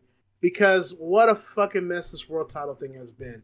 I feel so bad for Shingo because he's clearly coming off as the third wheel of this whole thing. Because... Okay. No, I'm saying because it's clear Okada's beating him. Yeah. And it's clear that Okada's beating Ospreay too. Mm-hmm. And again, I don't mind it because you know what? At this point, you don't have anything to lose. And you might as well go back to Okada. But man, it just Shingo finally wins the title on a down year for New Japan. And now he's going to Wrestle Kingdom as a champion, and it's going to be like it doesn't even fucking matter. And at this point, it's like, if we're going to be doing these 2 or 3 nights, what the fuck does the G1 matter at this point? What does it matter if you can just change it at a moment's notice before the Wrestle Kingdom? Yeah. You know, it's like, it makes no sense to me. And I know Gato has done great things in his career as a booker. That's why I'm trying not to completely bury him. But this whole shit with the world title, the evil House of Torture shit, the random interferences and bullshit sports entertainment, the fact Dick Togo apparently has his ear, I don't like this new direction of New Japan, and I know the Tanahashi, Okada, Naito era couldn't last forever. I know that, but we're going into now an era where I'm fucking looking at Sonata, Evil, and Ospreay being the top guys. Fam, no, I'm not rolling. I'm not going. If that's where New Japan's going. Shit, I got DDT and Noah. I'll be all right because I'm not with all that shit. At this point, I don't even think Sonata's. They don't have a fucking clue what they're doing with Sonata. Keep telling you he needs to. If we want Sonata to be a world champion. No, I'm done with this. We're moving on. Fucking my God. Ishii and Jay White. The great Sonata. And the main event. And I thought this was actually a really great match. I usually have my problems with Jay White matches. It's not a problem, but it's like he spends the first 10 minutes of his matches just like padding out. Just hot dogging, yeah. Yeah. And then it's the Bullet Club bullshit. That's what it is, yeah. It's Bullet Club mentality. Yeah. But I actually thought he was very consistent here with Ishii. They gave a great performance, went back and forth. The one I heard Ishii won. Yeah, and he's gonna have the belt on a place. Ooh, well, I guess now that we have officially got past my point, well, now you can do your thing, and then we will talk about that. Christ, let's get this, huh? Man, I thought it was a great match, though. I thought Ishii and White put on a great performance. I thought Ishii, especially the second half of that match, was clearly he came off as one of the greatest wrestlers currently today. I thought Jay White, when Jay White doesn't rely on Bullet Club bullshit, he's actually pretty good. I've never been the biggest Jay White fan personally, but when he puts aside the Bullet Club shit and actually gets into business, into the work of things, he's really pretty good. And I thought they had a stellar main event. This was the right main event to go with. This was the right match to main event to close the show. Like you guys hinted, seeing Ishii with the never title this once is going to be pretty crazy. And I have to say, it doesn't seem like Jay White has a prominent role for Wrestle Kingdom yet. And again, the talks are going to start rumbling again. Mm-hmm. That maybe, Jay White might actually make the move and leave. Because if you remember early this year, there were the rumors that, Jay White was heading to NXT. And that's why I did that promo, which was a great promo, by the way. But he stayed. But it may have been just an extension for 1 year. And what I'm thinking is that I don't know if he resigns or not. Maybe he does. Maybe he does resign. But I have to say this about New Japan and Gato, though. Either shit or get off the pot with Jay White. Absolutely. It's time. Yeah. It's time to finally just either go, like next year, 2022, if he resigns. It's time to either just go with him as your top gaijin or just let him go and let him be that top guy elsewhere. Because at this point, this game of hot potato, I don't think Will Ospreay's that guy if you have a Jay White there. I don't think Will Ospreay should be the top guy if Jay White's there. I think either way, even if he resigns or not, I do think the Bullet Club execution is coming.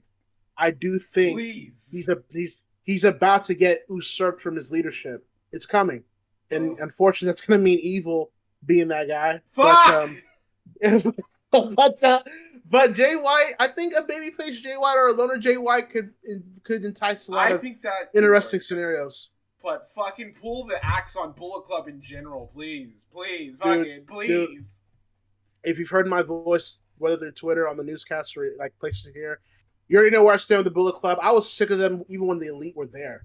So think of how long that's been. I've already been tired of them for a while. And now the best version of Bullet Club to me is still the Prince Devitt. Yeah, none of the good workers are there anymore, which is now is like, fuck.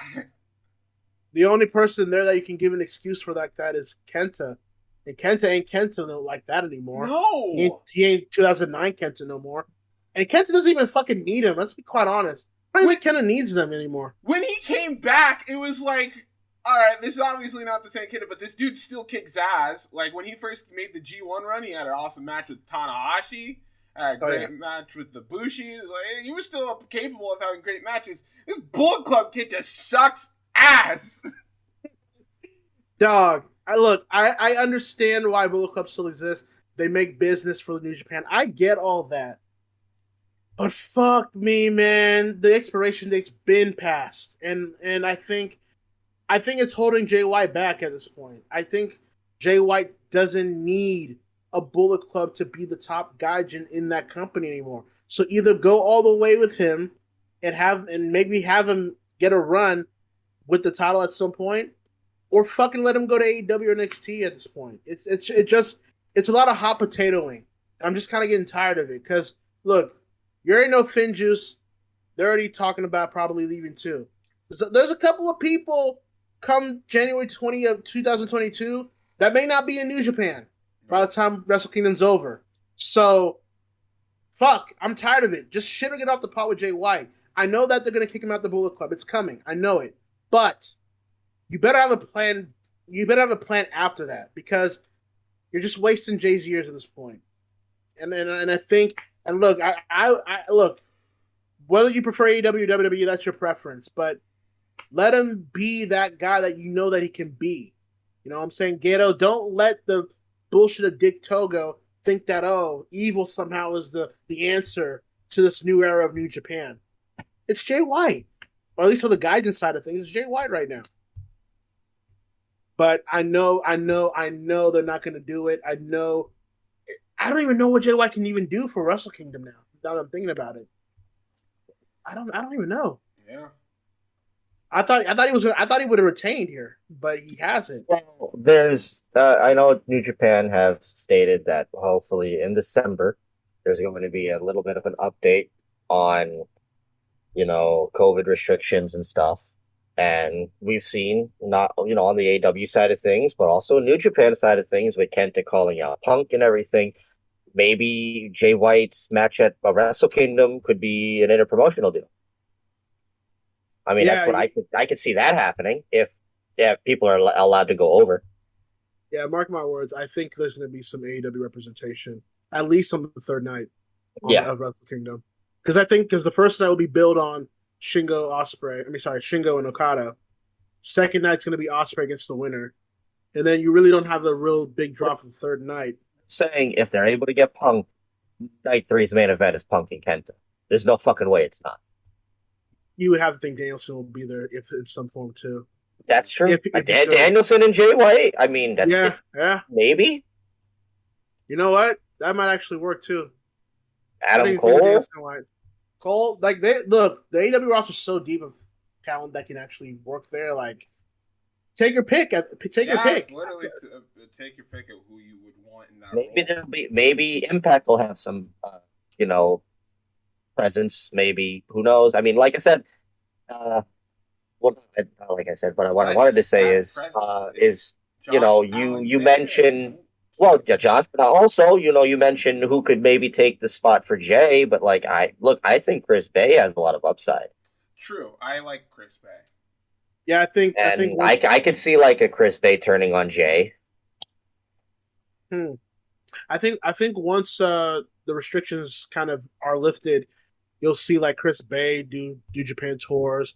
I could see a Moose doing New Japan tours. I think once the restriction is lifted, I think New Japan is going to finally come back to being a prominent. It's this COVID has really just fucked them so hard.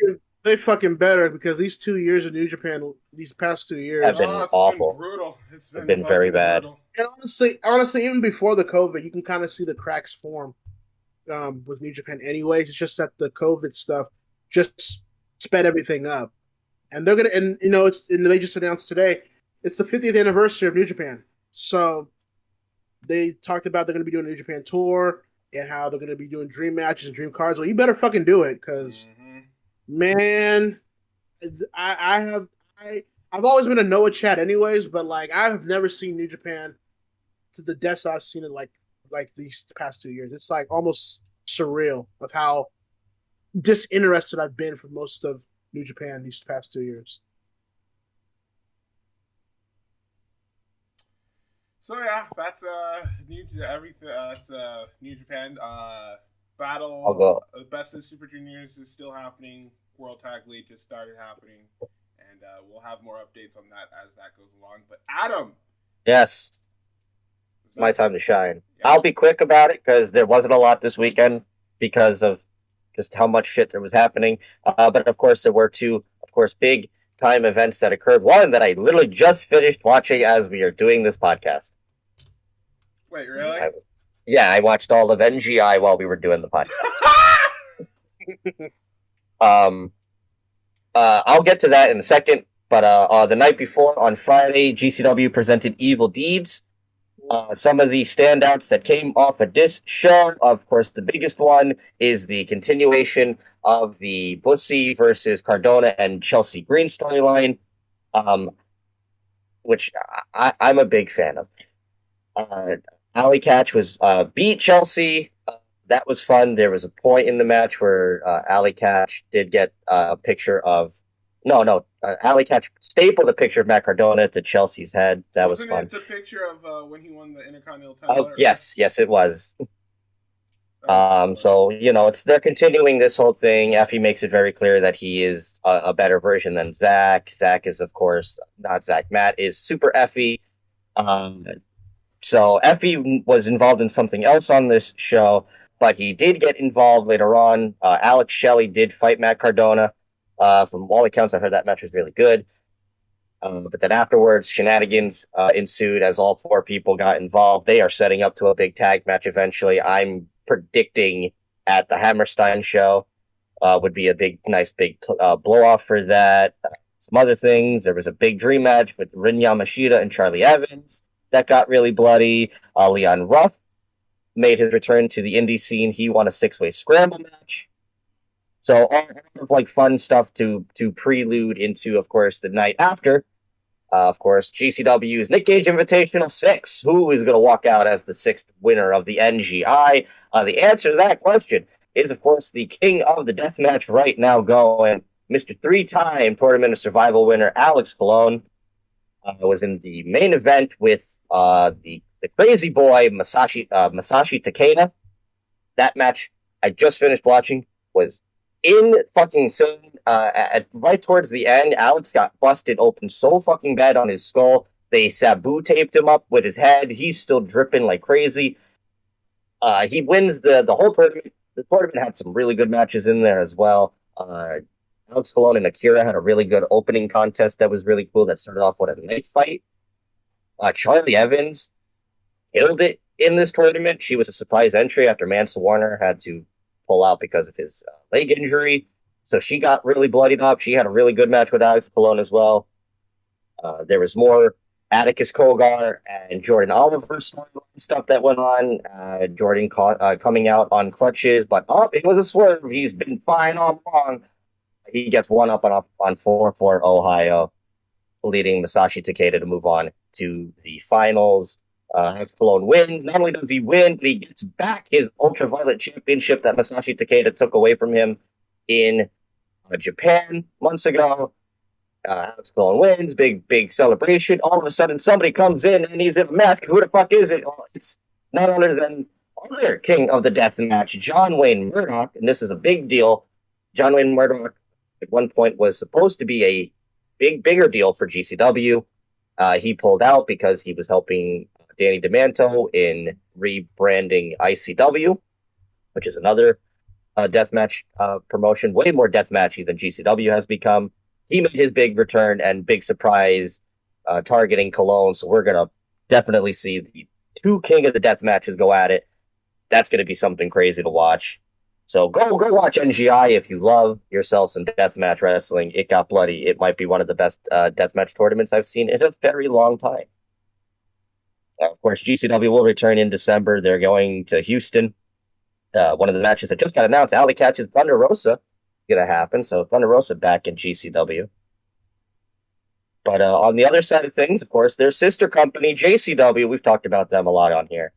Their Fight Before Christmas event on the 19th will be main evented, or at least headlined, by their Stocking Stuffer Sizzler, a match between Joey Janela and Too Cold Scorpio.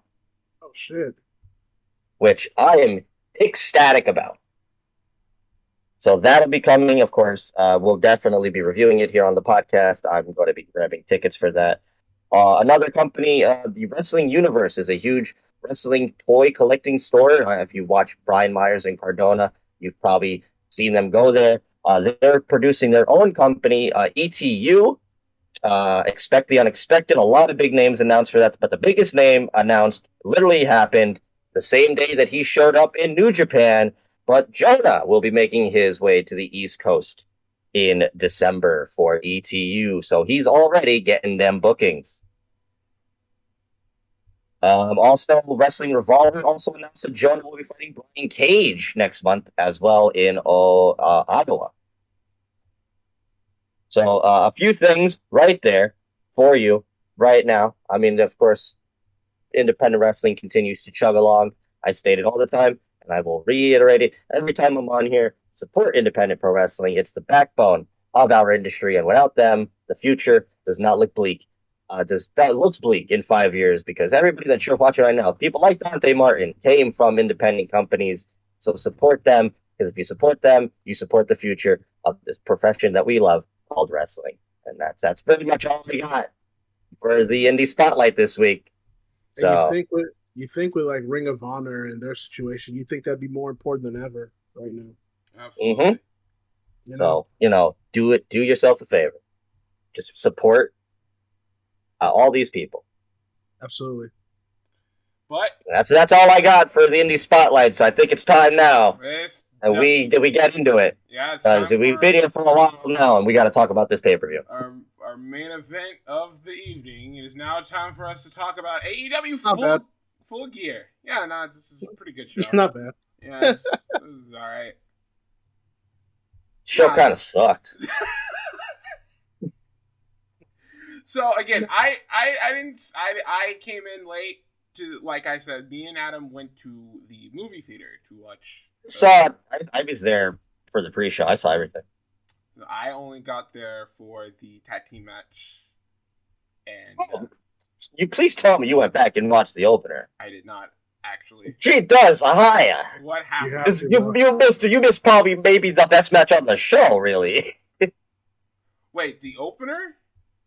Yeah. Yeah. Oh, wait, what tag match are you talking about? Are you talking about the pre-show tag match? Yeah, the pre-show tag match. Oh, okay. You meant the tag title match. What? Okay. Oh, then you saw everything pretty much. Yeah. So the pre-show started at 7:30. So the pre-show tag match with Jamie Hayter and Nyla Rose taking on Thunder Rosa and Hikaru Shida. Obviously, this is going to be good. All four of these women are freaking... Not just good, but story continuation as well, with Serena being in the crowd. Just everything being connected. Really, AEW tends to put on really good women's pre-show matches. No different here either. I mean, obviously the implication of the TBS title tournament, because Thunder Rosa and Jamie Hayter meet in the quarterfinals.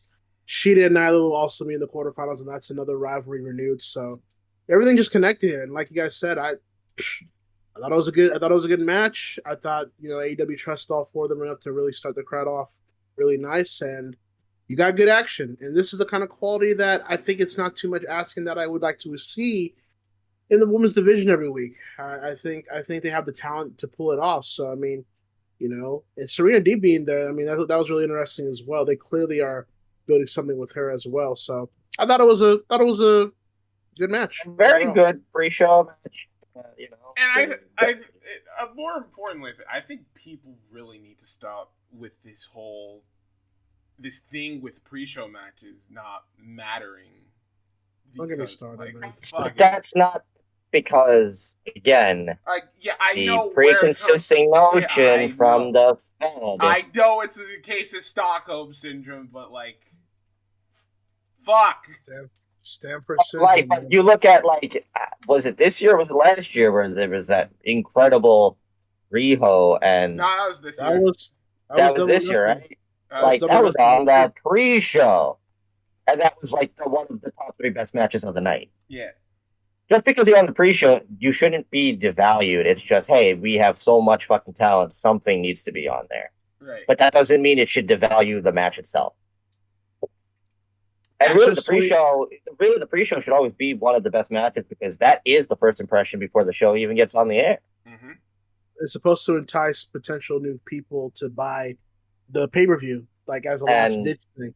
And if I saw this match, I'd be like, yeah, all right, sign me up. I'm in. All 4 of these women look great. All 5 even. All you had Serena in there, too. She played her part great, too. Vicky was there, I guess. Yeah. And, and look, listen, man. At the end of the day, I think, I'm not going to get into a deep dive about it with the whole women's division thing. I've already talked enough about that. But what I will say is that it's clear that this company does trust their women talent enough to where they can open the show with a tag team match with all 4 that are very good, if not competent in the ring. And they were all involved in the quarterfinals anyways. I think this upcoming Wednesday, it's Shida and Rose again in the quarterfinals. And that's going to be another good match. They usually have good matches. That's even with Shida with the knee that she was selling in that whole match. So the match made sense. I thought they did a good job with what they needed to do. And it was a solid start to the buy-in, but the solid start to the festivities. Yeah. Good shit. And now we get into our opener. We're off to the fucking races, and oh boy, were we First off off, to the races. Before we get into it, I just want to say, being at a theater for the first time was a very weird experience. I liked it. I eventually, once I got over the fact that I wasn't in my house, I was like, wow, this is it's like if you go to the live events and you just watch the big Tron instead of the ring. It had that same feel because there's a big fucking screen. The sound came through really nice where I was. I went to a theater 30 minutes away from the apartment I live in, and I went with my mom, who is her first ever AEW wrestling show. She's seen a few WWE shows with me. She's taken me to a few house shows, but this was her first AEW show, and she fucking loved it.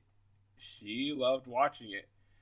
She especially liked it because, in her own words, it was like watching a wrestling show filled with me's. she was explaining like how everyone in the theater was like very enthusiastic about wrestling fans. It was like The difference, my theater wasn't that stacked. There wasn't a lot of people, Mine but there was were people. It was packed. nice. mine was packed. Nearly, it was I like went, I really went to I went to a theater that really didn't promote it, but it was like the closest one for us. But I think next time we're gonna try a different theater. We might go to the city even because I feel like the city might have a really good reaction. yeah. But whatever. Because it's like 10 minutes for me to get to fucking New York. Also, do want to say before you do continue with the matches, I do want to say I love the stage. I know it's a callback from 2019, but I mean, it's always great when you have unique, stage sets from the past. So I'll never not like it. Minneapolis crowd, I thought they were good. I know that there were parts on the show that they were dead or they were kind of tired. It's a long show, bro. Yeah. It was in the middle, but I thought like as Zahai will run down every match, I thought for the most part all night they were pretty good. They're not Chicago, they're not New York, they're not even Texas, but for what they were given that night, I thought they were good. I didn't think they were bad like everyone else was saying. No. I will say though, commentary, I thought JR was off. I thought this was one of his worst performances on commentary. And I know he's kind of going through his old cancer remission. I do hope he pulls through, but yeah, he just really was not in his best setting on that night. I thought Tony and Excalibur were great though. And if you watch the buy-in, I thought them as a duo was pretty good. They were really good. Yeah, they're really good together. They match really well. Yeah, they meshed really well. You got Tony being the enthusiastic old school that can tell certain paces of things. Excalibur being the analytical, Mike Tenay kind of guy. I thought they worked more than I usually thought, and they usually do like anyways. So. I still feel like with. I was gonna say I feel like if you went with the trio, like especially if things with Jim get a bit more serious, and hopefully they don't, because again, Jim Ross is a legend. Would love nothing more for him to stick around a lot longer on this planet. But if there ever did come down to the situation where he did have to leave, I think the trio to go with is Taz, Excalibur, and Shivani. Yeah. I've said it before. I think JR, even before this all happened, but even more so now because of what's happening, save him for the main events. Save him for the title matches. Yeah. And you have like 18 different people who do commentary weekly. Give one of them the opportunity to do the pay-per-view. And I understood Taz not because he was doing the whole thing up in the Raptors thing, but like give Big Show or Mark or Ricky. I thought Veda was good when she was there. Eddie was wrestling, so you couldn't use him. But look, Ring of Honor's closed. You could have had Ian. Yeah, I think Ian is a big get for whoever grabs him. Yeah, and I think also like with JR, like I'm not down on him like others are on a consistent basis, but I will be down on him when I feel he's really bad like tonight. But I do think, like Adam said, I think getting him to do like the sit down interviews with certain wrestlers, getting him out for like the title matches and the main events, I think those are more of his kind of speed at this point. I think Excalibur has grown into the role now where he can lead an announce team with his voice. I think Tony is good at what he does, being a nice color announcer for the face side. And like I said, you can get Taz. I think Taz is someone that, he's really into what he's doing when he's in commentary. So, he pairs well, obviously, with Excalibur. So you might as well add him in there whenever you can. So, but I thought other than JR Soft Night, that's kind of what it was. But and also one more thing before Zahai gets into it. I love the matches. I love most of the matches, but I will say some of them did go a little bit too long. I know it's a 4-hour window. Yeah. And then I watch Japanese wrestling, so it's kind of I'm immune to it. But I understand why people kind of thought, man, 4 hours or more. It's like, damn. Yeah. It's kind of. But the excuse though is that they only do this 4 times a year. Exactly. So that's kind of why I kind of give leeway to that. It's not like if WWE did this kind of thing every single month, maybe 2 times a month. Which they kind of That's different. Which, I mean, to be fair. Which they but do, it's yeah. Like, yeah, but I will say some matches did go a bit too long, but I still thought the crowd stuck with what they stuck with. So, that's just my opinion. Go ahead, Zach. My bad. So, we start off our show, first match of the night, MJF taking on Darby Allin. And oh my god. Fucking rule, man. I thought this was a career best for both men. Listen, you tend to forget how good MJF really is. Oh my god. Fighting Jericho on a weekly basis. You know? That helps too. Yeah. And then Darby had a custom entrance, which was fun, which I think was a callback to the whole his uncle situation. Yeah. Which was cool. MJF had a really sick robe. Love the periwinkle. And then these two just fucking had a wrestling match. They had a wrestling match. Like, I was not like a really good wrestling match. Expecting this, like, from the opening bell. Like, you could already see the main part of this whole story, and they kind of added this at the last minute, but it was like, whatever. MJF said that I'm so good at this that I could beat you with a headlock takeover. You can't believe that happened. I didn't. Yeah. And that was the story. MJF at multiple times in the match always went back to the damn headlock takeover. And most of the time, Darby would just quickly kick out of it. He'd get out like at a 1 count, all that jazz. But, oh my goodness, I didn't expect him to actually follow up with him. Darby, taking a page out of his dad's book, being oblivious. Yeah. So these two have like... They're just crazy spots. They had I did not see the opening set of the opening fucking back and forth coming. That's like what? Holy crap! That was amazing. That was amazing, dude. There's a Katamari Dynasty moment in this match. Dog, bro. They just start rolling around in fucking Seth Rollins's, and it's amazing. That crowd lived and died with each back and forth that they did in the opening first few minutes. I was sitting there just stunned. Not to say MJF and Darby aren't good workers, they are, but just being amazed and watching Darby and especially MJF being able to go back and forth. It's like no fucking wonder these guys are the pillars of this company. Yeah. No wonder they have an. I will say this. I was really surprised that this was the opener though. I didn't think this would be the opener for a certain reason. Yeah, me either. I thought the opener was going to be Miro and Bryan. That's what I thought it would have been. I thought it would have been the 6-man, honestly. But I'm glad they did Darby and MJF. Though. Oh, yeah, I'm absolutely. glad they gave them because they fucking killed it. They set the tone for the night, in my opinion. There's, the tombstone into the stunner out of the corner. The fucking tombstone on the apron. The fucking suicide dive when Darby is running off there and he just comes at him like a human fucking missile straight to MJF's chest. Like my entire theater fucking gasped in horror when that happened. Same with the tombstone on the apron. The power bomb into the fucking backbreaker that MJF gives Darby. The fucking miss. No, the code red counter into the doctor bomb. My god, that was sick. So good. I thought he almost broke his neck.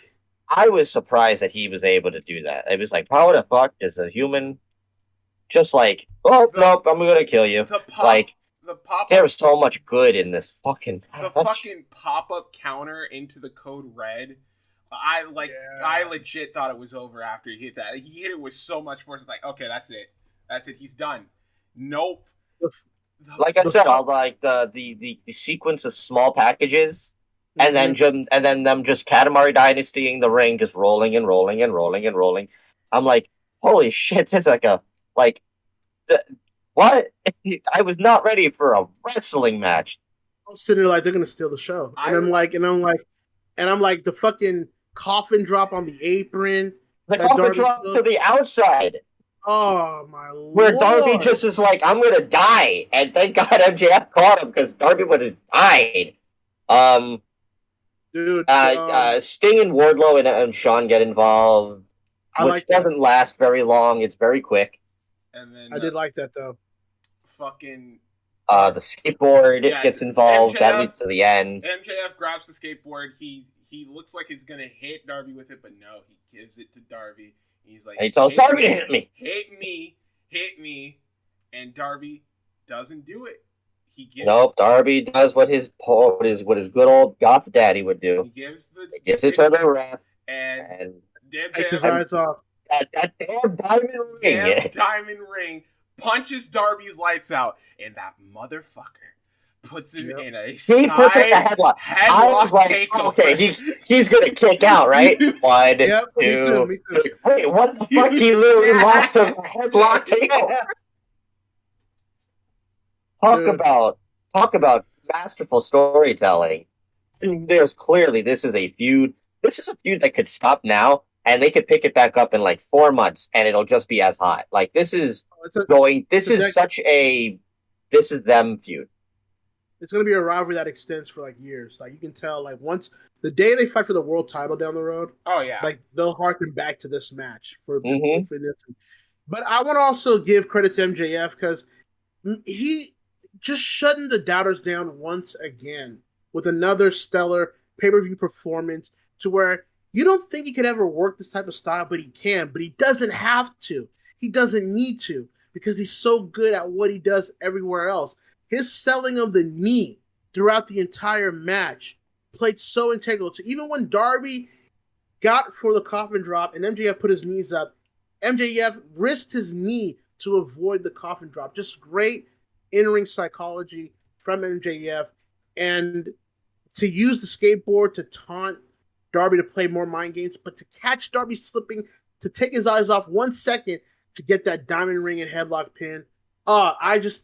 I thought this was an excellent opener. I'm glad that they went with this as the opener. I'm glad that AEW understands, and I think the fans understand, that these guys, along with the Guevaras and the Jungle Boys, are the pillars of this company down the road in 10 years. And I do think that this is for AEW at least, I think I could put this as a match of the year contender. Oh yeah. That's how much I really do love this match. Great start. Great fucking start to that show. Absolutely. And I thought it could to you too. Yeah, after that we just go straight into it. Tag team title match. FTR taking on the Lucha Bros, and to absolutely no one's surprise, this was a fantastic match. Although I will say the ending did kind of confuse me. Yeah. But I think that there's going to be more with it going forward because of like who was who was involved in the finish. But we'll just go through it. But yeah, both of these teams just excellent at what they do. If there was like any like babyface tag team you would want to put up against a team like FTR, it's the Lucha Bros because they are such. Like, a lot of people went into this expecting like because some people were down on the first time, and I understand why. You were looking at two totally different tag team styles, and holy shit, did it mesh well? Yeah. Was that last year during the pandemic, right? Yeah. That match? Yeah. And it wasn't all that like crisp. It was sloppy. I remember that. Yeah. But like now, holy shit. Holy shit. I know the ending was really weird. And I think that was on purpose because I feel like this is something because it got announced that they're going to be in AAA fighting for the AAA belts. So this is not a feud that's ending right away. No. I also think as much as I wasn't a fan of the ending, I understand they have the rematch at Triple Mania Regalia for the AAA tag team titles. So I'm sure the ending will play into that for them. So, but if I disregard that, I also do want to say, few things. One, I love you, Penta. Don't ever do the Three Amigos again. Don't ever do the Three Amigos. They did it because Eddie. It was the anniversary of Eddie's passing. And there were a lot of tributes tonight. There was a lot of tributes by a lot of people. Yeah, I'm not saying don't do it, but like, Maybe I would have maybe given it that to Phoenix, but I guess you can't give I guess you can't give everything to Phoenix. He's already a monster. Phoenix does some crazy shit in this match. Well, Phoenix does the frog splash afterwards. You could Pentagon could have done the frog splash. People thought that could have been the finish, which I understand that because crowd fucking was on fire when they did that sequence. The Eddie chants were deafening. They would throughout the night, and I think the other spot when they did the Fear Factor foot stomp, but fucking Phoenix jumps off that Fear Factor and this dude. Is this dude Super Mario? He did fucking Super Mario jump off of fucking. You just needed that. You just needed the bing. Like how does Phoenix do the shit he does? I don't fucking know. Low key, I thought that should have been the finish, bro. I thought it was going. Yeah. How is that not the end of this? Fam, we all keep talking about Dante Martin, and Phoenix still hasn't gotten his run as a singles guy. You know what I'm saying? No. Like that's how deep and talented this roster truly is, man. I look, ending aside, I thought this match was fucking good. I thought it was very good. I thought it was, if not great. They're 2 for 2 at this point. I thought it was great. I thought it was fantastic. But yeah, the finish of it was that they both rolled out. Both Cash and Dax rolled to the outside. Dax was the one who was the legal man, but Cash was the one that got in. I guess the referee couldn't tell because they were both wearing masks at this point, but Phoenix and Pitta didn't give a fuck. They hit them with the assisted Fear Factor. 1, 2, 3. They get the victory. However, they got the victory on the illegal man. So I expect that to be the main part of this story going forward. But yeah, I thought, other than the ending, I thought this was a fantastic match. Miro versus Bryan Danielson. The finals of the Eliminator World Championship Tournament. Another very good match. Fucking yeah. We pretty much expected these two to kick the shit out of each other, and that's exactly what they did. I feel like Bryan gave Miro a lot of the say in this one because this was not a Bryan match. This was Miro. I think a lot of people, and myself included, after what happened with Mox, I think everybody expected Mox to probably win this tournament. Yeah. Yeah. And with what we know what happens in the main event, I was like, all right, so this is the prime time for Miro to get a little bit of something. And I was a little surprised when he lost. Yeah, well...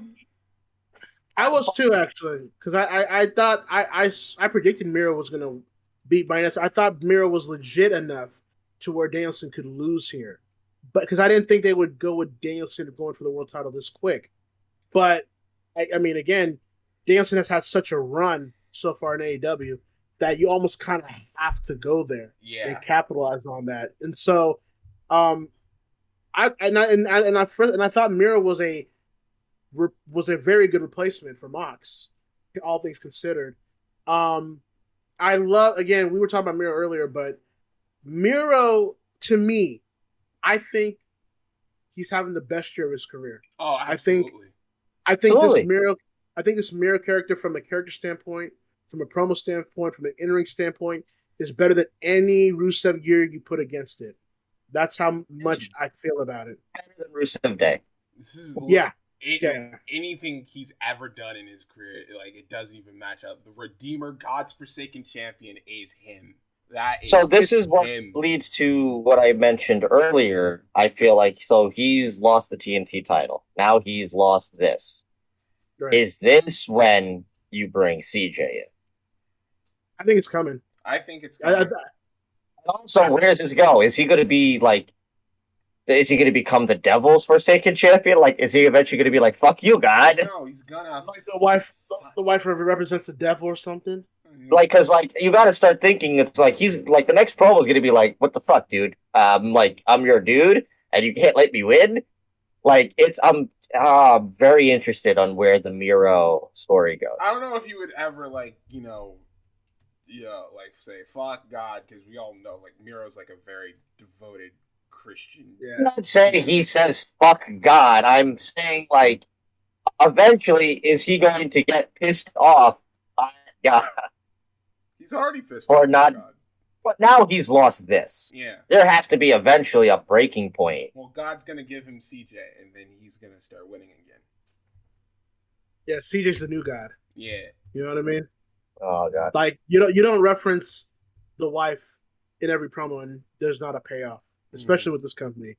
So, and I try telling people like, look, Lana's probably coming anyways, so like you might as well get your feelings out now. But I think if you put her in a good position as her manager valet, I think she can do really well for Miro. That's not to say that Miro doesn't need her really, but if you have to put her in there, I don't see how it could not work. You know what I'm saying? Like, you saw the first few months of Miro with Rusev and Lana, it worked at the time. So it's not to say that they don't know what to do in that aspect, but again, I thought this match was hard hitting. I feel really good. Bryan Danielson, dude, fam, I said it earlier. This is a different dude, man. This is not Daniel Bryan. This is not the GOAT. This is not fucking Yes Man. This is Bryan Danielson, the American Dragon.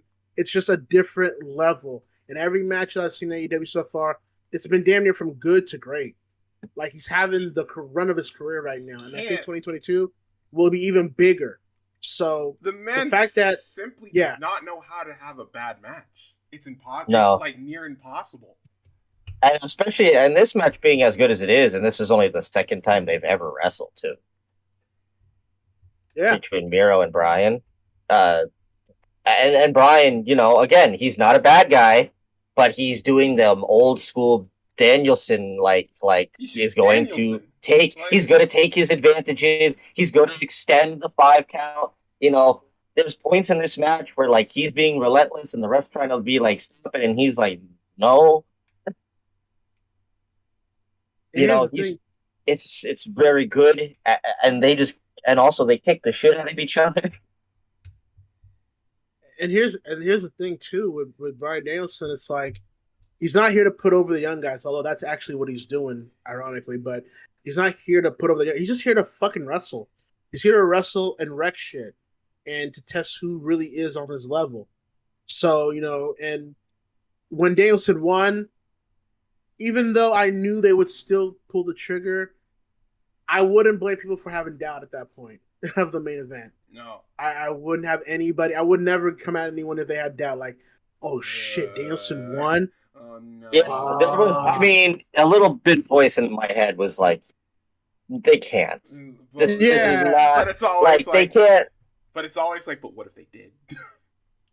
Well, in my mind, if they did, I would have been like, "Oh, AEW is about to fucking tank." Because I get it. There's like the big. Maybe not tank, but I get it. There's like the big, we could do the rematch. There's always that fucking voice. They would not. They're not going to sacrifice the 2 years of build for Hangman just so the guy can get Omega and Bryan again. Always the intrusive thought where it's like for a fact that what's gonna happen is gonna happen, but there's always that little intrusive thought that's like, but what if it didn't happen? And I think that's just normal. Yeah, that's 20 years of of a one company telling you one thing, beaten down into you. And even with some people like us that don't follow WWE like that anymore, that stuff. As much as you try to like not have it instilled to your brain, it can still sneak up onto you when you think something might go one way that should go the other way. And even with the goodwill that AEW has built, because if they hadn't pulled the trigger. And we'll get into the main event later, but like if they hadn't pulled the trigger with that crowd, I'm like, dog. I don't think AEW would have been ruined per se, but a lot of that goodwill would have been really sacrificed for doing that. Mm-hmm. But again, this show 3 for 3. And I'm not gonna lie, but I think we go 4 for 4 with the next one. Of course we go 4 for 4 because Super Click versus Christian Cage of the Jurassic Express. Second favorite match on the show. This match was nuts. Wow. I love a car crash, and I thought this match was so much fun. I love my hardcore shit. Hey. My favorite match on the show wasn't even the main event either. We'll probably he figured that one out. But this match was so much fucking fun. I love the synchronized entrance gear on both teams, the super click in just all pink, and then the Gene Rassic Express. Sure. You had to hit somehow. I was gonna get that out there. This match was so much fun. So there was just spots after spots after spots. There's just chaos, carnage. Trash can is like a huge fucking focal point of this match. Trash can was like nobody can hit anybody with this fucking trash can.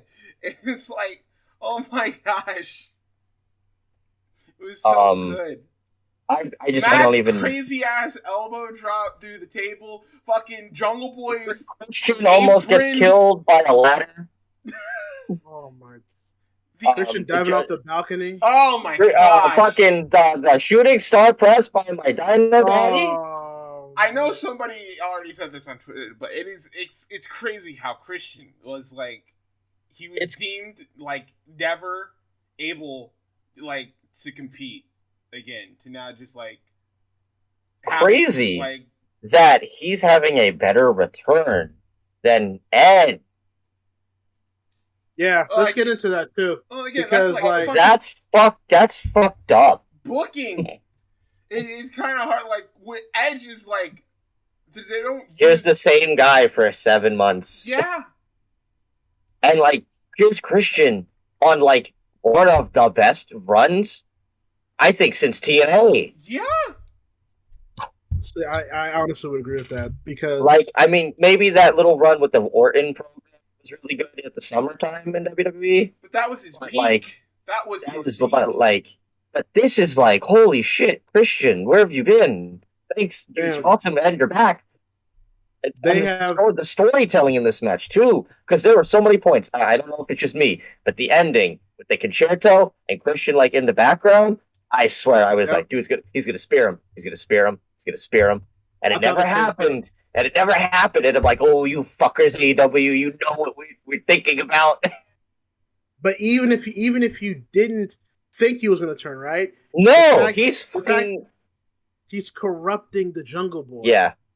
That's the key here. Like, because Christian, the first time he tried to do it, Jungle Boy didn't want to do it. No. But as the Superclip continued to do their nefarious things, as Christian was going to finally pull the trigger off the concerto, Jungle Boy was like, you know what? I can do it this time. Like, I'm ready. And Christian was just so proud of him. And it's like, you son of a bitch. There's the cheeky little bastard. Creepy little bastard ass, man. I'm like, it's like, you know what you're doing. You're trying to split this goddamn trio up. Christian is a bastard man. And it all goes back to Jungle Boy eliminating Christian at Double or Nothing.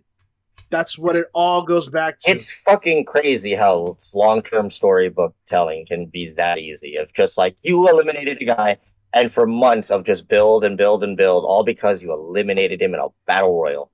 Come on now. You know once Christian Cole happens, and Cole beats Christian, it's only going to tick him off even more. So that way, when Jungle Boy gets the chance to beat Cole, that's when the switch flips. Mm-hmm. And man, when Christian Jungle Boy happens, that's going to be fucking great. It's going to be a big time feud. Yes, I think it's going to. I think if you build it properly, dude, I think it can main event a Dynamite. I think it can even be a second to last match on a pay-per-view if you build it up that way. You know what I'm saying? That's why, to your point, Adam, Christian has had the better return because he's benefiting more by doing so much for so many people. Yeah. With Edge, he's working with the likes of Seth Rollins, but does Seth really need the rub from an Edge? No. Compared to a Christian that's giving the rub to a Jungle Boy. There is a complete difference in philosophy. Christian has main evented 3 pay-per-views from 3 different companies. The Royal Rumble, Bound for Glory, and All Out. Yep. Who can say that they've done that for 3 of the big 3 in the States here? That's insane. And then... What did he say? What? Big Show? I mean, December to Dismember, and then WWE, and then WCW. Oh Shut my your god. mouth. What? regardless, I do want to say this too. I thought Christian was awesome in this match. Yeah. He was. I thought this everybody dude was. this dude had a spark in his eye. He was here to show out. I think Christian, and I said this before, he is the best kind of veteran you could have in AEW right now. He does so many of the intricate things between the moves and the actions that puts over not just the people he faces, but the people that he's aligned with.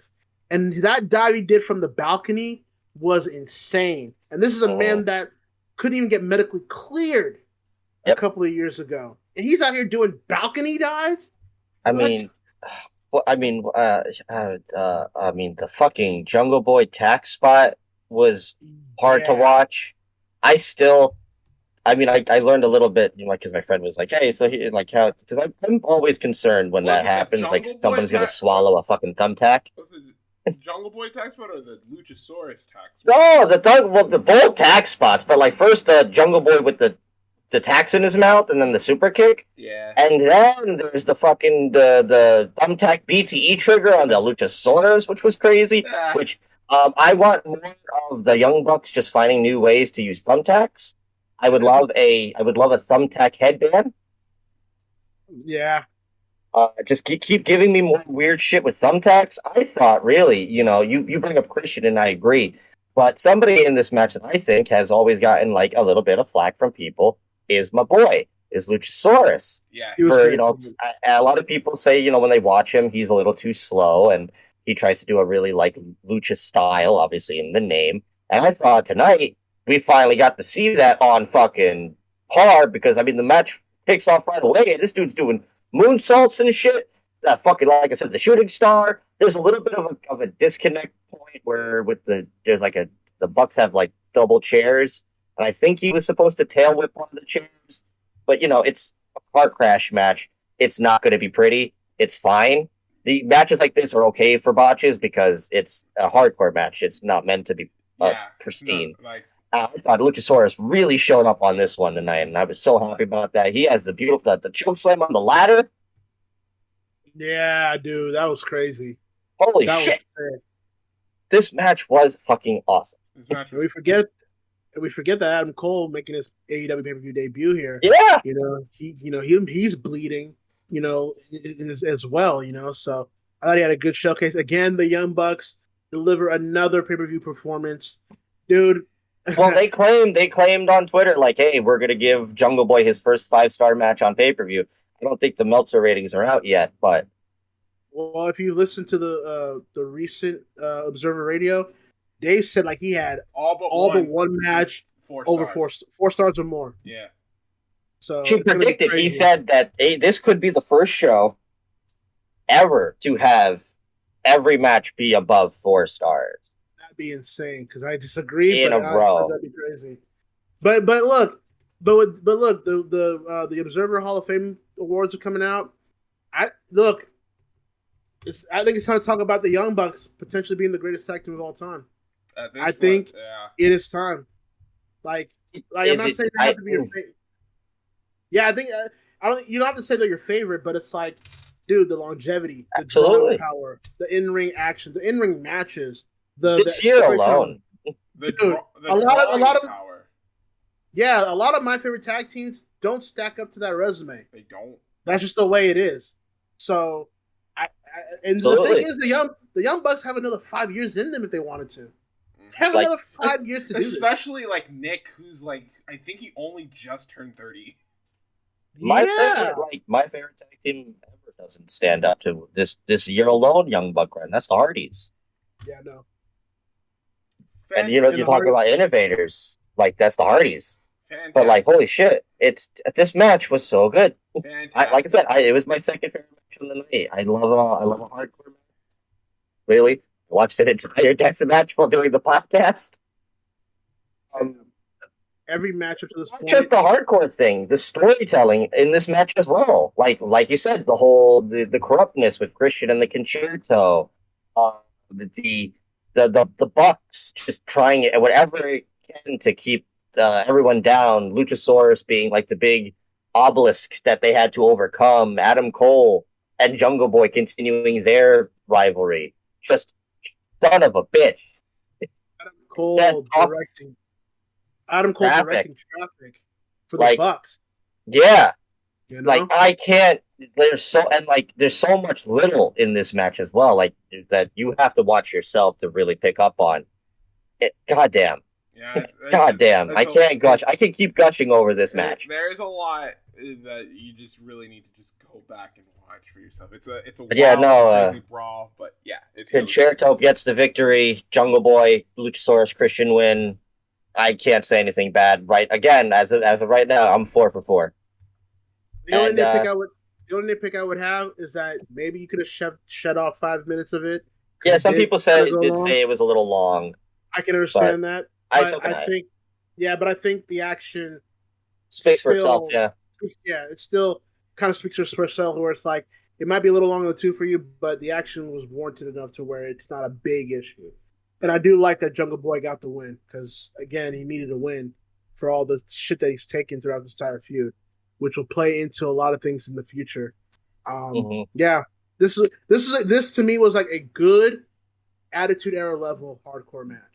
Absolutely. You know, it very much felt like an Attitude Era hardcore. But it felt like the I think it's underrated, but the 6-man at WrestleMania 13, the Nation against Ahmed and the Road Warriors. Oh yeah. That match that's really fun because that's just a whole bunch of hard hitting storytelling. Yeah. So I felt I definitely harkened back to that match. The next match. The next match, Andrade El Idolo and Malachi Black taking on the Bastard Pac. And still think it's a good match. I still think this is a good match. I think this is good, but I think my main problem is that this was booked way too much like a Fed tag team match where two teams that can't coexist. You know, have to coexist. Yeah. And also in the Codyverse. Yes, it still feels like Cody is in his own little. Yeah, this is the Codyverse. That is not a part of AEW. You know, Cody Championship Wrestling takes place within All Elite Wrestling. You know, I'm a fan of the Cody Championship Wrestling, but dude, I love Cody Rhodes. Yeah, dude. I love all 4 of these guys. Yeah, that's the thing. Let me add to Adam here real quick. I will say this. This match was good. But you can tell the crowd was getting tired here. Yeah. And I do think also booed the fuck out of Cody. Yeah, but that's the thing too. People are saying like the crowd like completely died here. Not really. Like it did like decrease in terms. I mean, you just had like 4. Yeah, I was about to say you had arguably. Like, you know, they had arguably to, 4 between like this and between this and the next match, it was like the crowd needed a. Yeah, like, they needed. Okay, we need to chill a little bit. But I think that's a testament to just how fucking good AEW produces their matches. Where it's like, they show also didn't really stop at all. No. It was like match, next match, next match. There was like and like the video packages were like maybe 30 fucking seconds long, and we're just right into the next match. So there was like no breathing room. So 1 or 2 of these matches we're going to have to suffer from that. I don't think the crowd being dead took away or hurt the matches themselves. Yeah, and I do want to bring up Cody here too. Like, yeah, the crowd was like kind of quieting down here as expected after you're gonna have 4 4-star matches here. But Cody Rhodes, look, I have made no secret about it. I love this Cody Rhodes character because I know what they're trying to do with it. I know where they're going with it. And Cody himself has been perfect throughout this entire character arc so far. Because with Cody, a lot of people don't think Cody's self-aware, which is funny to me. Because he's a guy that not only is self-aware, but will make fun of himself. Do you think he's not aware of the big entrance and the big pyro and the attire that he wears to the ring? He's aware. He knows what he's trying to do. And the crowd, a quote-unquote smart crowd, continues to get suckered every single time they boo him. He's the Homelander of AEW. Yes. That's what he is. He's a deluded sociopath that thinks he's the hero of his story. What? I don't understand. Like, this is the type of storytelling that Cody Rhodes in his AEW run has perfected it. And look, you have Malachi Black, who's the guy that corrupted a lot of... He said it. He basically said it in the hype video. He corrupted the fans to get them against him. That was his entire point. Whether he won or lost a feud didn't matter. He got the people of the former People's Champion in Cody Rhodes. He got the people to go against him now. That was the point. And now you've got Cody Rhodes here trying to beg for acceptance from the crowd. And they're just not letting him. There's like a fuck you Cody Rhodes chant. You know what I'm saying? It's like this Cody Rhodes, whether you like him or not in this character, he still is able to garner reaction, which is the important part here. And I thought even though this crowd did calm down a bit, which was expected, they still put on a good match. But I do agree with Zahaya that one, this did go. I did think they could have cut down the time limit here because you've already had like long matches at this point. You didn't need another one. And two, yeah, I didn't need to see the whole can they coexist trope. I mean, it's fine for like doing it once or twice to establish that, but you didn't need to do it for like damn near half of the match.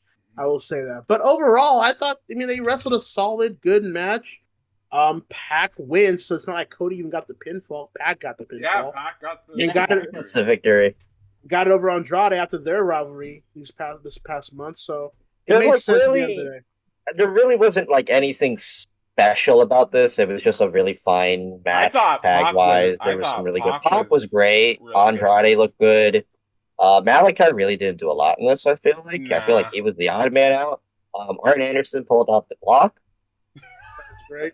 That got a big reaction. I thought he had a legit gun in his pants before he took it. He's doing this, like, this is his gimmick now. He has t-shirts that he's been wearing that aren't AEW branded. Also, like, on Dark and Elevation and stuff, like, anything that he's involved with, whether it's with, like, Shoddy or Brock, he's pulling the gun out. On this Dynamite, not Dynamite, this Dark that's going to be airing tomorrow, there's a really funny spot where, and I'm only doing this because it's going to lead to me continuing my bit. He pulls a Glock out on Max Caster, and then he fires, and then Max turns around and gets slapped by, guess what, two-time Oh my gosh. Julia. We stand Julia Hart. Get the Glock, man. What a revival. That I brought up Julia Hart. Well, We stand Julia Hart. No, we don't. Okay. Yes, Pac we do. wins the match. What is this we? It's not a we. This has never been a we. No time. Cash. Julia. All right, so Pac wins immediately afterwards. Cash comes out. They attack Pac and Cody, and then Malachi. I didn't get that though. I don't. Yeah, that felt very abrupt. Felt very abrupt. Yeah, it did. I didn't think it was needed. I mean, I get why they did it, but I didn't think it was necessary. But I think maybe if this is a way to get Pac back into the Death Triangle and like get that back together again, that's possible. Since they're also feuding with the Lucha Brothers. Yeah, that's true. That's possible. I mean, if this is gonna head to like really sick six-man with like FTR and Andrade against Death Triangle, I'm in. Yeah, that should be coming soon. I would think. Yeah. And again, fuck, why did we not get the trios titles first? Why did we not get those titles first? I thought it was. I still think I think next year it has to happen. It's coming, but whether like maybe after Revolution, like for Double or Nothing. Yeah, maybe I would think because you don't want to do too many tournaments back to back, and damn well they're going to do a tournament for the trios belts. I think coming soon. So yeah. So let's.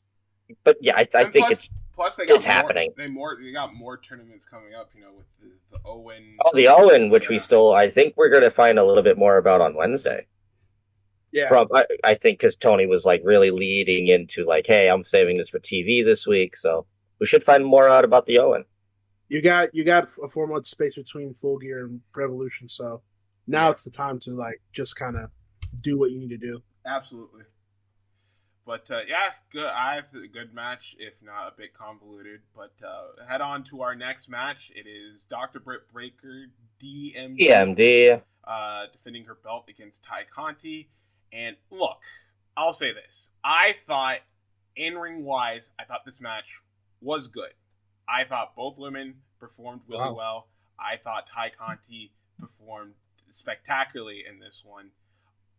The thing is that I don't think anyone for a second thought Ty was going to win. So, and maybe one time. Yeah, maybe once.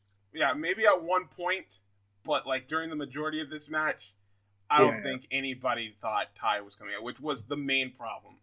They were kind of just fighting through the inevitable.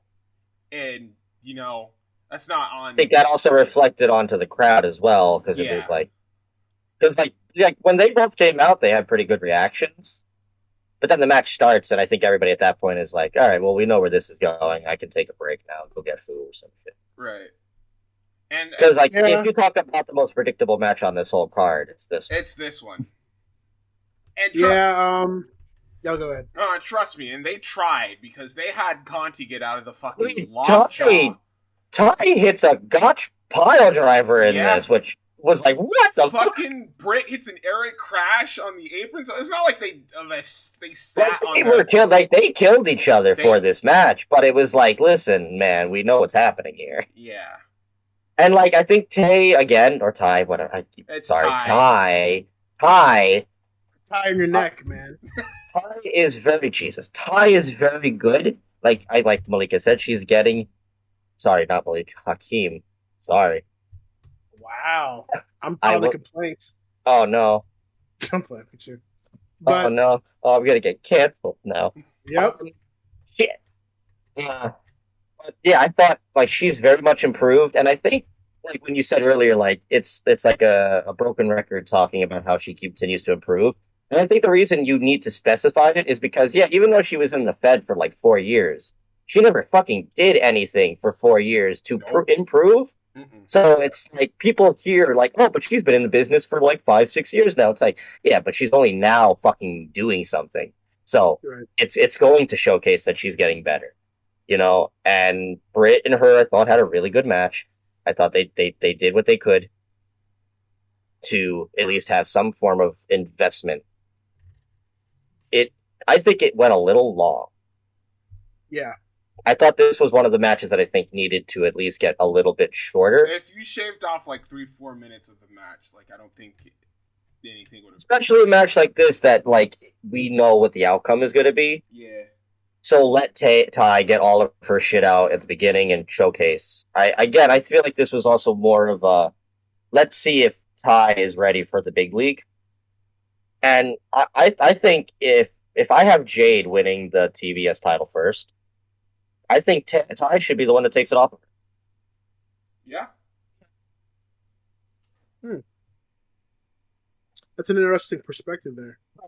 This is the way I look at it, and this is going to be a very weird example of how it works, but let's see if you understand what I'm going with here. I'm a big figure guy, and AEW's figures have, there's not been a lot yet, and especially there isn't a lot of women. And the fact that right now Ty is going to be getting a figure ahead of like people like Serena or even Anna Jay, who's the series after her, I feel like they see something in her enough marketing wise to give her a lot of stuff now that I can see them saying, hey, listen, maybe you're not ready for the women's title, but you're ready enough for a title. Here's the TBS title. Be this ambassador for our channel, for obviously your culture. And I think there's a lot of like outside marketing that Ty can really be a beneficial factor in. Yeah, Tony even agrees with you, because if you listen to him when it comes to Ty, he's a fan. Even he was like, how the hell did NXT not get it right with Ty? So, I do think the moment's coming for her, but you don't have to rush it yet. She has plenty of time. Here's what I'll say about this match. This was the weakest match of the card, for sure. Yeah. Um, I'm gonna be honest too. The first half was rough. It was, yeah. It was rough to kind of watch. The crowd was dead at this point. They were completely spent. I did not think personally Britt had the best performance here. You know, compared to her match with Statlander at All Out, I thought this was a step down for her. Yeah. I thought Ty Conti was the better performer and worker, quite frankly. I thought Ty really I think that was designed like that. Yeah, but again, it's a world title match too. That's also true, yeah. So it's like Britt's got to be the one to step up to the plate too. And with Ty, first things first, I love the entrances for both. Really put over the title match for the first and foremost. Yeah, good for a Jericho guy to actually get it right this time and not like the fucking awful Jericho one last time. We got it right this time. Yay. But I will say this, Ty busted her ass. She clearly had a chip on her shoulder. She wanted to prove that she is a pay-per-view level talent. She wanted to be one of the future people of the company, let alone the division. I thought, as Adam stated, the God style power driver, so you clearly can see the Suzuki influence. She did the arm bar over the apron, did the moonsault, although Rebel didn't want to catch her, but she did an impressive flip regardless from the top. But I thought for what she was expected to do here, I thought she passed with flying colors. I said earlier with Ty, once she figures out how to put everything together, she's going to be great.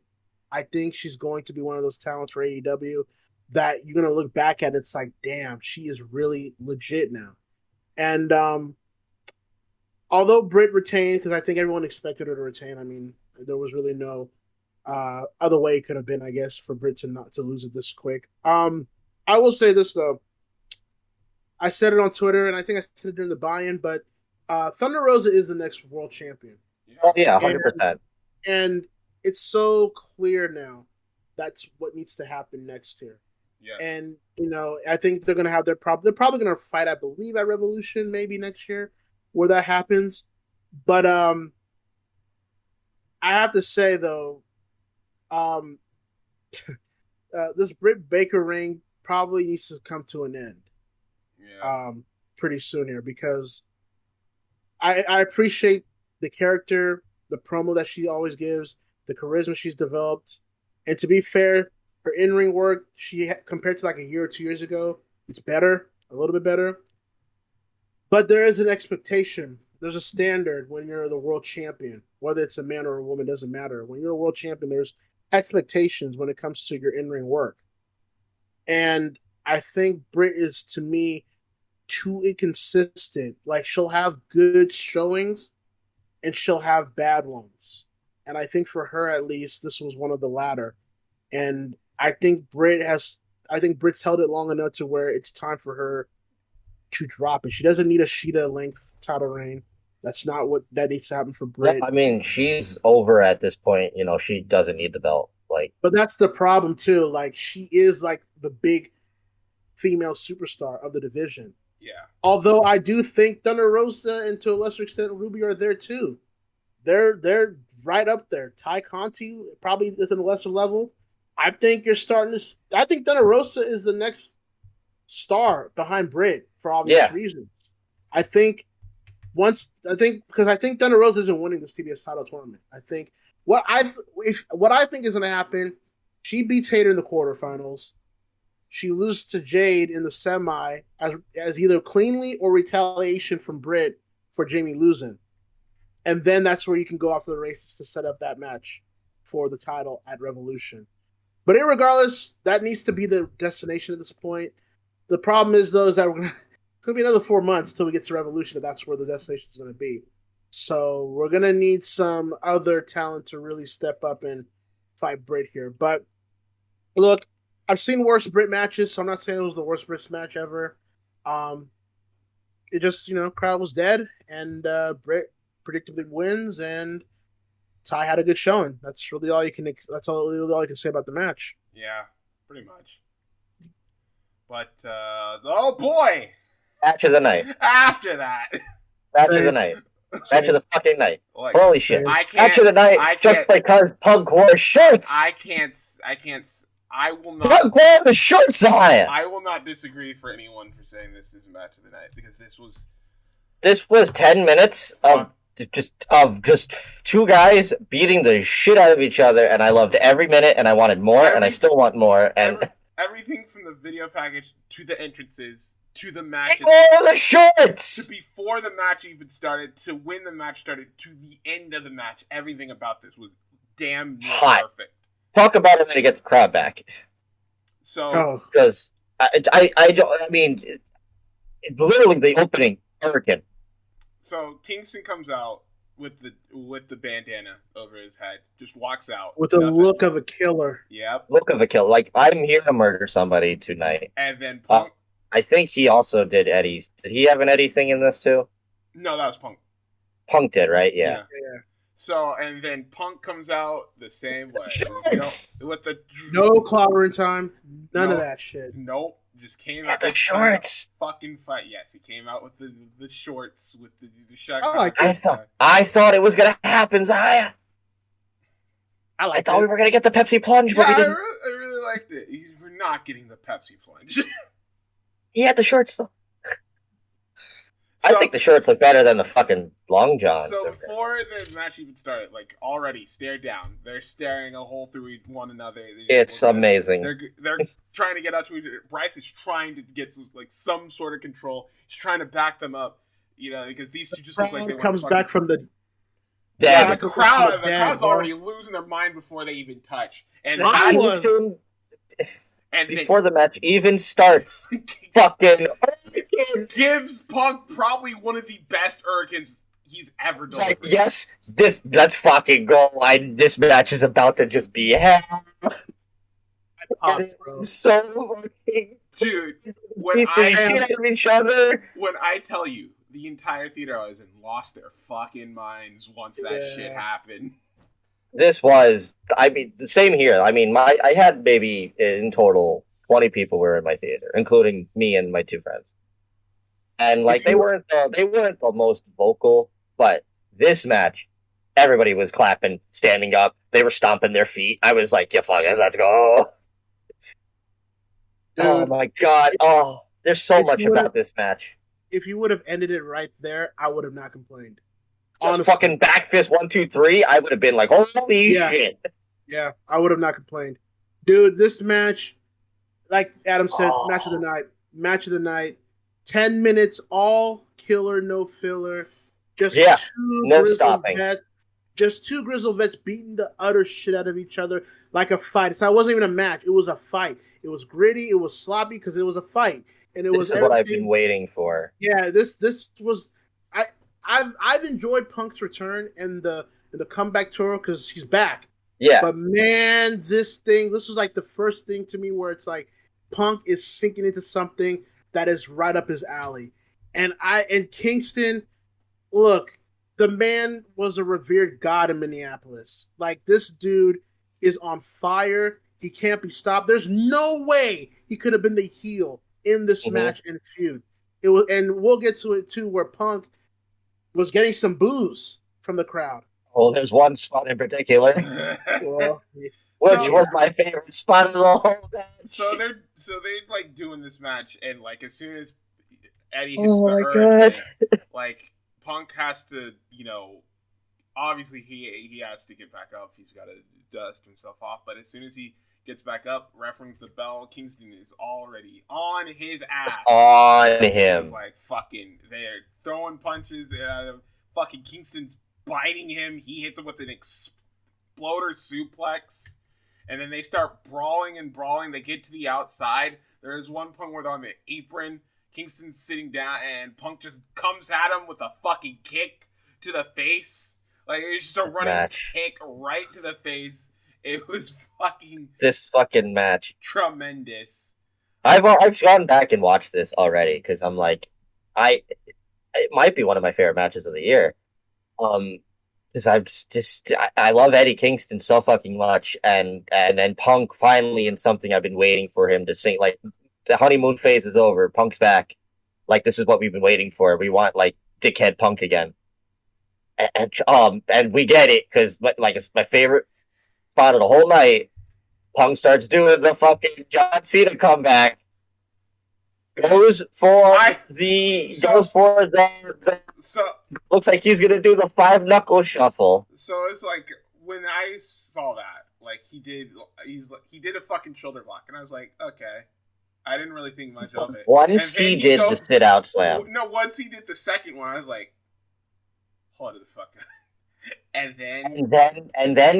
the best part is he puts his hand up, and this crowd already knows, and they start booing. And Punk just holds it. He looks at the camera with this cheeky ass smile, like you fucking already know. And he goes to flip him off, and he thinks it's the fucking. Oh my god! This match was a fucking fever dream. This match fucking. This is a match that you could only book in EWR and have it make sense. Holy fucking shit! Punk does hit the Three Amigos in here.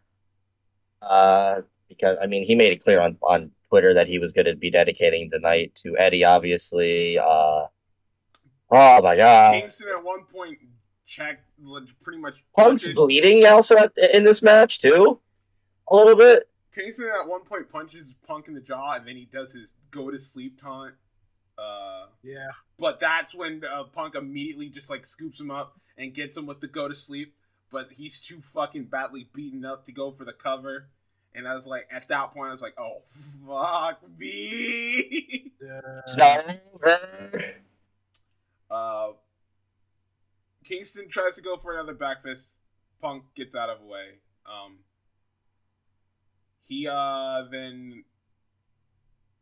He gets Kingston in the stomach, and he starts going for his elbows. The Punk is like, the crowd at this point is all over Punk. He then gives Kingston a couple of knee strikes to the face, and then gets Kingston up, hits him with the second GTS, goes for the pin. 1, 2, 3. 2, 3. Punk wins. You can see the bloodied face. You can see the smile on his face. He's licking the blood off of himself. He gets back up. Like, this is the Punk I've been waiting for. He extends the handshake, and Kingston, fuck nah. Leaves, but Punk is just there with the biggest shit-eating grin you would ever seen. I hope this isn't the end. I want more. I want more. Give me more. I know this like just happened out of nowhere for this match, but you've got to build onto it now, dude. Like, you have to have a rematch at this point.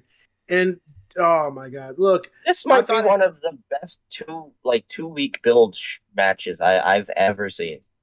You might be right.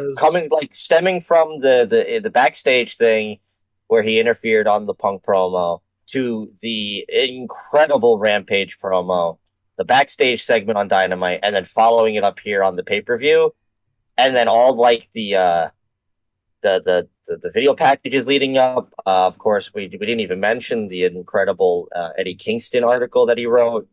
Yeah, like that was heartbreaking. Yeah, and that just proves even more how Eddie is probably the realest fucking wrestler in the world today. And that's the key with Eddie Kingston. Because if you pay attention with Eddie Kingston since he's been in AEW, he does nefarious things. He's not a saint, but he has good intentions, in his opinion, of what he does. He attacked, when he came in, right? He attacked Moxley because he wanted his friend back, and he got him back.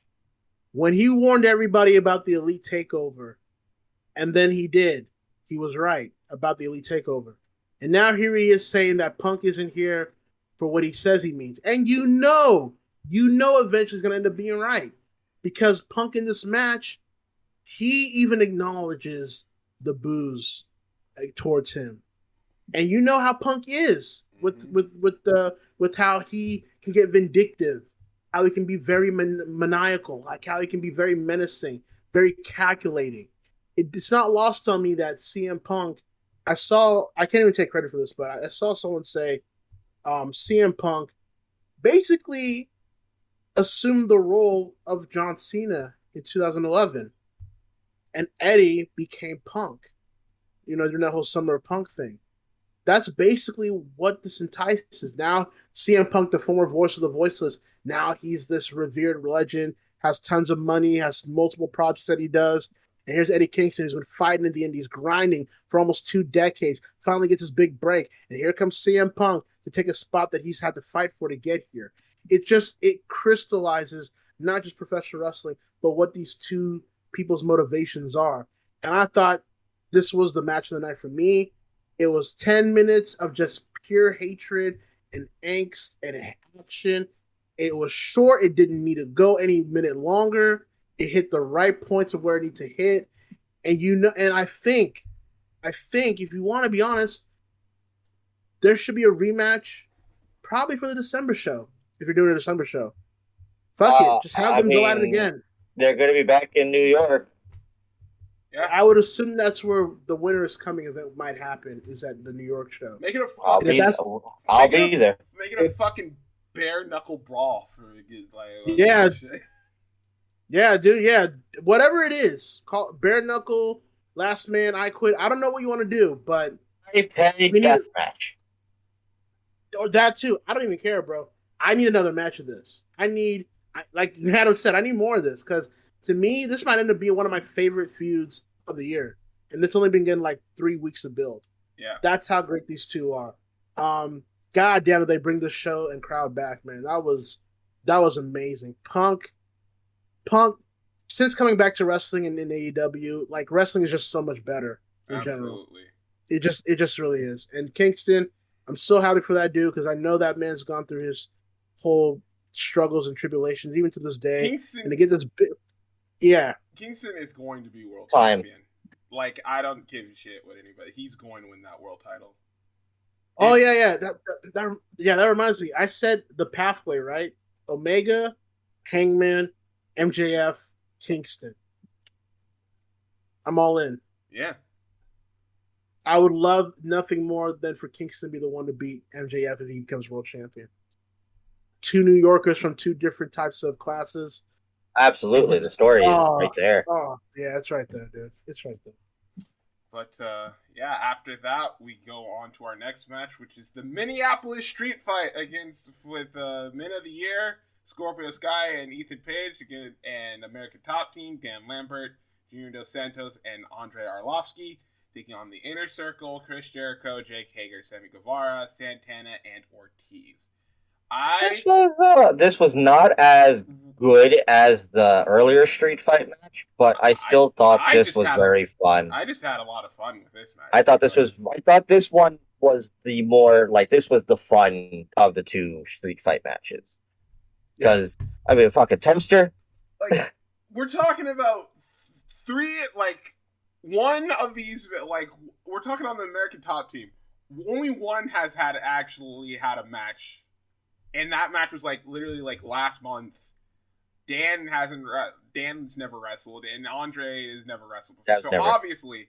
I want to give credit to Junior Dos Santos. This dude's amazing. What the... If this dude really ever wanted to, like, wrestle, like... for real. He really fucking could, because he looked really good in this match. Like... And this is a guy who detested wrestling before AEW. So that just shows not just what AEW can do, but what that can just, like, do for a person's career. If, like, he ever said, like, hey, maybe I can do this. Fuck yeah, you can. Looking like fucking Sagat and shit. Really? Yeah, Junior's still Sagat out there, bro. No, crazy. I thought, I think Arlovsky really was the odd man out in all this. He really didn't do anything of note in my mind. He was like, Dan Lambert was fun. Dan Lambert did pretty much what I thought Dan Lambert was. He had some awful fucking moves, but obviously they were going to look bad. I thought him and Jericho at the end was very funny. I thought Guevara got to really shine here with his... Guevara with the Jeff Hardy fucking senton. That was crazy. I knew that was what he was going to do, too. Like, you can just tell, like, he was going to do that. Looking for his fucking Hardy moment. Great camera work on there, too. That was amazing. Sammy, again, going back to the pillars tonight, bro. MJF endured with that opener. Jungle Boy getting his win in that 6-man. And here's Sammy Guevara trying to steal the show in this fight. It's amazing what happens when you try to build for the next people coming up. But Sammy continues to be a big deal down the road. I even thought Santana and Ortiz were really good tonight too. Yeah, they were. The match too. I even thought Jake Hager did some stuff. And he had his toaster. He did the shittiest fucking outside dive I've ever seen. I'll give him that. At least he did it. Oh my god. He goes to the top rope and everybody's standing and I'm like, what is Jake Hager's big spot? An axe handle. An axe handle. and everybody falls down. And at that moment I knew JR was dead inside. I also got to give a big shout out to Ethan and Scorpio because they were obviously very big factors into being both like American top team of Andre and Junior Dos Santos throughout the match. So this match was spots, but all like this was very comedic for like there's the football getting involved. At one point, Chris Jericho pulls out the Prince symbol. Fucking awesome. Baron Von Raschke. Baron Von Raschke. Oh my god, we even forgot about that. Which apparently was all Jericho's idea. Nice, it worked. Jericho made Tony Khan talked about how like Jericho came to me with the idea and I was like fuck it, let's do it. Yeah, so fucking Ethan Page. He was yelling at what, Jake Hager's wife? Yeah. Just looks over and there's fucking he's like, It's very funny. And of course, Minneapolis legend, so like the crowd popped hard for that. This was just Purple Rain chant starting at the fucking all of a sudden there's like a Prince symbol popping. Okay. This was a very fun match. Dude, this is the epitome of like a fun prelude to your main event. Yeah, I was gonna say this was the right match to, be the match before the main event. Like I said earlier, man, I've enjoyed this angle. I know some didn't, but I personally did. I thought they were entertaining for most of the angle, and the match itself it over delivered for me, man. It wasn't like a match so as well. It's not like a match that'll be on my top 20 from AEW or in wrestling in general, but it was just something to be having fun with and just enjoy a lot of the spots that they did. And look, kudos to Jericho too, because I know a lot of people kind of are sick of Jericho, and I understand it, but he does a lot for people, man. He does put over a lot of people, and that shouldn't be even news to anybody. Jericho always does that. Jericho always puts maybe sometimes to his own detriment. He puts over too many people. Yeah. So I don't get why people think like Jericho doesn't do that, because everybody in the inner circle he puts over. The men of the year, he put them over. Even America's top, he put over Dan Lambert. He made the Dynamite before this event. He let him powerbomb through the table and put him in the Boston Crab. Like Jericho does a lot that people won't give him credit for certain reasons. But even then, with Jericho, I thought the ending. I liked the ending too. By the way, I thought it had to be Jericho and Lambert at the very end.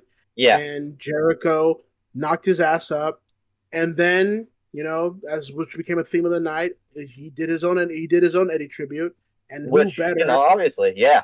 Who better in the roster other than Vicky? And then goes up top, does the frog splash onto Lambert for a Jericho frog splash. Not bad. It wasn't bad, and got the pin on Lambert.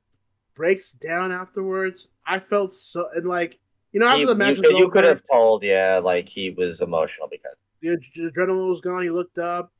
The crowd, the camera was close up onto him. He just started breaking down. You could see Sammy running in there to comfort him. It was just a fun, satisfying finish to what I thought was a fun match on a night where at this point I thought, dude, this is like one of the best in-ring pay-per-views I've seen from AEW or from anyone in recent memory. It's like you said earlier, like you both said earlier, it's a toss-up. You could take this or Fall Out, and it's like either or. You're not wrong saying which one you think was the better pay-per-view. Right. Okay, so before we get to the main event, we have this next segment. And now I think this is going to be because I'm very confused. What? On what? So, okay, so Tony Schiavone comes out, big announcement. Jay Lethal's here. Jay Lethal is now signed with the company. He's fighting Sammy Guevara this Wednesday, TNT title. Mm-hmm. Cool. There was a lot of backlash from this. Apparently, so what? Jay Lethal was Me Too'd? There was a lot of. It wasn't even Me Too'd, but it was like there was a lot of stuff back when he was with Ring of Honor, and it really started with the stuff with him and Taylor, where he was allegedly harassing some of the women in Ring of Honor. Okay, so then here's my question: Has this been confirmed? Has this been denied?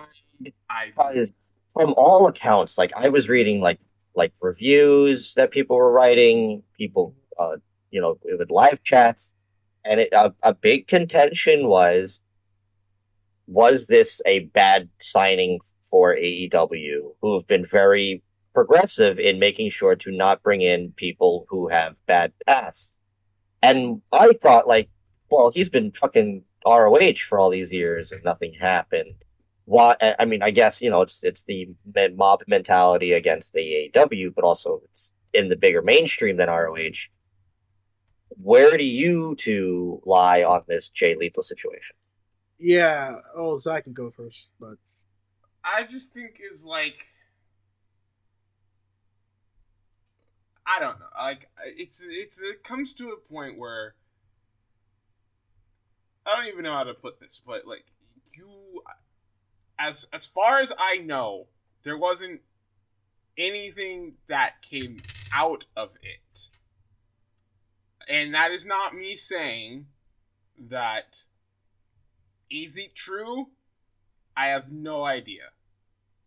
Did see Taylor, I guess people were tweeting about it or whatever because she made a tweet a few hours later thanking everybody and stuff for support, and that started to get traction. I guess that's what gave people like the reminder on things.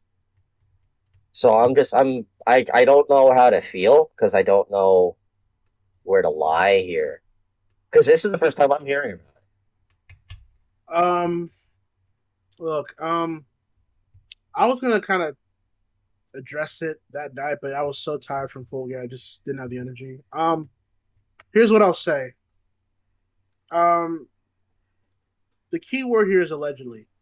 Yeah. And I would say this for any talent, because what's important here is, look, I want to be very clear, and I don't want to speak for Adam or Zahai or anybody else, but I will speak for me at least, that I don't condone that type of action. I don't condone that type of behavior, if it's true, because that's wrong. I will say though that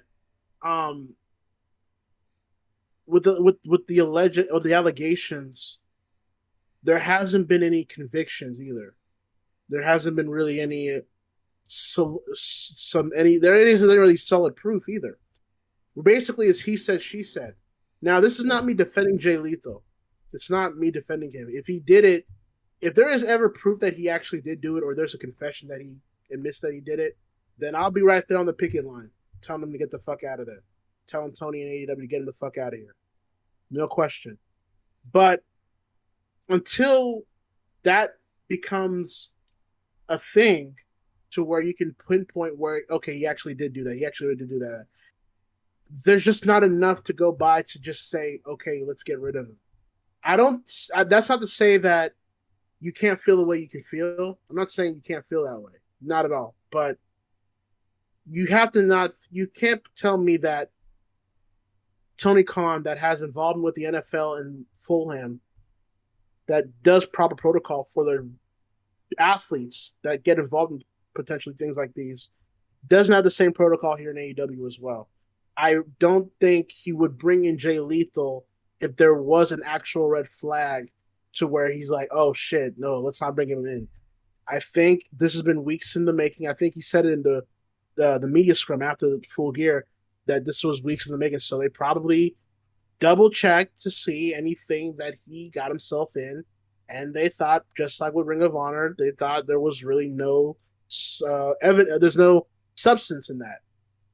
So, and here's the thing too. I'm not even saying like that Jay Lethal would have been my first choice from Ring of Honor. Right. I'm not even saying that. There are plenty of other people I would have picked over Lethal.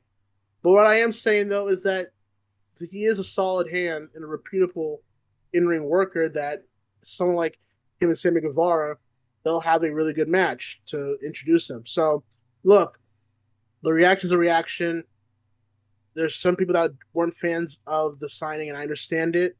I did see people that were supporting it too, so I don't want to act like there wasn't any like no support. I did see support for Lethal coming in, but we'll see where it goes. If he does something that is out of line, it's not like AEW won't handle it.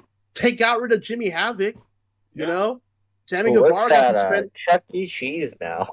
Yeah, Anyways, but it's weird. Sammy Guevara got suspended for things he said on a prior podcast years ago. So it's not like AEW won't take action if something eventually does come up from those allegations, or if he does something recently that makes them have to take action. This is a properly run business. It's not just a typical carny wrestling company. It's a legit business that they're running to where they can't have legal and other things get Lethal to come in and think, oh, he did some shit. We got to get rid of him. So I'm not saying that I'm all excited for Lethal coming in, because, again, I think there were better Ring of Honor talents to bring in for this spot before the main event. But I'm not going to simply also say, oh, we got to get rid of him now, unless there's any, like, actual evidence. It's for right now, it's he said, she said. If something develops further, then we'll cross that bridge when we get there. But for now, it just is what it is, man. So, Lethal's in, and he'll face Sammy on Wednesday, and we'll see where Lethal goes. I will say I'm surprised that Lethal is not going to be at Final Battle, though. I will say that, though. Yeah, I will say that him jumping this quick, him not even staying aboard for the final pay-per-view is like... That's the death knell. Yeah, but... Because if there was one person who I think everybody was like, if anyone is going to stay with them, it's going to be like the Briscoes and probably like Jay. And then Jay comes here and states, this is my forever home now. I'm not going back. Tony Khan stating that he never even talked to Jay Lethal about Final Battle. Like, this was the guy who for years and years and years, and even recently at the last pay-per-view, they did cut that giant promo about ROH. Ring of Honor thing. Saying like, and now he's being like, no, I'm done. Yeah. If there's one person that you should take account in for the writing on the wall here, it's Jay Lethal's, like, what he just did. And even with you talking about the Briscoes, like, they're even like... They're the GCW tag team. Yeah, they're in GCW right now, which, fuck it. So. You probably should have seen that coming, though, because, like, when we found out they were going to GCW to win the titles, that should have probably been that should have probably been like, yeah, something's happening here. But for Lethal to do the jump here at Full Gear and officially sign with AEW, not even staying in long enough for Final Battle, I think there's a story to that. I think there's a little smoke to the fire there. I mean, I said it on the newscast, man. I said when I heard about the Ring of Honor news, I was like, "Oh shit, it's over." Mm-hmm. I didn't buy that shit from Joe Koff. I didn't buy that shit from Sinclair, saying that we're just restructuring our roster. We're just trying to change our bit. Yeah, I heard that from WCW too, and they haven't came back in 20 years. Mm-hmm. So, it's when Lethal jumps and the Briscoes are looking like they're jumping. Like Adam said, shit's hitting the fan, man. Yep. And I'm gonna watch Final Battle because I kind of have to. But that says a lot about Ring of Honor with Lethal coming to AEW now. I'll say that. Yeah, it does. But after that, it is now time for our main event of the evening. Evening. There you go. Yeah. The match. Literally 2 years in the making. There's Kenny Omega defending the AEW World Championship against Hangman Adam Page. And just from the entrances alone, with the that video was amazing. That video with the Dark Order running around and then the Hangman walking through the streets of Minneapolis and them playing video. Oh my god. Yeah. All of his shortcomings and all of that just for him to arrive at the arena, letting them know that this is it. And everybody... Oh, go ahead. You know what it reminded me? Mm-hmm. You know actually what that entrance reminded me? It reminded me of Sting at Starrcade 97. That's how big it came off as. It came off like, oh shit, the ace is finally here. Yeah. And he's about to win this world title. And even then I was like, fuck. As he came out on stage and got the fireworks, and I just looked at the crowd chanting cowboy shit, which felt like an eternity as they were cheering, I was thinking to myself, and I think I tweeted, I was like, I fucking dare Tony not to pull the trigger tonight. I fucking dare him not to. And I don't think that's where the chants stopped, because you heard the crowd chanting cowboy shit. I can guarantee the fucking theater where I was at was chanting cowboy shit. I think anybody who was watching this, it was cowboy shit for real. Then his entrance, his music plays, gets a big pop. And the match, the show, like, the match didn't even start, and this fucking thing's already trying to make me cry, because this fucking name graphic pops up, and my god, says, "It's a graphics team. We're proud of you." Yeah, I mean, the graphics. I was like, oh my gosh.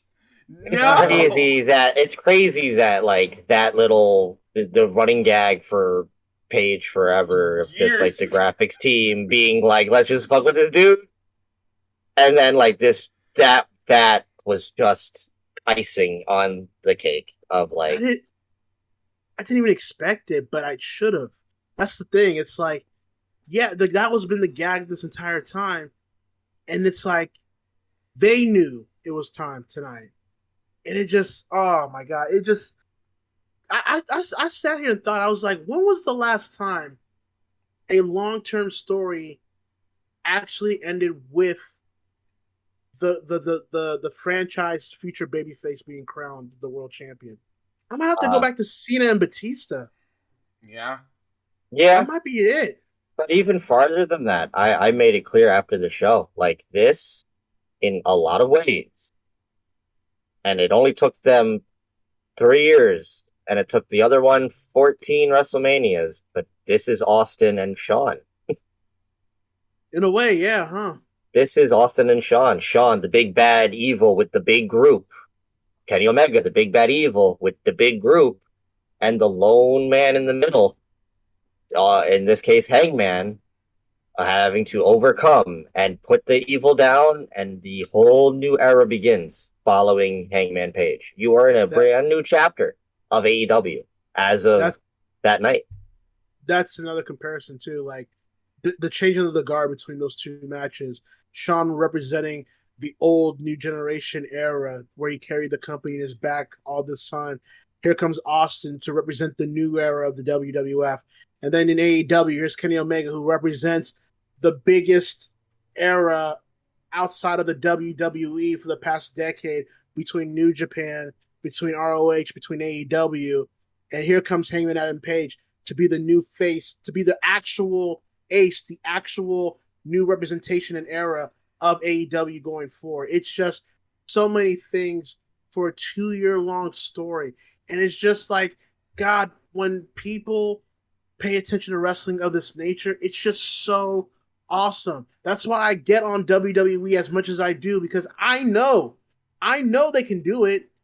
I know if they actually gave a fuck enough to put the effort in, they could do this too.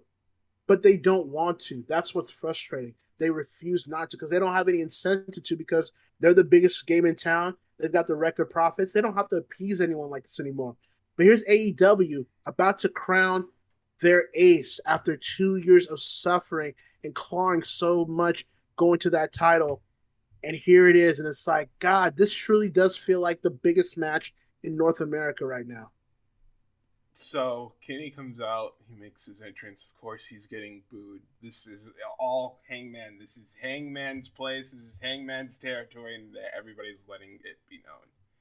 And right off the bat, they're like staring each other down. You know, they're getting up in each other's faces, and we're pretty much off to the races at this point.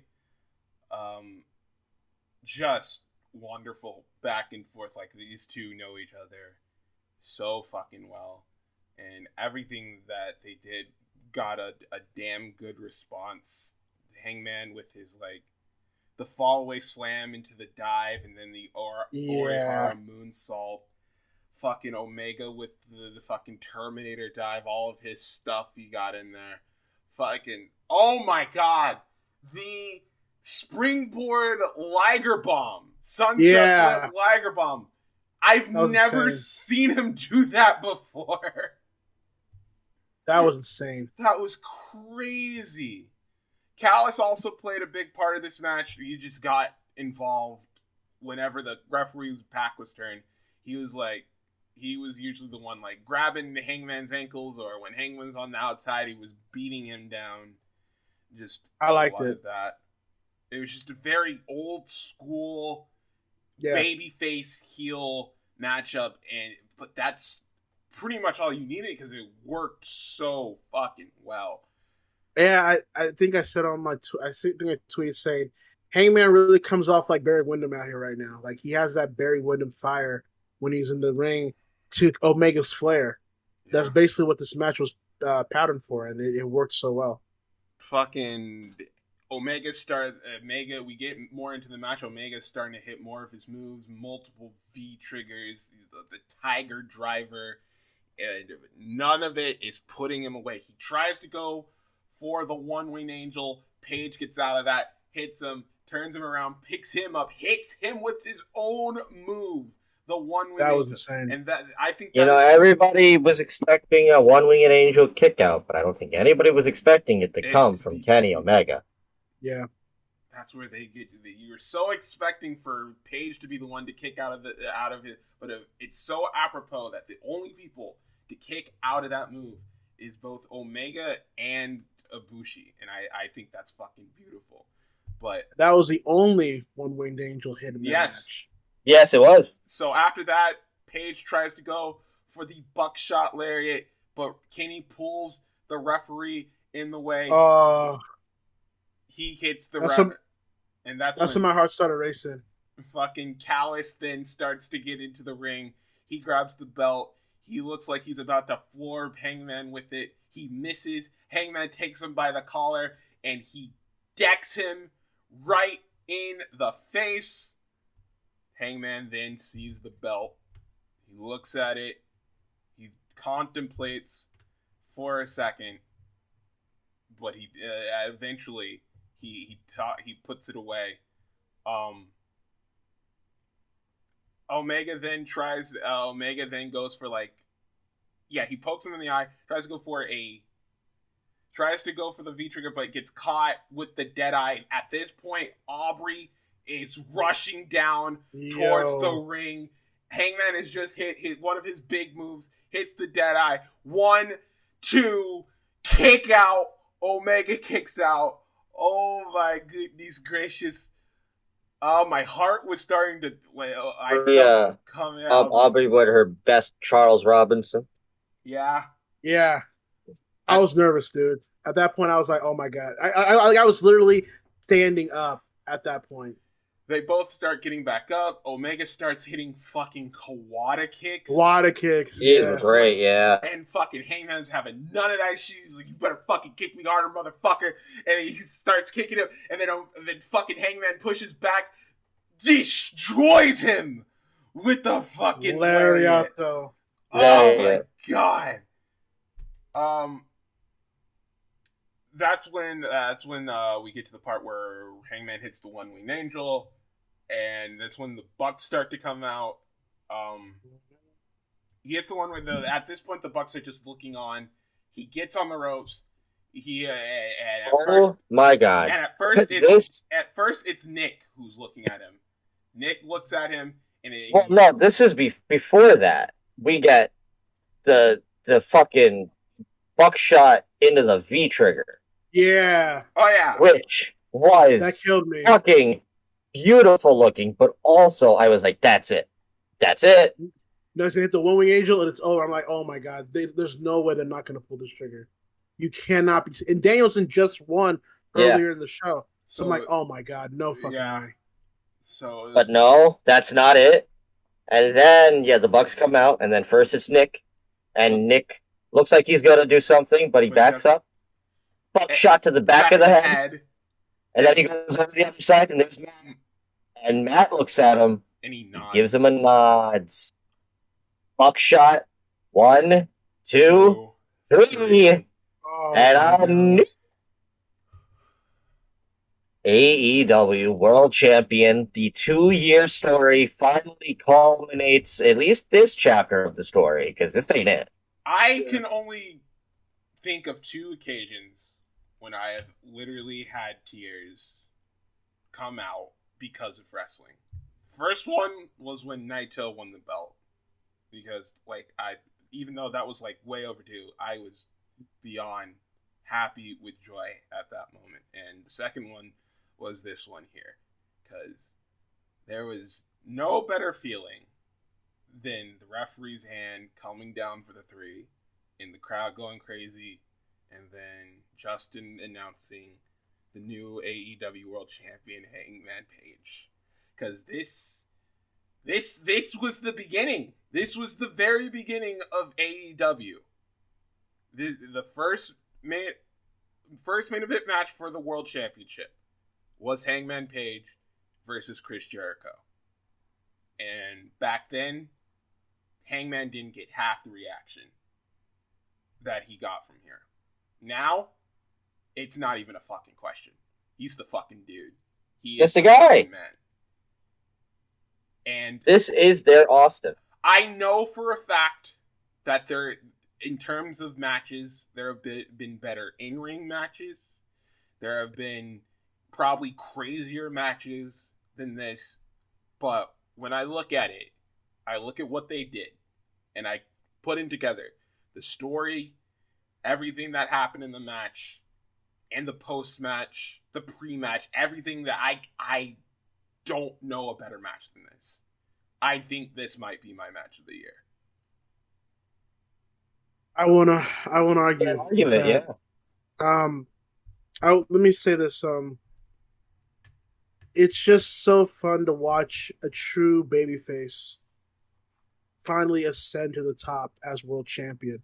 It's been a long time since we've had that in American pro wrestling as consistently as we once did.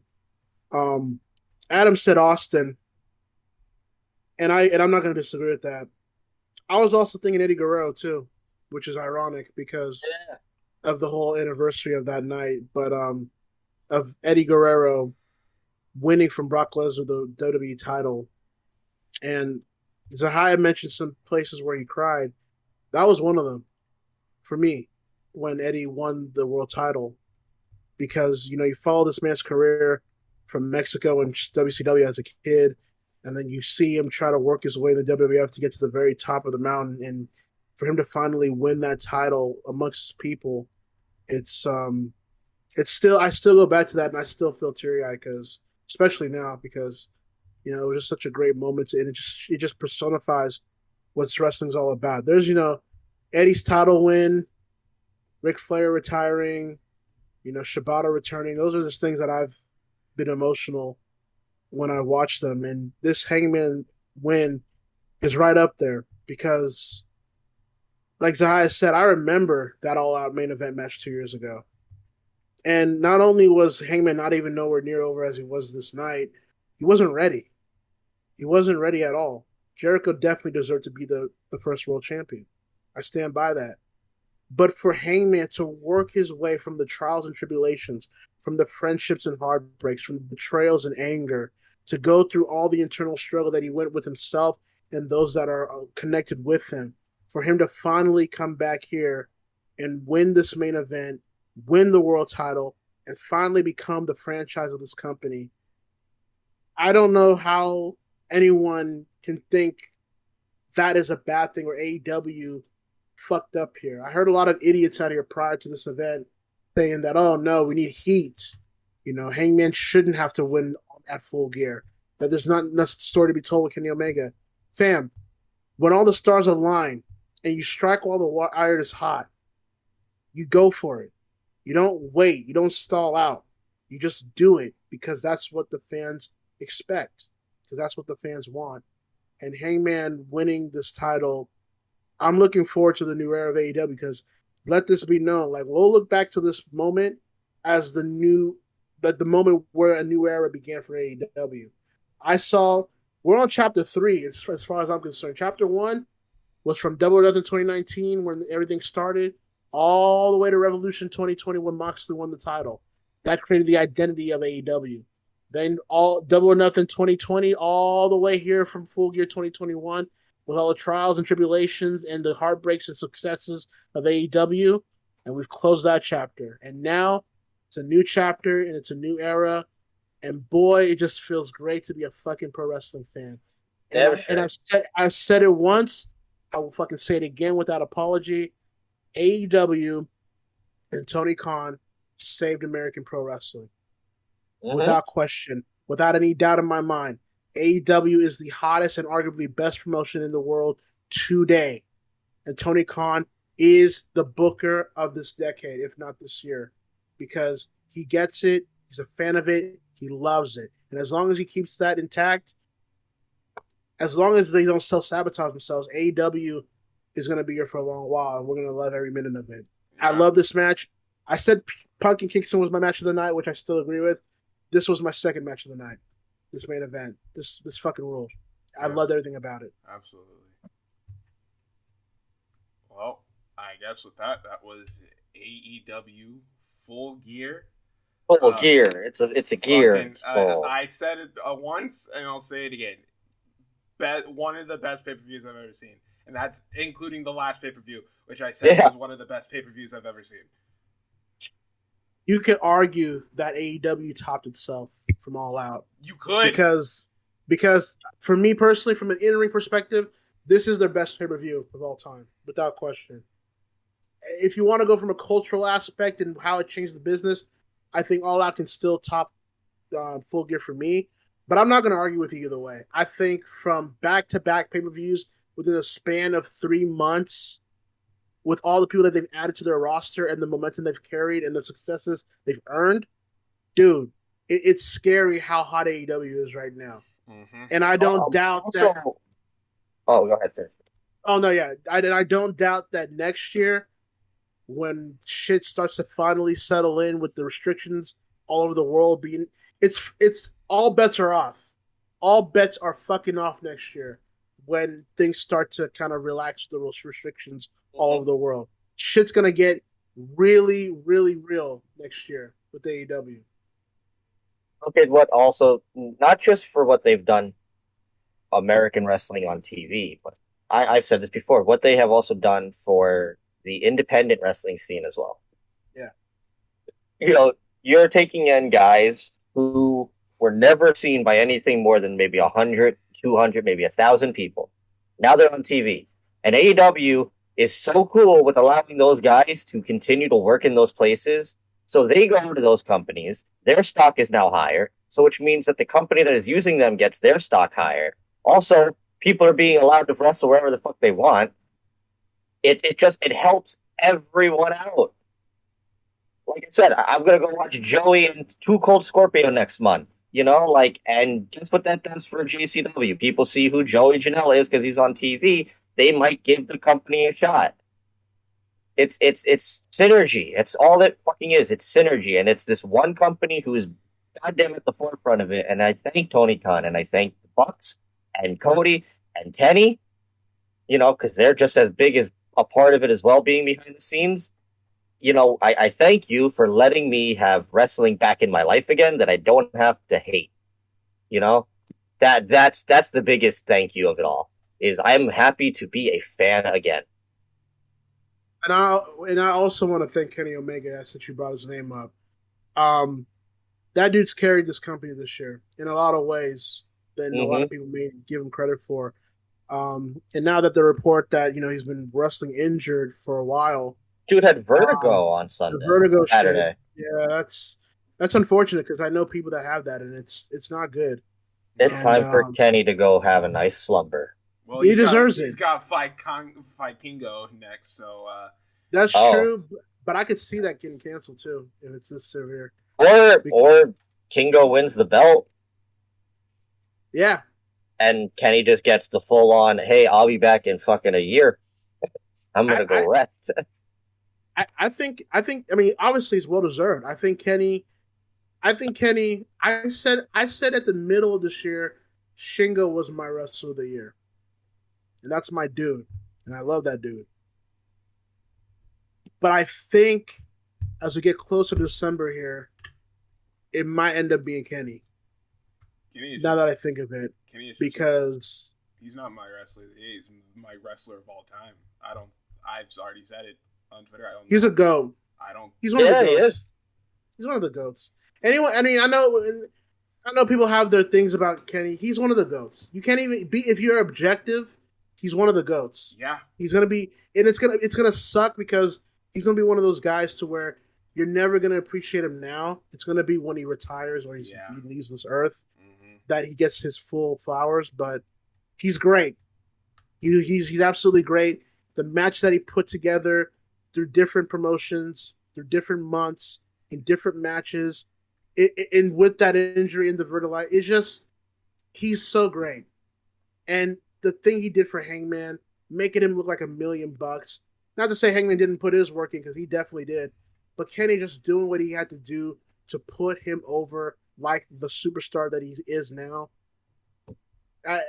Kenny Omega deserves a lot of credit that he won't get, but he deserves to take a break. And knowing where things are going to head with that story, because like Adam said, the book's not closed yet, but knowing where shit's going to be going left and right, when he comes back, might be as the babyface as we wanted him to be. Mm-hmm. So, and who knows if that ever means him and Hangman get to be allies again. So there's a lot of directions you can go.